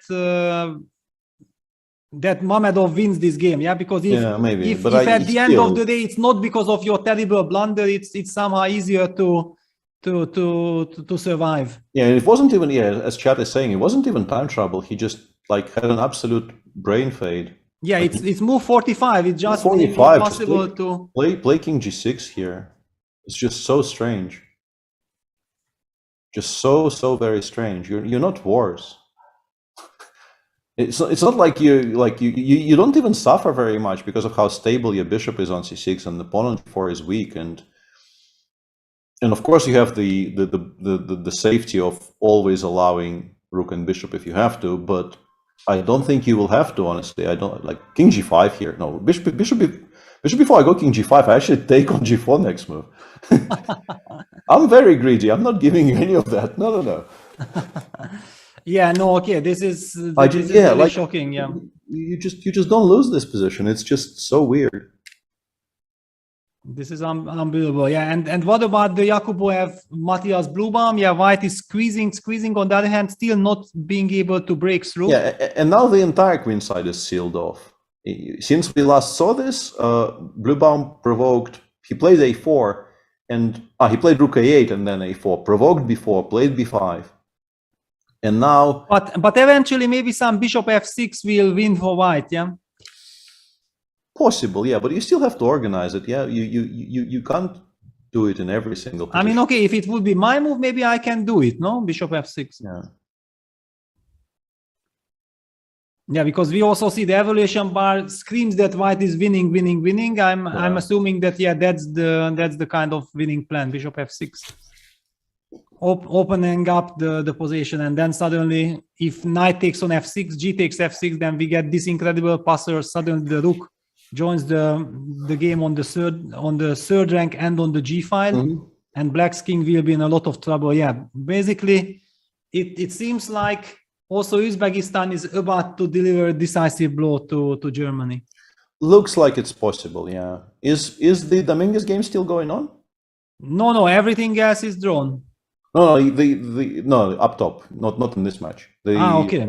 Sadvani Dominguez, is that still going on? It still is going on, yeah. But yeah, black had to play f7, f6, and everything is tied up here. It's just completely lost. Yeah, and okay, white does not even need to think. Yeah, you just go h5, like black protects the g6 pawn, we play h5, and then we switch to giving mate. Yeah, it's just completely dead. Yeah, absolutely no chances. Yeah. Wow, but also the Dutch team won. They are getting closer, and I feel like this Dutch team is super dangerous. I mean, they have the potential on all boards to win games. Yeah, this is a very, very dangerous lineup. I mean, I'm expecting some real danger for the top teams facing the Dutch guys. Yeah.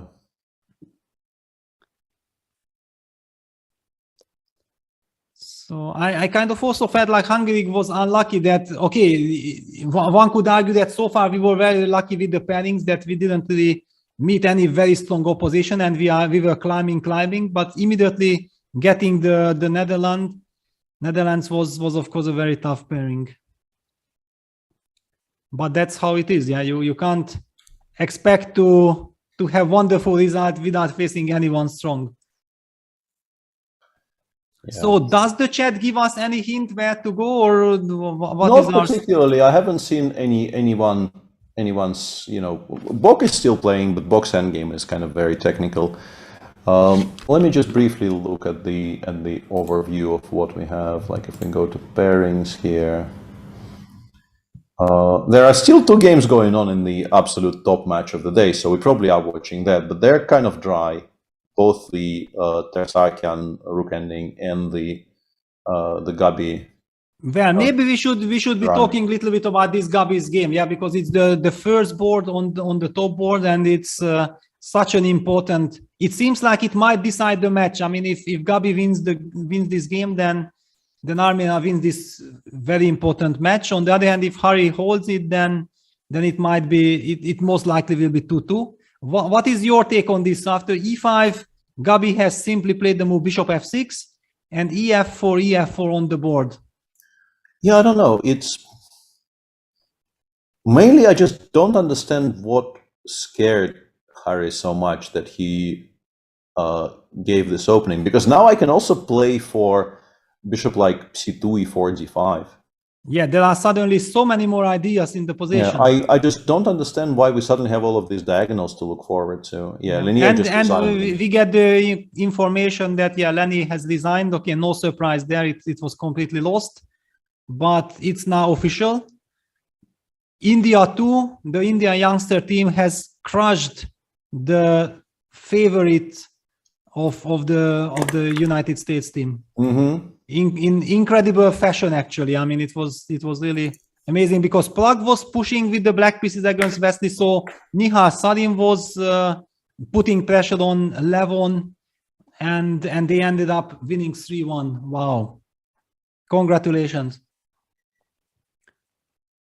Yeah, quite impressive. And Raunak won basically a world-class game. I mean, beating Lenny, yes, at the end of the day it was tragic, because move 40 knight d5 decided the fate of this game, and this game did not deserve to end like this. It was such a heavy clash and such a wonderful game. Yeah, but still yeah, the tension is tension. Yeah, the States played against 2 teams of like basically completely packed with youngsters, and they should have lost to Uzbekistan, and they did. We just watched them get destroyed in the end by India too. So definitely, and this is actually a point I have seen in chat, and you know, whenever people make like sweeping statements like those, it's always kind of it feels premature and unnecessary, but it does feel like we're watching. We knew about these kids. These kids are not any kind of a unknown quantity, but still, it feels like we're watching some sort of a changing of the guard. This is the first event where we are day in, day out, watch these kids play against the well-established, very, very well-known household names and do well against them day after day after day. So it does feel like it's now sort of very, very visible in front of our eyes that, the future is here. Yeah, well, I mean, since I'm working with Vincent, for quite some time, I'm not surprised at all. I know all these guys very, very much. I know that, I was like telling my wife, Sophie, like 2 years ago or 3 years ago that, just couple of years, and we will have like 10 incredible kids or even maybe more who have the top 10 potential. Yeah, and then if you have already all the old guards who are incredibly strong in the top 10. And then suddenly new 10 guys come there. I mean, what kind of top 10 we'll be talking about? Yeah, it will be like top 20, top 30 guys with the potential of becoming world champions and so on. Unbelievable amount of new talent is coming. Yeah, I think this really does look like a wave of new talent is coming in, and people started asking me, which of the Indian kids I like the most. Maybe a couple of years ago, it was clear that this was going to be the next conversation about the future of chess. And I thought, okay, I mean, I understand why I'm being asked that question, but I don't really have to form an opinion just yet, because there's still some time left for us, old farts. No, not anymore. we are all out of time. Well, I mean, not we, because we were clever, no? I mean, we kind of given up in time. Yeah, for sure. Yeah, I don't really need to include myself in that conversation, for sure. And I meant the general we. Yes. But yeah. Clearly. Exactly, and I mean, also they are just playing incredible chess and fearless chess, and the modern chess is all about fighting. Yeah, these kind of things are so important, and they are bringing this extremely important quality. Yeah, this fighting spirit, not having any fear. It's lovely to see. I mean, basically, chess. The future of chess is in very, very good hands.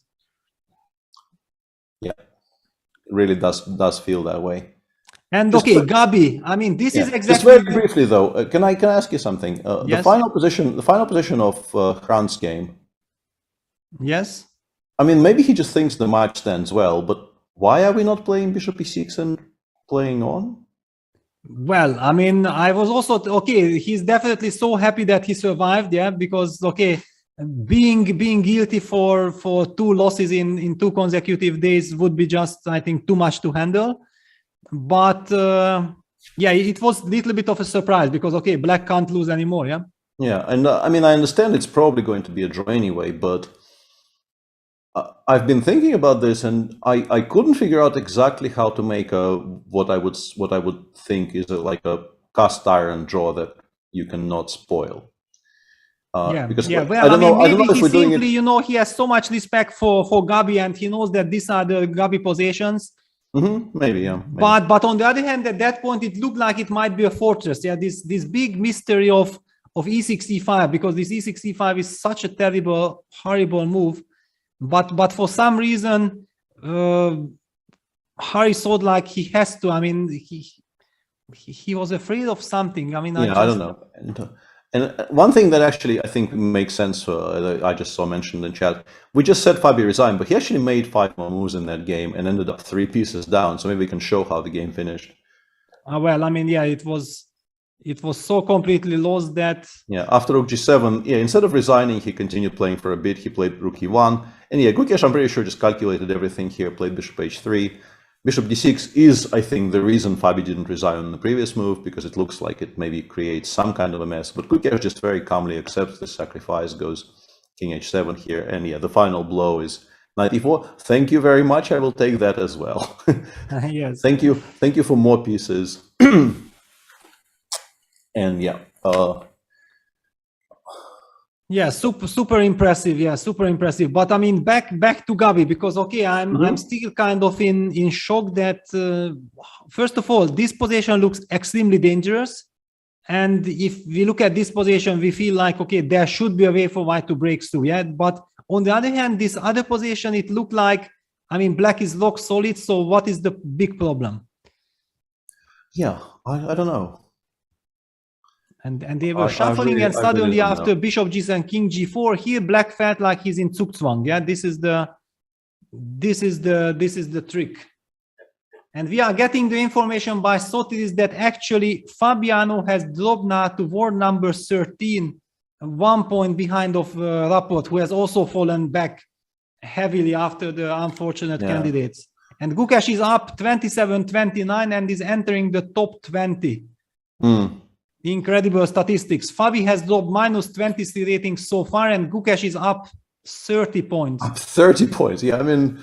Unbelievable. It's not easy to gain 30 points in a single tournament when you're 2700 to begin with. I will say this much. I will say this much, yeah. And I do feel like I have to mention Dodgy with the kind of an all-star shade being thrown on Twitter. Dodgy tweeted just now that Gukesh still hasn't beaten any top 10 players, which is a bit cruel towards Fabi, but Fabi currently, and I kind of struggle to believe myself as I say those words, Fabi currently is not a top 10 player. Yeah, if you look at, or if you judge it by the ratings, yeah, which I'm always very careful about, because I don't think that numbers are everything. Yeah, it's of course people are paying attention to those numbers, but I mean the playing skills are what is the most important in my I mean Fabi. I would still assume that Fabi will be back at some point, but yeah, I mean this is just a very, very horrible period that he is going through. Yeah, I really feel like, you know, this combination of him suiciding in the second part of the candidates and then Magnus giving up on the title, this is something that definitely made an incredible impact on Fabi and made all those suicidal decisions all the more painful. And I don't know how he will, I mean, it will take a lot of time to recover from that, because I mean, what really happened? Yeah, he in 2018 he qualified for the World Championship match. Then he played against Magnus. The match ended in a 6-6 tie. Yeah, he lost the rapid tie breaks. After that, he was burning to bounce back. And just before the candidates in 2020, he crushed the field in Vaikanze with a +7 score. I mean, unbelievable score. And then these candidates 2020 and 2021 didn't go as planned. And now suddenly he had a chance in 2022 to achieve his lifetime goal that he was fighting for the last couple of years. And he was so close. And then because of suiciding and finally turning out that this suicidal decision was terrible. I mean, I understand that he is now psychologically completely busted at this moment. I mean, he definitely... This is how it looks like, yeah. I always kind of hesitate reading too much into other people's mental states, because you never really know what's going on inside people's heads. And yeah, you don't like to speculate, but really it does feel like he is clearly not himself right now. He is not really showing anywhere near the level of play that we know he is capable of. Okay, on that topic, there's not really much new we can say on that topic. So we have the endgame that we have on our screens. There's also the rook ending, in which the kind of a misplaced rook on b4 found a new home on board 3 in the same match. Yeah, looks like their Sarkian is now just completely safe, right? Yes. I mean, once this g4 happened, and they traded one pawns, and then black also has a weakness on h6. It's kind of equals out with the pawn on a4. White will always have counterplay with rook h8. I mean, basically, maybe it's slowly the moment when black also thinks about, yeah, how to... I mean, okay, let's not over push. On the other hand, black has to try, yeah, because Harry's position, at least it looks very, very shaky, to say the least. Maybe Harry will hold it, but it looks shaky, so probably Arigaishi feels the need to keep the game going. But it does look very, very drawish. So yeah, rook d5 is a clever choice though, because you like that rook on d8 needs to be somehow dealt with, and just trading it off makes sense. And then you still have that slightly stupid rook on h4 you can potentially maybe play against. But of course, generally speaking, these types of endgames end up being a draw in a vast majority of cases. Yeah, should be. Yeah, rook h8 played. So white does not mind rook d2 check. Because do we play king e3? Can we get into mating net? Probably we can, yeah, because we are actually giving perpetual with rook. Yeah, it's important to take with this rook so that the king cannot cross to d5 and c5 because of rook d8 check. And then, yeah, black is not losing because rook g2 mate is a big threat, but white is also never going to lose with the amount of checks that we have, right? Yeah, so it seems like the game is about to end in a draw, and then all eyes on Gabi versus Harry. Harry's bringing his king closer with king d6. That's what he's trying. Yeah. This feels like a position where the correct course of action would be to either sort of shut up for like 5 minutes and really try to figure out if there are any zugzwangs or things like that. Or if we could like kick things about, like put this on a wooden board and just play it out for like half an hour, try this, try that. Right now I'm looking at bishop f6 and I'm thinking, if I play bishop f6 here... but the bishop came from f6. I know, yeah, I'm a bit surprised by that, but my point was,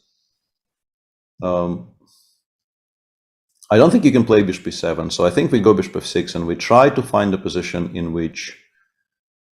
Yeah, but it doesn't work. You just go king c7 and you always have knight b4 check after king d5, so it doesn't quite work out for me. You always get to kick my...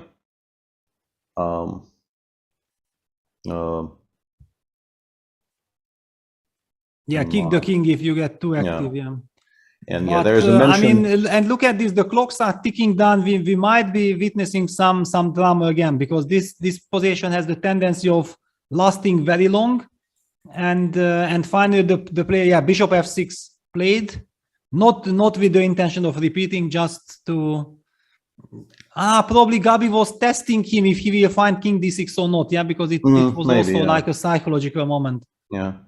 And talking about personal performances, I somehow was unaware of this, even though I keep on seeing mentions of him winning, but it didn't really add up in my mind. But apparently our good friend David Howell is on 7.5 out of 8, which is not a bad score either, you have to say. Yeah, fantastic. Yeah, I mean, he was winning, then he made a draw. After that, England team fall back and we didn't have a chance to look at their games. We lost the control of his achievements. But yeah, congratulations, David. I mean, incredible. If he starts to win games, then he keeps on winning. I mean, yeah. It seems like, yeah, these commentators are getting stronger and stronger, and they have the desire, you know, to fight all the way till the end. Yeah, it's... I feel like with David, this works very well for him. King c7 played. Yeah, this is the final setup that Harry has going, and he is saying you cannot get through. But I mean, what happens? Let's just talk about a little bit about the position after f4, f5. I think we take. I think I would much rather have the f7 as the base as opposed to g6. I mean, do you remember what you did to me in Frankfurt 99 with the two bishop against knight and bishop in some Caro-Kann?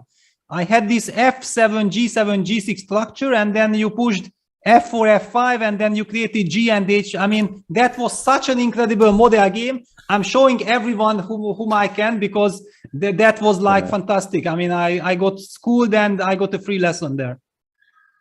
I've over the course of my career, I've enjoyed playing these types, in particular when there is no counterplay.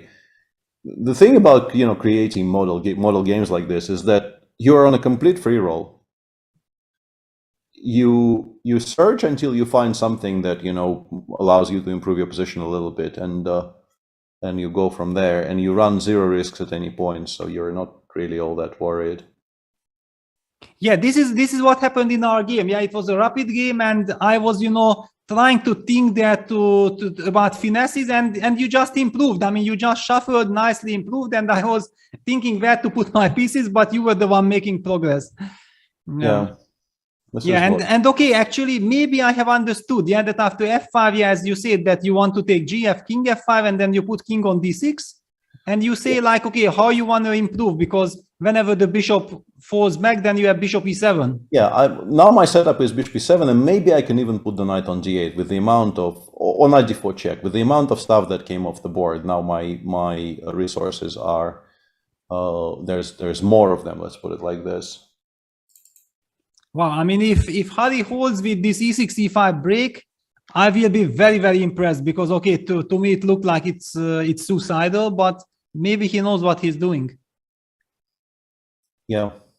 I mean, and in this position, then if Gabi understands that the position is maybe not winning, then he has to just try to shuffle around as long as possible to force his opponent down on the clock, and then start some direct action, but not to start when Harry still has 10 minutes on the clock. Yeah, this I think this is an important practical lesson that not everyone realizes, is that you just need to make small moves without really allowing your opponent to make decisions until ideally they're low on time. But you will take both of you being low on time in this situation, because once again you have this incredible safety net of just being better without any risk pretty much for the rest of the game. It's very difficult for me to imagine how White can even go all in and create risk for himself here. Doesn't seem possible, to be honest. And 10 minutes is a bit too early, unless you spot something which you think might be winning, and then you go for it. But yeah, in general terms, like, I'm wondering, it's just completely stupid. For a second there, I thought, is there ever any point in playing bishop e5 check right now? Yeah, I was also thinking about this move, but it shows our desperation. Yeah, it's just not good. One thing I will say, that let's say if we play b3, right, which is probably not a good move because we are cutting off our own bishop from the other diagonals. But my point is, let's say, I don't know, black plays a6, a5 here, just as a kind of a demonstration, and I play bishop e5 check here. This, let's say it forces this, like takes with a king. Yeah, but it's just never anything. Yeah, this was the position I was talking about, and bishop f8 here.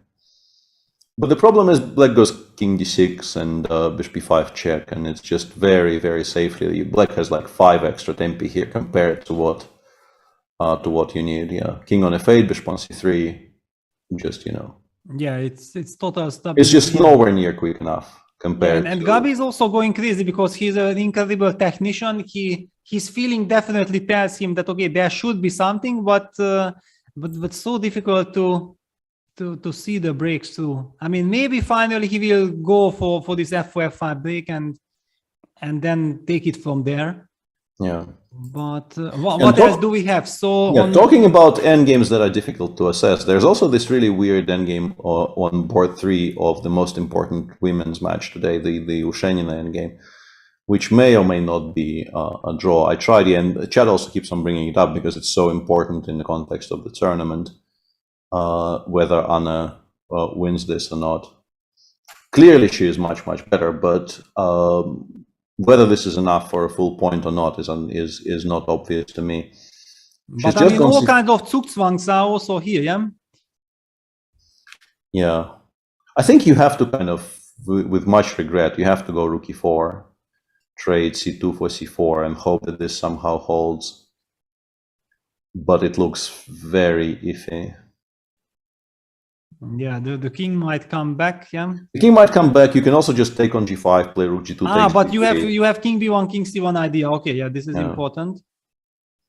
So, but you mean that here? Yeah, of course, I can. Yeah, I can take on g5, king b1, just play rook g2. I assume you have to play rook takes c3, rook takes g3, and then this becomes some kind of a race. Because I think White's best chance probably is to play rook c7 and start racing. And But yeah, with king on b1, it gives.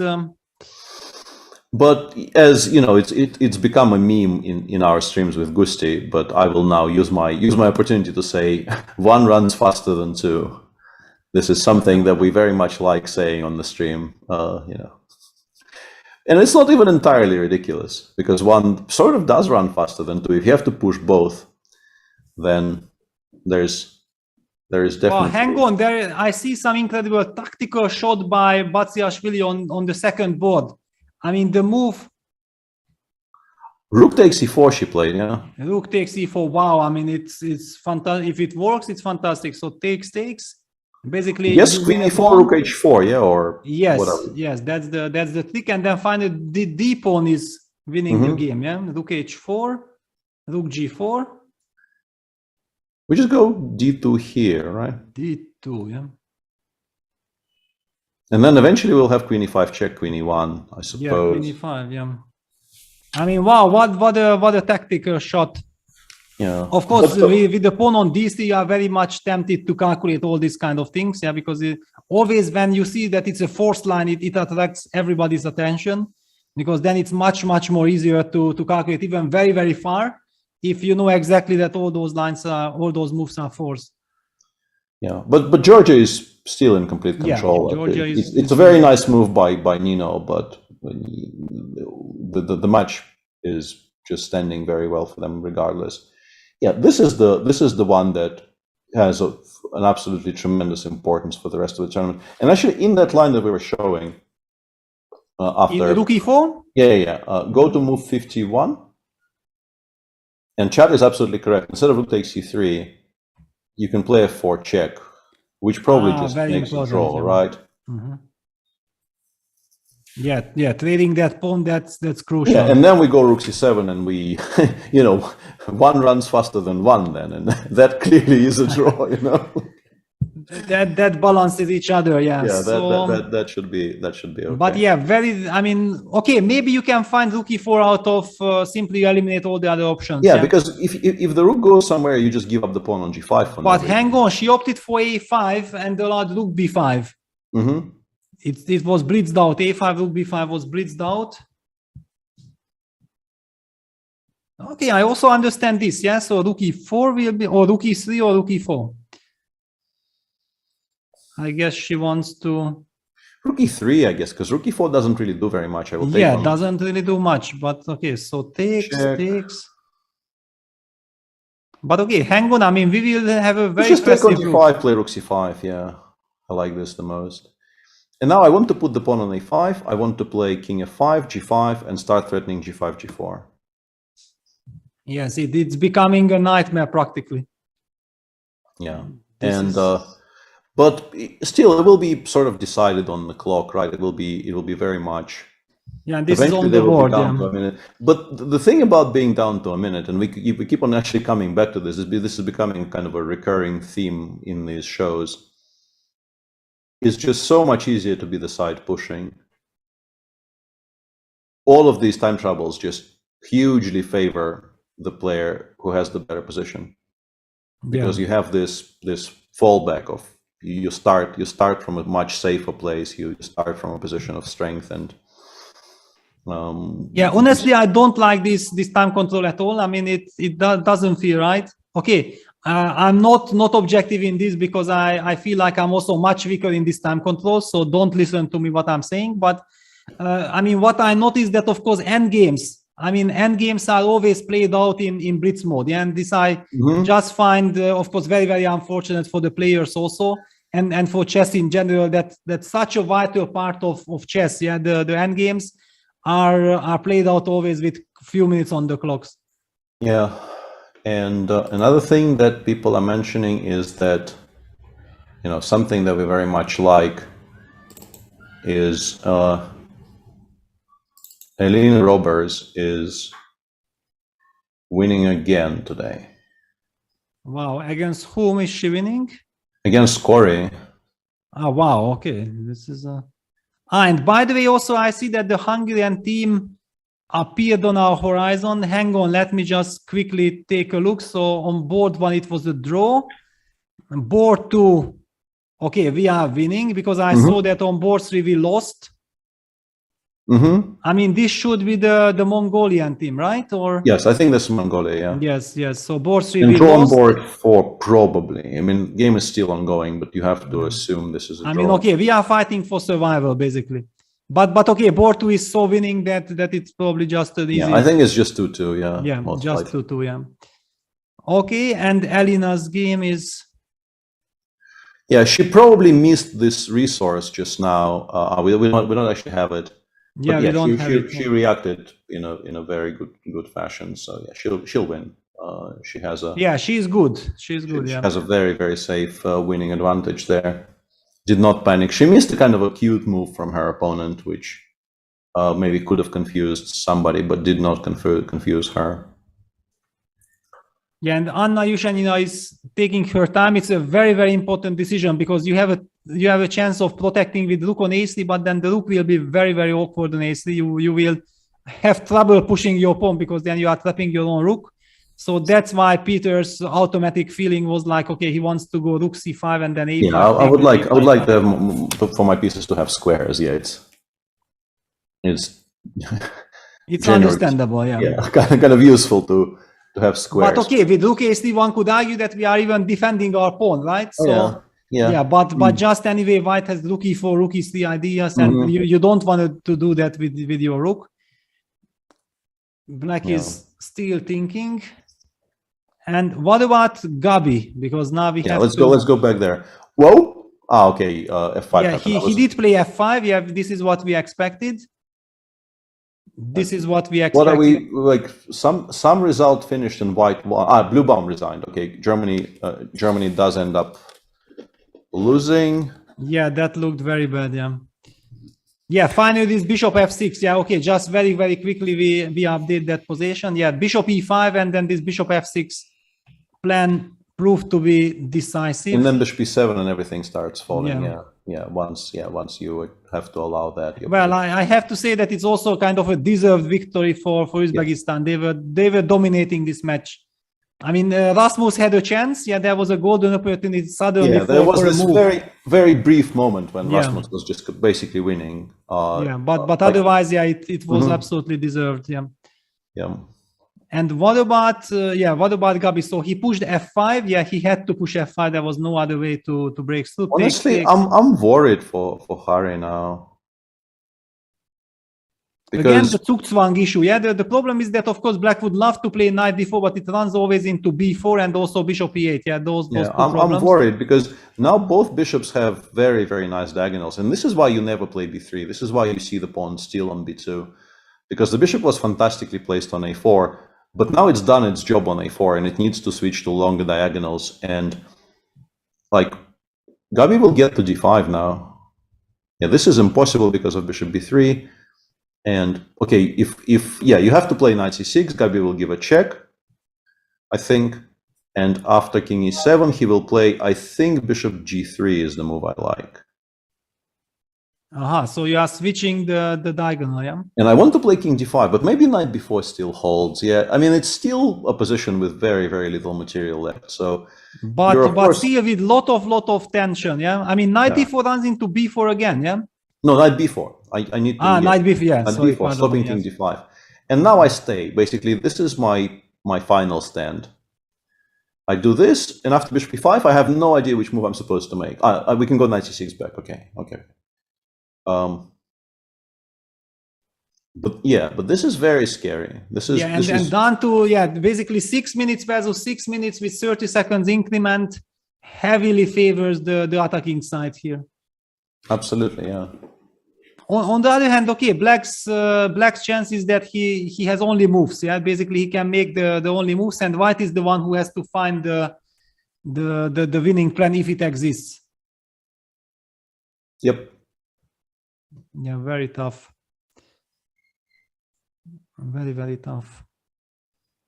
And what about the board 3 game? Erigaishi and Ter Sahakian. Okay, it does seem like everything went along our way, as we discussed. So rook h8, rook b2, takes on h6, f4, checking this, it takes, king f5, rook h5.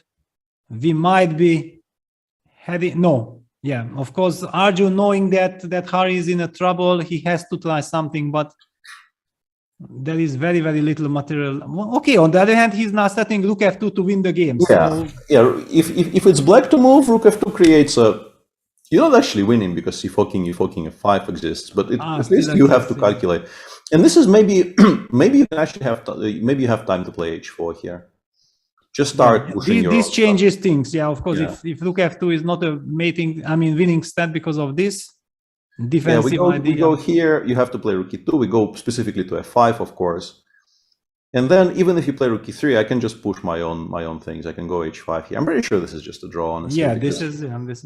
Yeah, I don't think there's really much risk involved for. So basically, black doesn't have any threats. Yeah, that's. But Yeah, he also opted for c4. Yeah, that was the other move that. Yeah, he just went for it straight away. He decided that he doesn't need to wait. And this maybe also no, but this allows rook b3 check. I wanted to wait until rook f2. Yeah, but maybe rook f2 was only my move. Yeah, maybe black was not even intending rook f2. But what else do you do? Like after h4, what's your plan? I mean, b6 is hanging. What are you doing? Yeah, I'm a bit surprised by this. Yeah, I don't think he needed to panic. I'm pretty sure he's still completely fine after king c5, but a little bit surprised he chose to force matters this way. I mean, after all, rook b3 and then king e4, rook e3 check will be also more or less the same position. It's more or less the same, yeah. Yeah, but one tiny little tempo definitely is missing. Yeah, I mean, I would just like to have my pawn already on h4. It just makes sense. Yeah. But he goes for rook e6. Yeah, he thinks he can make an immediate draw that way, which is probably also just true. Yeah, king e4 now, rook e3, king f5. And after rook f3, he just wants to go rook e5, rook b5, I think. I would suspect. But little bit strange. But then rook b3, no? Yeah, a little bit strange. I mean, maybe just h4 now or something. Yeah. Because we have rook e4 check in our pocket. But he also left himself, he's playing on increment actually. So yeah, this is now becoming kind of interesting for Arjun. No, playing for increment, yeah, this is then nerve-wracking here. Yeah, king e4 played. Okay, we take, I mean, rook e3 obviously happens. Actually, maybe you can take on c4, yeah? No, but then rook c6 check, I think. Yes, yeah, then you even lose, yeah? Yeah. So, yeah, we go rook e3, king f5. I think we take on f3.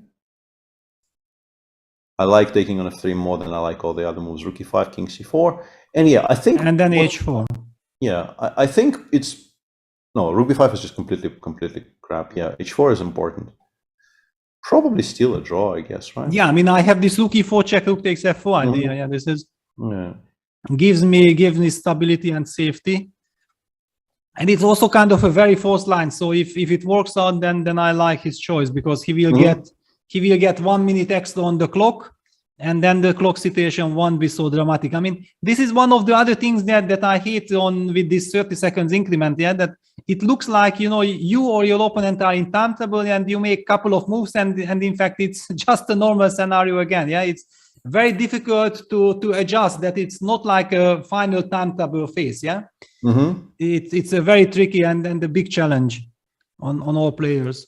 Yeah, and we can get back to that not immediately, but I will say that the engine now claims that Vaishali's position is reasonably easily holdable because the rook becomes active on e4, and apparently it's just impossible to make significant progress. Yeah, just king b2 followed by king c3, rook e4, and then we chill. We don't play any pawn endings. Yeah, and we don't let g5, g4 happen. Yeah, it's important to stop g5, g4. Yeah, but we keep the rook on e4, and we go rook e4, rook g4 basically, and we wait.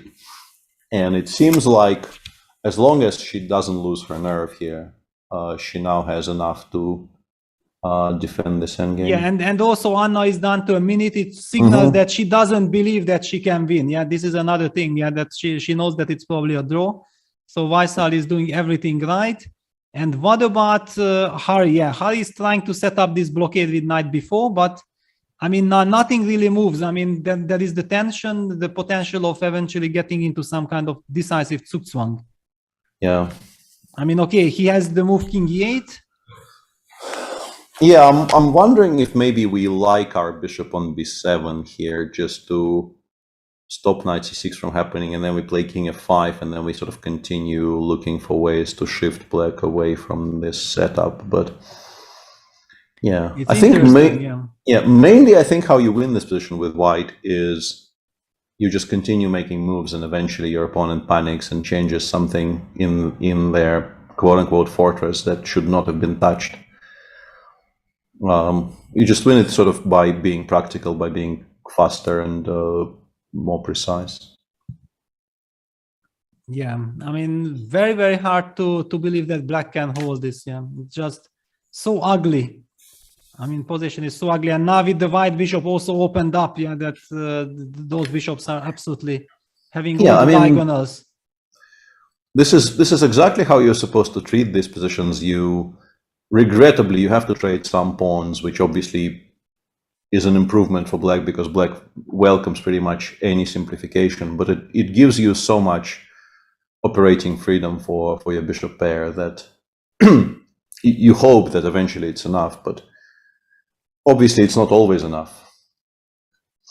But yeah, she's doing it correctly. It's just unclear. I mean, but it's unclear if that will be enough.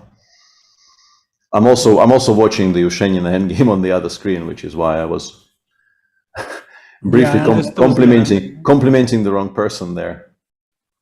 Yeah, and here somewhere, yeah, it seems like with this rook takes c5 and then h4, he's in time to make a draw. We also see that he's now what I've been talking about. He was down to a few seconds on the clock, and now he's back to 1.5 minutes. Just very, very confusing for the mindset. Very big challenge on the players. Bishop f6 check played by Gabi. He wants to clarify. I mean, also very unpleasant to get a check like this. You have two options, and then please spend all your last remaining 4 minutes to decide on which one you want to choose.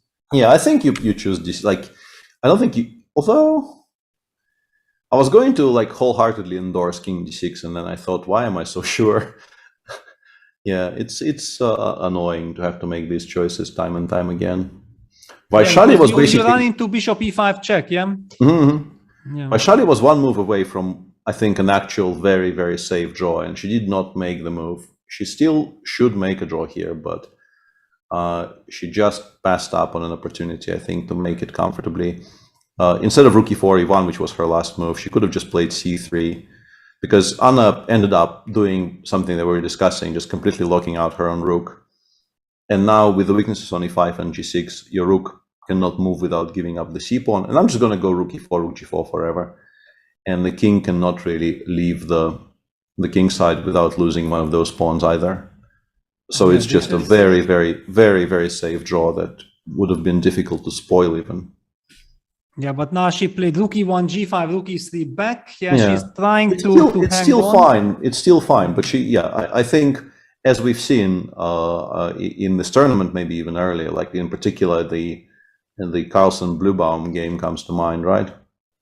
Was it Bluebaum? No, it wasn't Bluebaum. It was Meyer, Georg Meyer. Meyer, yeah. Where like you feel like you will make a draw anyway, but really at some point, if you feel like there might be a direct calculation which leads to a draw now, it really pays to do that, to invest that effort and just to put the game to bed straight away.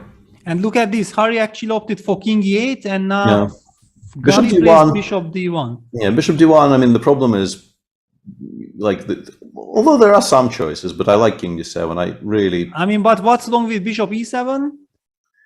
I'm not sure. Then you give a check. Yeah, I give a check. You go king f8, I guess, right? And then king e. Yeah, but okay, I still have a check. But yeah, it's of course very risky. Yeah, I don't know. Yeah, I mean, at the current position, bishop a4 checkmate is a valid threat. So yeah, basically, black has king d7 or bishop e7. Those two moves. Pretty much, yeah. You're choosing between those. I mean, bishop d6 is a move, but I don't know why you would. Yeah, why? Yeah, somehow it did not even cross my mind. It shows that it's quite a loose square there. Yeah. Yeah. Hallucinating already. Little bit, yeah. And by the way, the Tersakian game is about to finish, I guess, yeah, because the f4 pawn is also eliminated. Yeah, this is not very exciting now. I mean, this is a dead draw. Yeah. So all eyes on Fabi and on Vaisali. Yes. So two very important games for the English. I mean, for the Indian fans. Yeah. I mean, you know, when I see all these pictures and all the incredible attention that the Olympiad is getting, and these incredible gatherings and of the spectators surrounding the players, I feel that the Olympics is in the right place. It's just fantastic to witness this incredible euphoria and excitement about all this chess action. And by the way, I have to briefly bring something up here because I'm very confused by this. Can we go to the book endgame? I mean, he probably didn't care very much because the match is very comfortably winning for the Dutchies. But yeah, it's now been agreed a draw. But like, if we go back to move like 43, yeah, somewhere around here, already G3 is a non-obvious decision because I don't think you need this change of structure. But basically, he played G3 and then he played B7. I just don't understand. Like, what? What are you doing? What's happening? Well, fixing the result. I mean, the winning. I mean, are you going to lose? Are you going to lose this endgame or what? Like, why are you fixing the result in this endgame? Yeah. No, it's really confusing. It's really confusing. Because you can play. I think the cleanest is, once again, I slightly cheated with. I took a look at what the engine says, but the reason I'm slightly criticizing G3 is you can go King C4 here. Black, I guess, goes Rook B2 because what else do you play? And you can play F4, just killing off the king side completely. And then you will go King C5, King B5, King C6, King B7, and then you will free up your Rook. And then you will probably just win because the Black King really is not running anywhere. The way you don't win is not when the pawns run without the king. The pawns without the king never really run very far. The problem is when the king runs. Yeah, he went G3, and after King G5, the engine says he is still completely winning after King C4, or King D4, any of those moves really. King D4 in particular, apparently. But he panicked, yeah, maybe. I don't know. It says he spent 20 minutes on G3 and then 7 seconds on B7. I don't really understand. Yeah, very strange. Very, very strange. But okay, it doesn't really matter because the Dutch team has won confidently. Yeah, it's 5 rating points, but still kind of a weird decision by a very strong player. And Vaishali drew. Okay, this is sensational news for India because they tied the match. Then it's 2-2 and they have everything under control. But okay, Georgia is there. Yeah, Georgia is behind. Yeah, Georgia will win today. So the situation after this round will be India will be on 15 out of 16. Georgia on 14, Poland and Ukraine on 13. And there might be some more teams, but I think that's it. No, there will be some more teams. Azerbaijan, Kazakhstan, maybe. Azerbaijan probably makes a draw. Kazakhstan will win their match against Slovakia. And there are some other matches further down because there is a huge pile up on 11 points. Bulgaria-Greece becomes an interesting and an important match. Let me actually check the results there. But I think also very good for India already that they have beaten Azerbaijan, and Azerbaijan is also a very, very dangerous team. So I'm feeling like the Indian team has everything under control.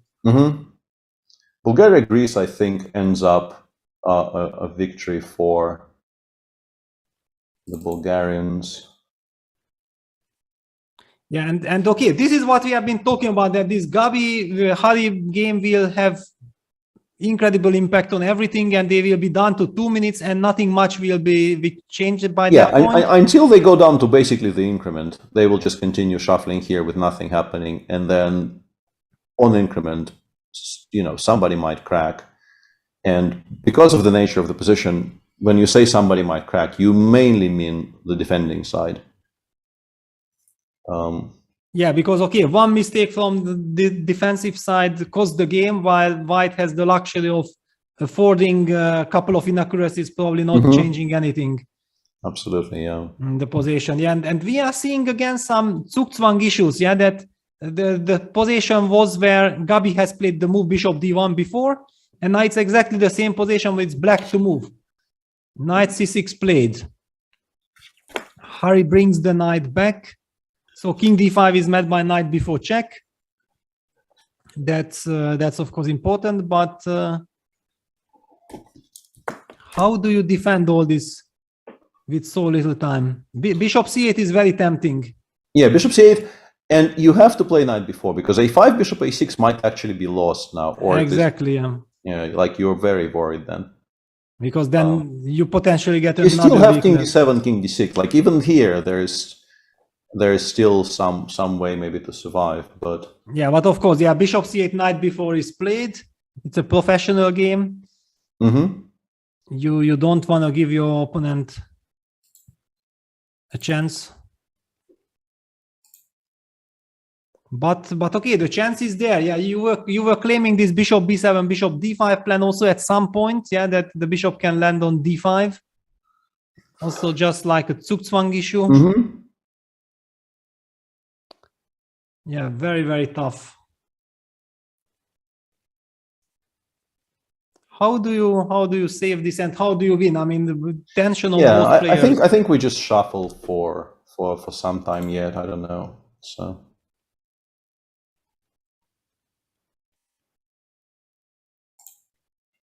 Yeah. By the way, we have some updates on the Tersakian game. Of course, with the a pawn, this is known to be a dead draw. Yeah, with any other pawn, if White's king is far away, then it's an automatic win. Yeah, you still it's possible to go wrong here, but yeah, the leeway you have in this particular endgame is much bigger, and yeah, it's still kind of annoying. Turn to the increment. Yeah, that's the. Yeah. It's still very annoying to have to show the draw here, even though like it's a draw, but you're still kind of worried because it's possible to misplay. Yeah, exactly. You know that it's a dead draw, but there is no forced way of making it. Yeah, this is always very frustrating. I think we go king d3. Black goes rook b4, I suppose. We give a check from c1. I think I switch to c2, and then you have to play king b1. I think otherwise I don't really understand what your plan is even. And then I just go rook h2 and I switch to this defense. I start giving checks from that side. Yeah, it's not very difficult, but still you have to continue making moves. Yeah, the game is still on, and look at this. Harry even had the composure to get up and maybe had a walk or something. Well, you kind of at some point you really need a stretch, like simply. Yes. I mean, and he is now up on the clock. Gabi went down all the way to less than a minute, which gave then Harry the comfort to what happened. What happened? Kirill Shevchenko actually, I'm looking through things, and Kirill Shevchenko actually saved a -9 position against Mkhitaryan. Mkhitaryan, yeah. Yeah, and this match now ends up being a draw. Oh no! This match now ends up with Ukrainians winning, I think, because Kuzubov is also winning. No, Kuzubov should hold a draw, no?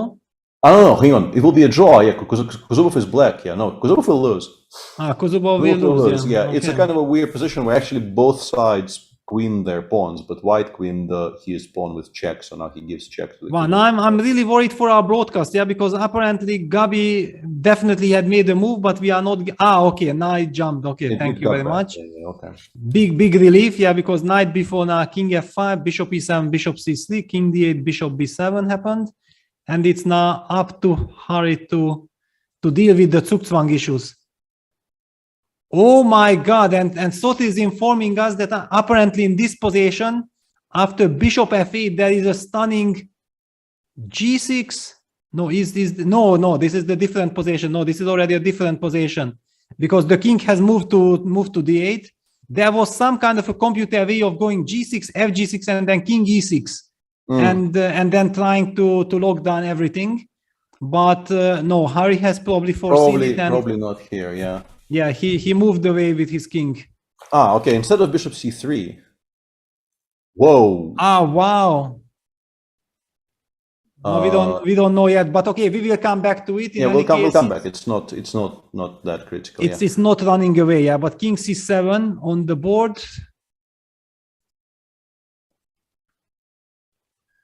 Okay. But bishop f8 wasn't probably forced there. It's a very beautiful line, but I don't think bishop e7 is forced there.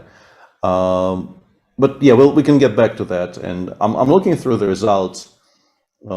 It's very low down, so it's not very relevant. But I noticed that Denis Kadrich has beaten Radek today. So Radek continues having a wow, yeah, it's rough, yeah, because Radek started very confidently, yeah, he was doing very well, and then he lost this game to Kuivokarev, I think, against Australia, and ever since things are falling apart. Also, not only for him, for the Polish team, yeah, because also the Polish team is in trouble. Yeah. And look at this, Tersakian find a very, very cool defense. Like, he's not gonna do anything, he's just hitting the pawn from behind.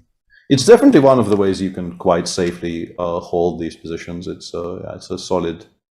The black rook can never get out. Then you take the pawn. So this match will be a draw, meaning that Armenia will be on 14. India 1. No, hang on. I mean, Hari is still having the chance. Oh, sorry. Yeah, what am I doing? Yeah, okay. Gabi has a chance to win. Yeah, I'm losing my mind again. I just forgot there was one more game going on.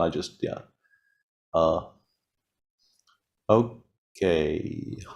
Yeah, Gabi playing the move bishop f3, and now he's hinting at bishop h5. I mean, it looks like black is making some progress. Things are getting better, but the pawn on f7 and the passivity is, of course, enormous. The big question is, can you jump back with knight cc? But that allows bishop d5. Oh, yeah, no, this definitely we don't want to let that bishop get to d5. Even though we have some knight d4, I mean, okay, good luck calculating this with 1 minute on the clock and all this tension. But of course, if you are playing the game, then you are much more involved. You already know all the motifs. You know exactly what you are worried of and what you want to avoid. For us, it's like some big shuffling without much purpose. But believe me, the players know exactly why things are happening. Yep. And on the top boards, pretty much everything is finished. There's a David Navarra game still going on, that bishop ending. Basically, nothing moved in that bishop ending from the position we've seen maybe 1 hour ago. Looks like this will be a draw. And there's really, apart from the very, very top match of the day, nothing else is still in progress. India 2, just to recap a little bit, India 2, the kids have beaten the top seed very, very convincingly today, with Gukesh winning a very remarkable game against Fabi, seemingly not equalizing out of the opening and then just outplaying Fabi move by move. 2 draws on 2 and 3, in fact, with both Prague and Nihal Sarin at some point having a very large advantage in their games, and Sadvani ended up beating Renier on board 4. Uzbekistan beats Germany 2.5, 1.5, with Yakuboyev beating Bluebaum on board 2 being the only result of the day. Azerbaijan beats Kazakhstan after an absolutely heartbreaking one-move blunder by Noguerbek Kazabek, who was on 6.5 out of 7 until today.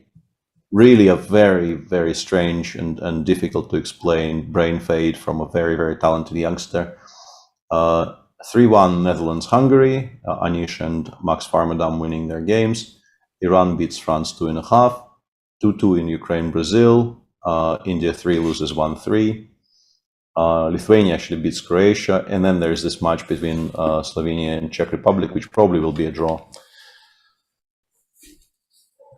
Yeah, and all eyes on this game, Gabi against Hari. Is there a claim? No, this is a different game. Yeah, this is. I think it's move 61 maybe. They are getting what? No, but this is a different game. This is it's a different, because suddenly, here clearly it's just a different game. I can't figure out exactly. I mean, this is the Erigaishi Tersahakian, I think. Oh yeah, I guess, yeah. I think this one just ended. This one is not very exciting. Yeah, you just you can actually, I think, place the rook on pretty much any square on the board now. It doesn't really matter. Yeah, and now Hari opting for king f8, so this bishop e7 king f8 did happen. Gabi has made a move. I have seen that he has made a move, but I haven't seen which move. Yeah, and I think by this point with Gabi, I think making the previous move on 7 seconds, we could maybe try to zoom in and just ignore the board for the time being and try to provide some kind of commentary Yeah, bishop a4 was played. Yeah, exactly. So that we see the real-time action. Yeah. Harry has also opted for bishop d6. There was not much. I mean, he was otherwise in almost like a complete Zugzwang. Yeah, bishop d6 pretty much the only sensible move in the position. Yeah, but you still don't know how to make progress, and yeah, looks like for the time being, at least, Harry has this under control. Seems like the only camera we do have is not really ideal. We would, yeah, I think from this angle would be much better if we could close in from this angle, because we can see the clock from here as well, ideally. But yeah, bishop f6 played. He's doing the right thing in just kind of shuffling and continuing to ask small questions, but the overriding question of exactly what do you want if black passes here remains. Yeah, but playing against the opponent nerves, yeah, because you can't really do anything. Yeah, just go, I don't know, knight d3, knight b4 back, for instance. I would like to not play king g8 anywhere if I can help it, even though I don't think it really spoils our position very much. But I would prefer never to have to decide for myself if I have time to play king g8. So you want knight d3 and then knight b4? Yeah, knight d3 and back. Yeah, I don't think allowing bishop c6 actually harms my position in any way. So, I mean, you can play bishop e7, but once again, I'm a bit worried. I can imagine some positions in which I play bishop e7, you take, play king e5, and I end up being Zugzwang. It needs to be a position where the pawn is already on b3. Yeah, he opted for king g8. He opted for king g8, yeah. He opted for king g8, which is understandable, but yeah. I mean, I basically had some kind of superstitious reasons for not doing this. I don't think they are valid. Actually, if we could play g6, force black to take, and then somehow magically take on g6 and then catapult our king to e6. This could be very dangerous for black. But of course, king f5 will always be met by king f7, so our king doesn't get to e6, I don't think. Yes. You play, and actually, I think you play king f8 here, because I think allowing bishop g7 might be risky. But yeah, but generally speaking, you just don't play g6, because trading everything off on the king side really minimizes your chances everywhere else. Yeah, bishop d1 back. Yeah, Gavi's go. I mean, he goes and returns with the bishop. This is his big advantage. I mean, he can just fool around as long as he wants. Yeah, there's absolutely no pressure on him to do anything immediate or even quickly. Like, he has all the time in the world. Yeah, and hang on. I mean, maybe he has this plan, yeah, of going bishop h5 and then g6, g6, yeah. And then g6, yeah. And then take with the bishop and then go king e6, yeah. Exactly. I was thinking about that exact thing, yeah. Yeah, the idea that you mentioned before. Because if we can get to some kind of a position where it's 2 against 2 on the queen side, but the black king is safely cut off from the action on the queen side, those positions very often end up being winning. And I think he goes g6 immediately. Why? Why did he go g6 immediately? He didn't play bishop d1. It's weird. Yeah, something strange happened there. I don't quite know. Like, because it looked like he played bishop d1. Yeah, it looked like bishop, but maybe they just repeated. Maybe he just quickly went to a4 back. Like, he played bishop d1, Harry played king f8. He just blitzed out bishop a4. Harry played king g8 very quickly, and then white played g6. But yeah, now we take. I think white cannot really afford to leave the pawn on g6 alive. So if king takes 6 has to be played, and then we go king f8. And I don't think there is a way for white to swing the king over without allowing black to get to better squares. Yeah, this is now apparently the position on the board. Fg, king g6, king f8 played. Yeah, I mean, but king f5, king f7, bishop d1, can we use the same motive here as well? Then king e8. Yeah. This is definitely what we're doing here, for sure, 100%. King f5, king, yeah, I just didn't see bishop d1. And the point is king e8, king e6, we're just in time to stop it from getting to d7. Like, if that king gets to d7, we just offer a draw. But it doesn't. This might be a problem. King but f5. For some reason, Gavi has slowed down. What did he notice? Something that Harry will have some knight jump. Yeah, king f5 on the board. Yeah, king f5 played. Harry is now thinking, because actually I think you have to seriously consider playing bishop e7 here.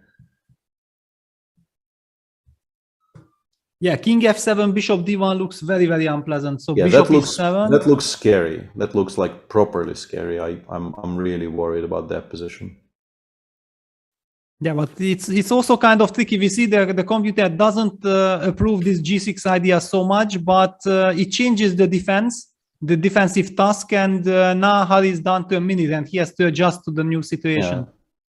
Yeah, and Satiri says bishop e7 is the only move that says that confirms equality here. Everything else generates issues for black. But bishop e7 is kind of scary because you need to be absolutely sure, for instance, that after king e6, bishop f6, king f6, you have an immediate draw somewhere. Because otherwise the king will start kind of moving towards the pawns, and this is very, very difficult decision. I mean, okay, we have to get the camera on Harry at this moment. I mean, very tough decision. Yeah, let's try to maximize as much as possible and because watch. king e6 is a threat. Bishop e7, you don't know if it holds, and it does not change so much from human perspective. Even if I just move the bishop back to e5, what did you achieve? Yeah, it's unclear. Yeah, it's a difficult decision. And down to 15 seconds. Yeah, he needs to just sort of close his eyes and trust himself and do something. He goes knight d3. He goes knight d3. Yeah, this is a panicking. One could even see on his hand moves that he just didn't know what to do. Yeah, this now looks wasn't like the move that he wanted to play, but there was No. just nothing else to play. This is kind of bad, right? King e6, bishop somewhere, bishop c2. I don't know if I even need to start with king e6. Immediate bishop c2 is also no. Then before hits our bishop. Yeah, just king e6. King e6, bishop anywhere, bishop c2, and then king d7 or king d6, depending on what black does. This is very, very risky now for Harry. You can definitely it's imagine. almost lost. Yeah, I mean, I don't see how to defend now. You can very, very easily imagine this just not holding anymore. Yeah, king e6 played. Yeah, I get the feeling that for probably a number of our viewers, Gabriel Sargsyan is not a household name, and they might not be they're probably not very used to what they're watching right now. He's beaten Fabi yesterday, and he is creating very, very significant problems for Hare Krishna today. But yeah, I've seen this movie. It is a very, very familiar sign for me. Bishop g3 played. Yeah, I like bishop c2. Knight f4 check, I think, will be the response. Nothing else really makes much sense. But then we can even go king d7. Yeah, we're definitely going to go king d7, yeah. Yeah, and people saying 2698 seems pretty good. Sure, but I feel that, like, in terms of name recognition, simply, that he is maybe not as easily. And actually, we can even go bishop e7 check first, right after bishop g3. If he has time to calculate, you can go bishop e7 check, king g7, and play bishop c2 then, because the b2 pawn is still not hanging. But do you really want to calculate, or you just want to make just the go move bishop that? c2. Yeah.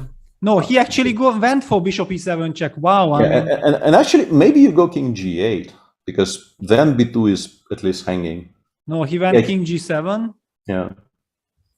I mean, of course, you want to get out with your king. Yeah, you want to. Now we go bishop c2. The pawn on b2 cannot be touched. You kind of have to play bishop knight f4 check, I assume. And even king f5. This looks like it's just falling apart. I think we've won the c5 pawn. Yeah, I mean, how should it hold? Yeah, you are running out of defenders. Yeah, the whole defensive mechanism was broken, and I mean, white entered with the king, and the two bishops are still torturing black. Yeah, and the way to hold the pawn, I guess, is to play knight b4 right now and then bishop f2. But with the black king on g7 and the white king now on e6, my gut feeling is that that doesn't hold. My gut feeling is that that gets somehow taken apart. Slowly. Yeah, we might get also mated. I'm not even sure. Yeah, that we are not getting mated on the other side of the board. Yeah, and you can also even maybe try going for the king somehow. Did Harry already play a move after bishop c2? I think he went knight before because I don't. Knight before. Yeah. I don't see the knight on the other side of the board. Yeah.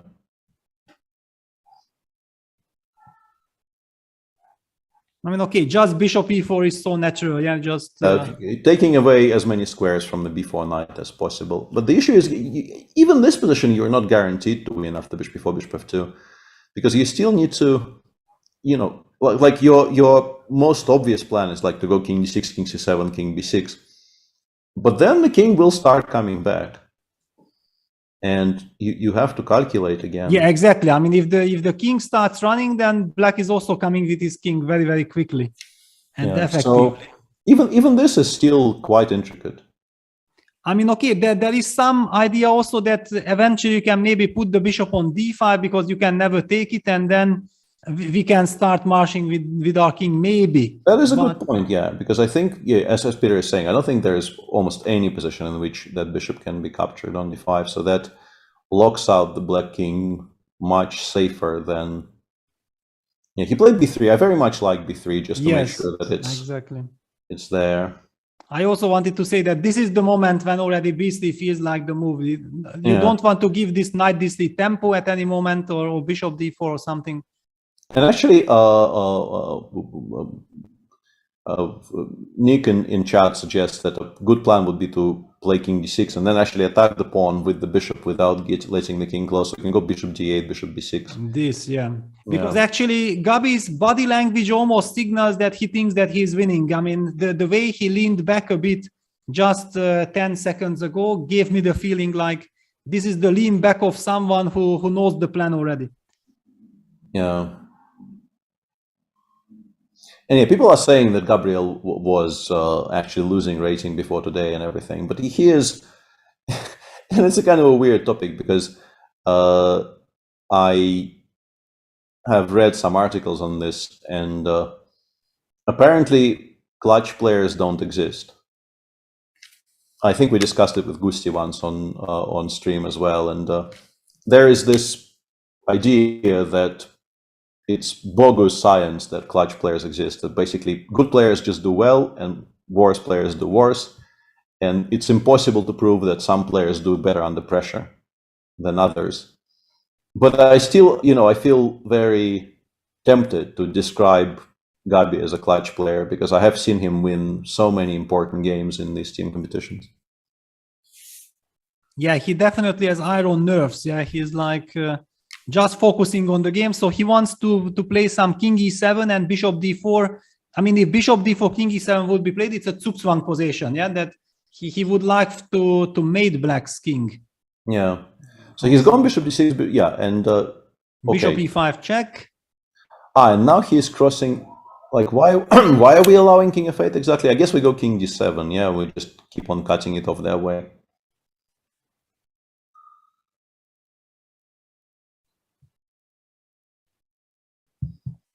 Yeah, I think it's like a personal preference already what you are doing here. Yeah, king f8 will be played for sure. Yeah, there is no other move really. You need to at least... Yeah, okay, now we get a very important configuration. Let me actually check that because that seems like a very high...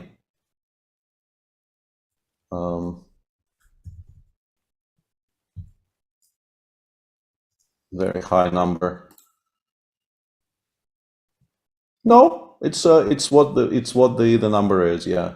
Because this game is now the top game of the Olympiad, so Sese is showing it. Sese says +7. Of course, okay, for computers, yeah, but humans, you still have to win it. Yeah. Yeah, I was just wondering, because it's still, like, I know I would be extremely happy here with white, but I still, like, I wouldn't be entirely sure I'm winning. Even here, I would still feel that it's possible to screw this up. It's possible that maybe there are somehow enough resources. Yeah, for example, that line that the chat was saying, king d6 and bishop d8, bishop b6, that was brutal. But it was so counterintuitive, yeah, because you are always thinking that the king goes to d6 whenever you target the pawn. Mm-hmm. And he opted for king d7. This will also give black the chance to bring his king. Yeah, and king d7 wasn't the best move, and it still says we're winning, but it's not very happy about how this came out. Yeah, king f7, of course. That was the only move, I think, in the last 20 moves when it was clear for black that this has to be played, yeah. Finally, there was no way of making any other move. It's always very nice to not to have a choice. You just play the move, put the pressure on your opponent, you get the 30 seconds increment fully, and now Harry is accumulating some time, yeah, with this 1 minute. Those 30 extra seconds mean a lot to him now. Yeah, and apparently we really, like King d7, King f7 improved things dramatically for black according to engines, but yeah, this is one of those endgames where like you can choose to laugh at what the players are doing if you have access to a strong engine, but it's not an easy one to play. And also they've been playing for 6 hours by this point in a hugely important team competition. So yeah, the pressure on them is higher than normal. Yeah, it's enormous. Yeah, the pressure is enormous. I'm kind of curious if you play, okay, no longer relevant. Yeah, he goes bishop f2. Chad was having a lot of fun with the suggestion that the best move in the position was knight before a2, which I don't think is the move you can make. But I guess the point is maybe black wants to put the knight on c1, attack the pawn on b3, force us to play bishop c2, and then with the bishop on c2, if you move the king further to the queen side, we will have the e6 square available for our king. But yeah, I have no idea what any of this is. Yeah, it's clear that black will anyway keep the knight on b4 as long as he can. That knight will not move away from b4. Yeah, I think for sure. From in human terms, like you never ever move that anywhere. I mean, you feel like this knight stops the king c6 idea. I mean, you block all the squares. The big question is, yeah, how to improve. Maybe, yeah, Gabi played king d6, bishop e3. I mean, this idea of bringing the bishop to b6 is key, but now already with king on f7, it's not easy to reach that square. Yeah, so bishop e4 probably should be played, but then can we run? But king e8, then bishop f6, and then eventually we're gonna get to that position. Yeah, I guess. Yeah. Yeah, bishop e4, bishop f2 played. Yeah, and the machine continues insisting the knight has to be on a2 for some reason. I'm not even going to touch it. This move is not going to get played. I think Harry is incredibly happy with the setup he currently has, and I don't think he is shifting until he is forced to shift. So yeah, no, he will definitely not shift. Yeah, yeah, and apparently the engine is now saying we have to stop knight a2. So let's go bishop b1. No, king d7. I mean, the bishop b1 also will never be played because the players don't even think about the move knight a2. So yeah, king d7, and all about this Zugzwang, all about getting the 30 seconds because you simply don't have time already to calculate everything till the end. Yeah. So I'm guessing bishop e3 will be played. Yeah, I mean, Harry has been doing this for a while. You really have to wonder. Okay, so Gabi finally played bishop d6, allowed king f6, but the bishops now are controlling the squares that they need to be controlling. So he can go for king c7, king b6 now if he wants. But what does it give? Because then you get king e6, yeah. Yeah, of course. Sorry, yeah, king e6. Yeah, sorry. Yeah, no, I mean, basically his dream setup was with king on d6, and then maybe just bishop g3, bishop h4 was the right way to get the bishop to d8. But since he didn't find that idea, it's so difficult. Yeah, he goes along with king c7, but maybe the game will end in a draw because this is some kind of a logical follow-up now from Gabi. Yeah, but he's allowed the king to come much closer. Yeah. Yeah, and apparently the engines also dislike this quite a bit. Yeah, I mean, okay, that's why we are talking about that. Okay, what is this total nonsense? I mean, judging by the computer evaluation, I mean, the players are done to few seconds on the clock. They are playing an end game that usually you need like half an hour to really understand, navigate, and so on. It just with 30 seconds increment. I mean, with this time control, you can't expect the players to to play brilliantly this endgame. Yeah, he played bishop h7, so this is his idea. He wants to give a check from g8, push the king away again, and then play king b6. So he definitely had an idea in playing king c7 there, but yeah, we now know this isn't very precise, but you know. But still, we don't know. Maybe it's good enough for a human game. Yeah, it might just win. Because really, having a plan is very important. Knight a2 again, they say. Yeah, they just, they have to play knight a2. And here you kind of feel that without that counterplay against the b3, I feel that here you can actually maybe play knight a2 even without knowing the answer, because you suddenly realize that bishop g8, king b6 is a very, very serious problem. And with the knight on b4, we don't really have counterplay against it. So we have to have some way to attack b3 when that happens. Still not a very easy move to make, I would say, but maybe possible. But yeah, here it's kind of logical, because the problem before was that it was just illogical. You were having your defense, you just don't want to give up your defense. But if you feel like your defense is already not holding on, then exactly it's the moment when you feel like, let me try something. Okay, hang on. If I sit, I'm losing. Knight a2. What did he play? A2. Yes. Yeah, knight a2. Yeah, yeah. Harry is very alert. There it goes.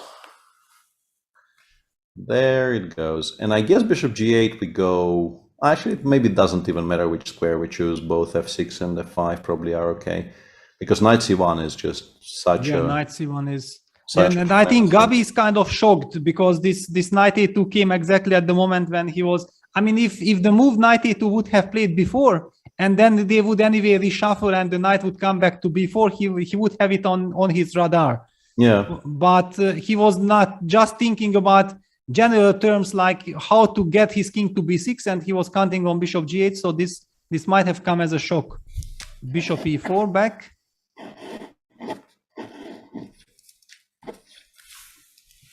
Yeah, how to? Okay, probably black will need to jump back with the knight to b4 anyway. Probably, yeah. Even though you could maybe make an argument for like going knight c1, bishop c2. Or also maybe just passing with the bishop. Yeah. Then maybe bishop d5 check is maybe a problem already. Yeah, I don't like allowing bishop d5 check for completely nothing. Yeah, so maybe knight c1, bishop c2, knight e2 maybe makes some sense, trying to actually get it to some squares which matter. But I also don't see why knight b4 loses. Yeah, no, I feel like Harry will practically hold this, because this knight a2 gives him the counterplay, and his king is finally back in the game. So he's gone bishop d4. He's gone just with a kind of a safe waiting move. Yeah, it's kind of the human move, bishop d4. You feel like, okay, the knight is doing its purpose on a2. It's ready to jump to c1. It's ready to jump back. You don't want to clarify the position of this knight yet. Yeah. Yeah, Gabi, I think, moved the bishop, yeah? Maybe bishop f8, or what did he play? Bishop f8, yeah. Yeah. But that doesn't really do very much. We can even play king f7. I don't think it stands better on h6 than it was standing on d6, so... Well, he wanted to avoid any kind of bishop e5s, yeah, because bishop e5 was a threat. For sure, yeah. Yeah. That would have been unfortunate. Bishop e5 and then black takes over, yeah? That would be just shocking. Yeah. Probably still a draw, but yeah, no need to check suddenly, whether you're maybe worse now. Yeah, because, okay, with the two bishops, you always know that you have chances to win. Yeah, Harry jumps knight c3, but exactly to c3. What is this knight doing on c3? I'm not sure, yeah. Maybe the point is that he can anyway jump back to a2, so it doesn't matter at all. Just he wanted to make sure that bishop d5 check is not an option. And by the way, if you play bishop f3, then maybe he might go a5, a4. So that's an idea. But even this, no, I'm not sure, because then bishop can go to c6. Yeah, but anyway, white plays bishop c2. It's the most logical, natural move.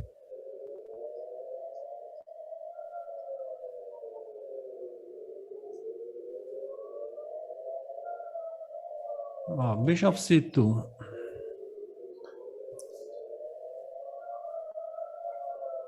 Yeah, this might go on for a bit, and I think I probably will abandon you for a bit here, and you might have to do the end of this. Yeah, of course, I will do. Me. Yeah, I understand. Yeah, I understand the situation. All right, you know, we'll see how this ends up. But if I don't return, yeah, we'll see you tomorrow, I assume. And thanks for watching this broadcast. Yeah. All right. Take care. Take care, Peter. Or not. Yeah, I don't know. I'm kind of undecided on this. So hang on, but look at this. Some incredible developments. Okay, he can go. What? How did we get here? Bishop. I mean, he moved knight a2 and then king b6 night before happened. What? What? No, I'm not leaving. Yeah. Yeah, and not just bishop b1. But honestly, bishop anywhere, but bishop b1 in particular. Yeah. I mean, how do we hang on to the pawns? I don't think we do. I think we're kind of lost. Yeah, bishop now, b1 played. Yeah, that's it. I mean, this is incredible. I mean, how he was defending. Yeah, but how long you can defend with 30 seconds on the clock this position? How did he, what did he play after bishop f8? Why was knight c3 like what the? Yeah, he played knight c3. This was very unfortunate. Bishop c2, and then he jumped back knight a2, and now suddenly king b6. He just lost concentration for one moment, and then suddenly, you know, this happened, and knight before bishop b1, and yeah, now he goes a5. Okay, there is just nothing else to play. Yeah, and I guess we take on c5, right? And we just, because that position is not gonna hold, because I'm not going after the a5 pawn. I'm going king b6 and then c5. Yeah, exactly. You will combine.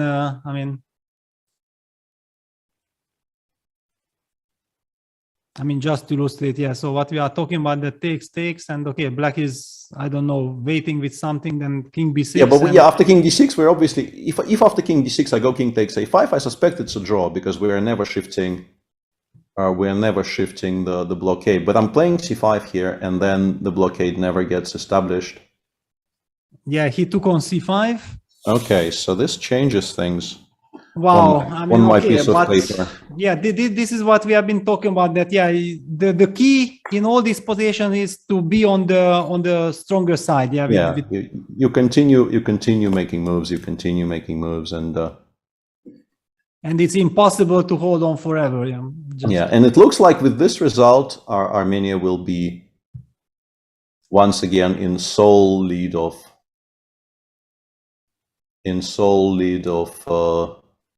the tournament on 15 points. If he wins from here, which it looks extremely likely that he will win from here, because after king b6 it's yeah, as long as you don't allow this blockade on the c5 and b4 squares, which I think you have to be absolutely kind of asleep to allow, you just win very comfortably here. Yeah, and also look at poor Harry. I mean, he knows it, that's it. Yeah. Gabi just makes sure not to blunder anything. Yeah. Move 99 so far, by the way. Next move is 100. So yeah, he's been defending for a very, very long time, but now, yeah, it seems like king b6 is just a very, very comfortable technical win. Yeah, you can't play knight c6; it just loses by force. Yeah, king b6 on the board. Yeah, Harry knows, but yeah, what can you do? Yeah, what can you do?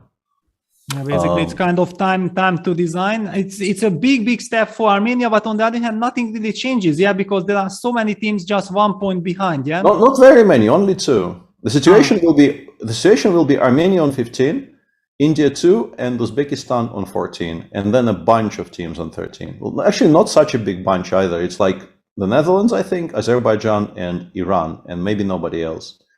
At least this is what my paper says. Wow, then India is stuck on 12 points. No, yeah. Oh wow. Yeah, this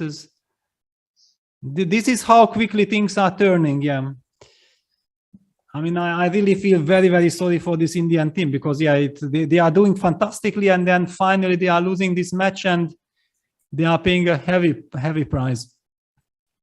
But still, 3 more rounds to go. Nothing is lost. I mean, any team can lose at any moment, and it's just heating up. Everything is just heating up.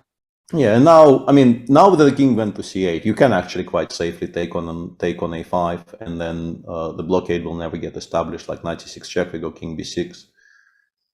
And yeah. In this case, you won't trap the knight, so the knight will have to jump somewhere, and then you start. Yeah, and then we go b4, c5. It's just not very difficult at all anymore. It's just very, very, very, very straightforward. Hard to go wrong even. Yeah, knight c6, king. Yeah, it's just king b6, yeah, and then bishop f5, c5, c4, and so on. Yeah, he resigns actually. Resigns, and there's the pat on the shoulder from the captain. Unbelievable. Yeah, Gabi succeeds. Toward grounding down Hari. I mean, Hari was also putting up incredible defense in this very, very dangerous and very unpleasant position. But you just can't hold this forever. Yep. Peter, what is your thoughts on this match? Well, I continue being incredibly impressed by what Armenia is doing here. It's in particular, I think many people are assumed that with Levon leaving, it will be very difficult for them to, recapture the magic of former years. I mean, they've always been a very strong and a very challenging team. They have a fantastic record. Since the moment Russia stopped winning Olympiads, basically from the 2004 Olympiad, I think Armenia won more Olympiads than anybody else. I think Armenia won 3, China won 2, Ukraine won 2, the US won 1 or 2. Yeah, US won in 2016. Yeah, so I mean, they have the best record in the post-Russia winning era. If you count from the moment the dominance of the Russian team ended, they have the best record of everybody. But with Levon leaving and them being in this kind of a transitional period when some people, in particular Gabriel, we've just been watching a kind of a remnant of the the old glory years, sort of solid on board 1, and then the younger kids on lower boards. It looked like maybe this will not be their Olympiad. It didn't really seem like they necessarily will do as well, but we're watching them prove everybody wrong day after day. They're showing exactly the kinds of qualities that that won them those previous Olympiads. Unbelievable resilience, fighting spirit, doing the absolute maximum with the resources available. It looks like they're winning every single winning position they have, right? If they have a good position, they tend to actually convert it into a full point. Exactly. And they're saving some really poor positions. Like Hrant had a horrible position out of the opening today, continued scrapping, comfortably saved it in the end, was maybe even slightly better in the final position. I mean, Robert on board 4 actually had a very, very serious winning chance today. Uncharacteristically for him, he did not win, but Gabi ended up clutching it out by winning that 100 move long game on board 1. So yeah, tremendously impressive. But the story of the tournament still continues to be, and Armenia in a way is very much also an example of that, is the story of the day is sort of kids are taking over. Well, actually, but Armenia has already beaten the Indian youngster team. However, they haven't faced with the Uzbekistan youngsters, the Uzbek youngsters. So this is the basically then we have a guaranteed pairing tomorrow on the top board, right? Mm-hmm. Between Uzbekistan with white on board 1, because Armenia has been having the white pieces twice in the recent matches. So it's going to be Abdusatulov versus Sargsyan, and we have seen that exactly Sargsyan's only loss was against Gukesh.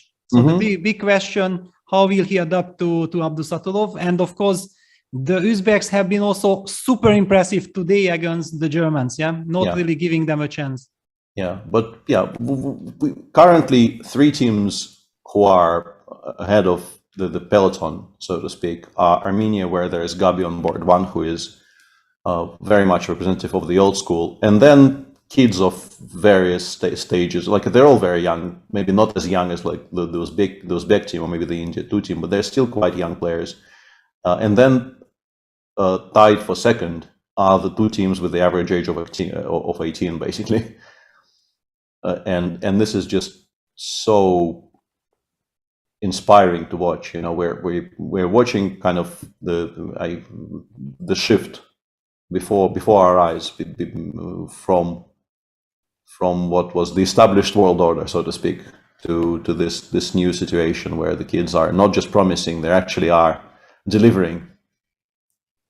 Absolutely, but also for Armenia, it shouldn't be extremely tense and very difficult to hold on, yeah, because they are winning match after match. Okay, yesterday they saved the match with 2-2, but they are playing nerve-wracking matches. The very big question is that how long you can hold on with all this tension and everything, because 3 more runs to go, 3 more very, very tough matches, and they have just beaten India yesterday. They tied against the US. They have beaten Indian youngsters too. I mean, they had many these teams that were so close and so tense. It's a big challenge. I feel like the Uzbek team in this regard is much more fresh, yeah, because they had that draw against the US team, and then they had 1 more draw, but apart of that, they were actually winning quite comfortably their matches. Yeah, I think I agree with that. I think in terms of there's a term for these types of matches in Russian, which I don't know exactly what the mitigation would be called in other languages. But basically, when you have to take calming pills during the match because you're too nervous and your heart starts exploding in your chest, and you have to somehow calm down. But yeah, pretty much every single day, this is what the Armenian match looked like. And in particular, the Uzbek kids have had sort of more defined matches. When they win convincingly, and when they don't win, they just don't win. Yeah, and they also haven't been on the top boards, yeah. So they had some much easier pairings. Yeah, that's also the reason why they are winning much easier. Yeah, it's kind of being on the top. Yeah, being on the top and being the one who is chased and always getting the strongest opposition. I think it's very, very tough. I mean, sort of, but also let me just check. So they play. It doesn't say exactly, but I think I can figure it out. Last 4 rounds, Uzbekistan. No, last 5 rounds. They played the US, then they played Slovakia, I think. Then they played. Yeah. Okay. This is what I mean. Okay, Slovakia, very, very easy match. India won. Then they played tough. Peru, I guess. Okay, Peru, another. I mean, basically 2 easy matches. They got slightly softer matches. They still played a ton of top teams. Like they've played the US, they've played India 1. Germany today, like Germany is definitely a very serious match. But yeah, they had a bit more of the quote unquote softer pairings compared to the Armenians, who were on 100% for a while. Anyway, hugely exciting round tomorrow. So you seem to be convinced that Armenia plays against Uzbekistan. Maybe they play against like the Netherlands, possibly. I don't know exactly how this works. I also think you're right, but Chad seems to be convinced that Giri gets to play against Sargsyan tomorrow. I don't know what they're basing it on. Really? Wow, that's kind of a big surprise. Yeah, I think you're absolutely right. I think Armenia needs to play against somebody who is their closest pursuer, and they have played against India too. So yeah, I'm like 99% sure you're right. But yeah, and Chad says Netherlands and Uzbekistan both haven't played versus Armenia. Yes, but Uzbekistan has more points, guys. Uzbekistan has 14, and the Dutch players have 13, which kind of... Yeah, that's a very big difference, yeah. Yeah, so... yeah, let's take a look at the standings. Yeah, there you see it. Yeah, there it is on your screen. Yeah, we assume it's Uzbekistan versus Armenia, and then India too downfloats and plays one out of the Netherlands, Azerbaijan, and Iran, which I think are the three teams which have 13 points. As far as I can tell, nobody else has 13 points. The standings on my screen are a bit too small for me to read, so I'm relying on the piece of paper in front of me. Very, very exciting pairings regardless. In the women's tournament, briefly, India managed to salvage half a point here. Very, very important draw in the end being made by Vaishali against Tushenina, so they drew against Ukraine, and they're on 15, and Georgia on 14, and then on 13 there's a bunch of people. Ukraine has 13 points, Poland has 13 points, Kazakhstan and Bulgaria I think also have 13 points. The Polish women team has also been very, very impressive so far. Yeah, with of course Olivia Kolbasa having 8 out of 8. 8 out of 8, yeah, 8 out of 8. 2 people on 8 out of 8. Quite remarkable, yeah. And poor David Howell on 7.5 out of 8, and nobody's even talking about that. Yeah, exactly. It should be terrible feeling, yeah. Just completely ridiculous, yeah. Anyway, thanks everybody for watching. We'll be back same time tomorrow. 3 more rounds of the Olympiad to go. Promises to be a very, very exciting finish. Yeah. Thank you very much for watching. See you. Bye-bye. See you then. Chessable, the definitive solution for studying chess. Choose from one of the largest online chess libraries in the world, with hundreds of titles ranging from classic books through to our exclusive Chessable courses.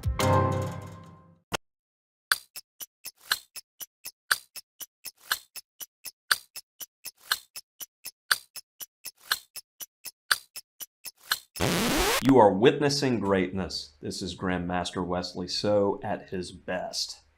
Rook takes e4. And this did not happen in the main game, d takes e4, but we have ourselves a sick forced checkmate here. Knight takes e4. Who needs rooks? Who needs queens? You can even have my knight too, because all I care about is headhunting. And that is checkmate.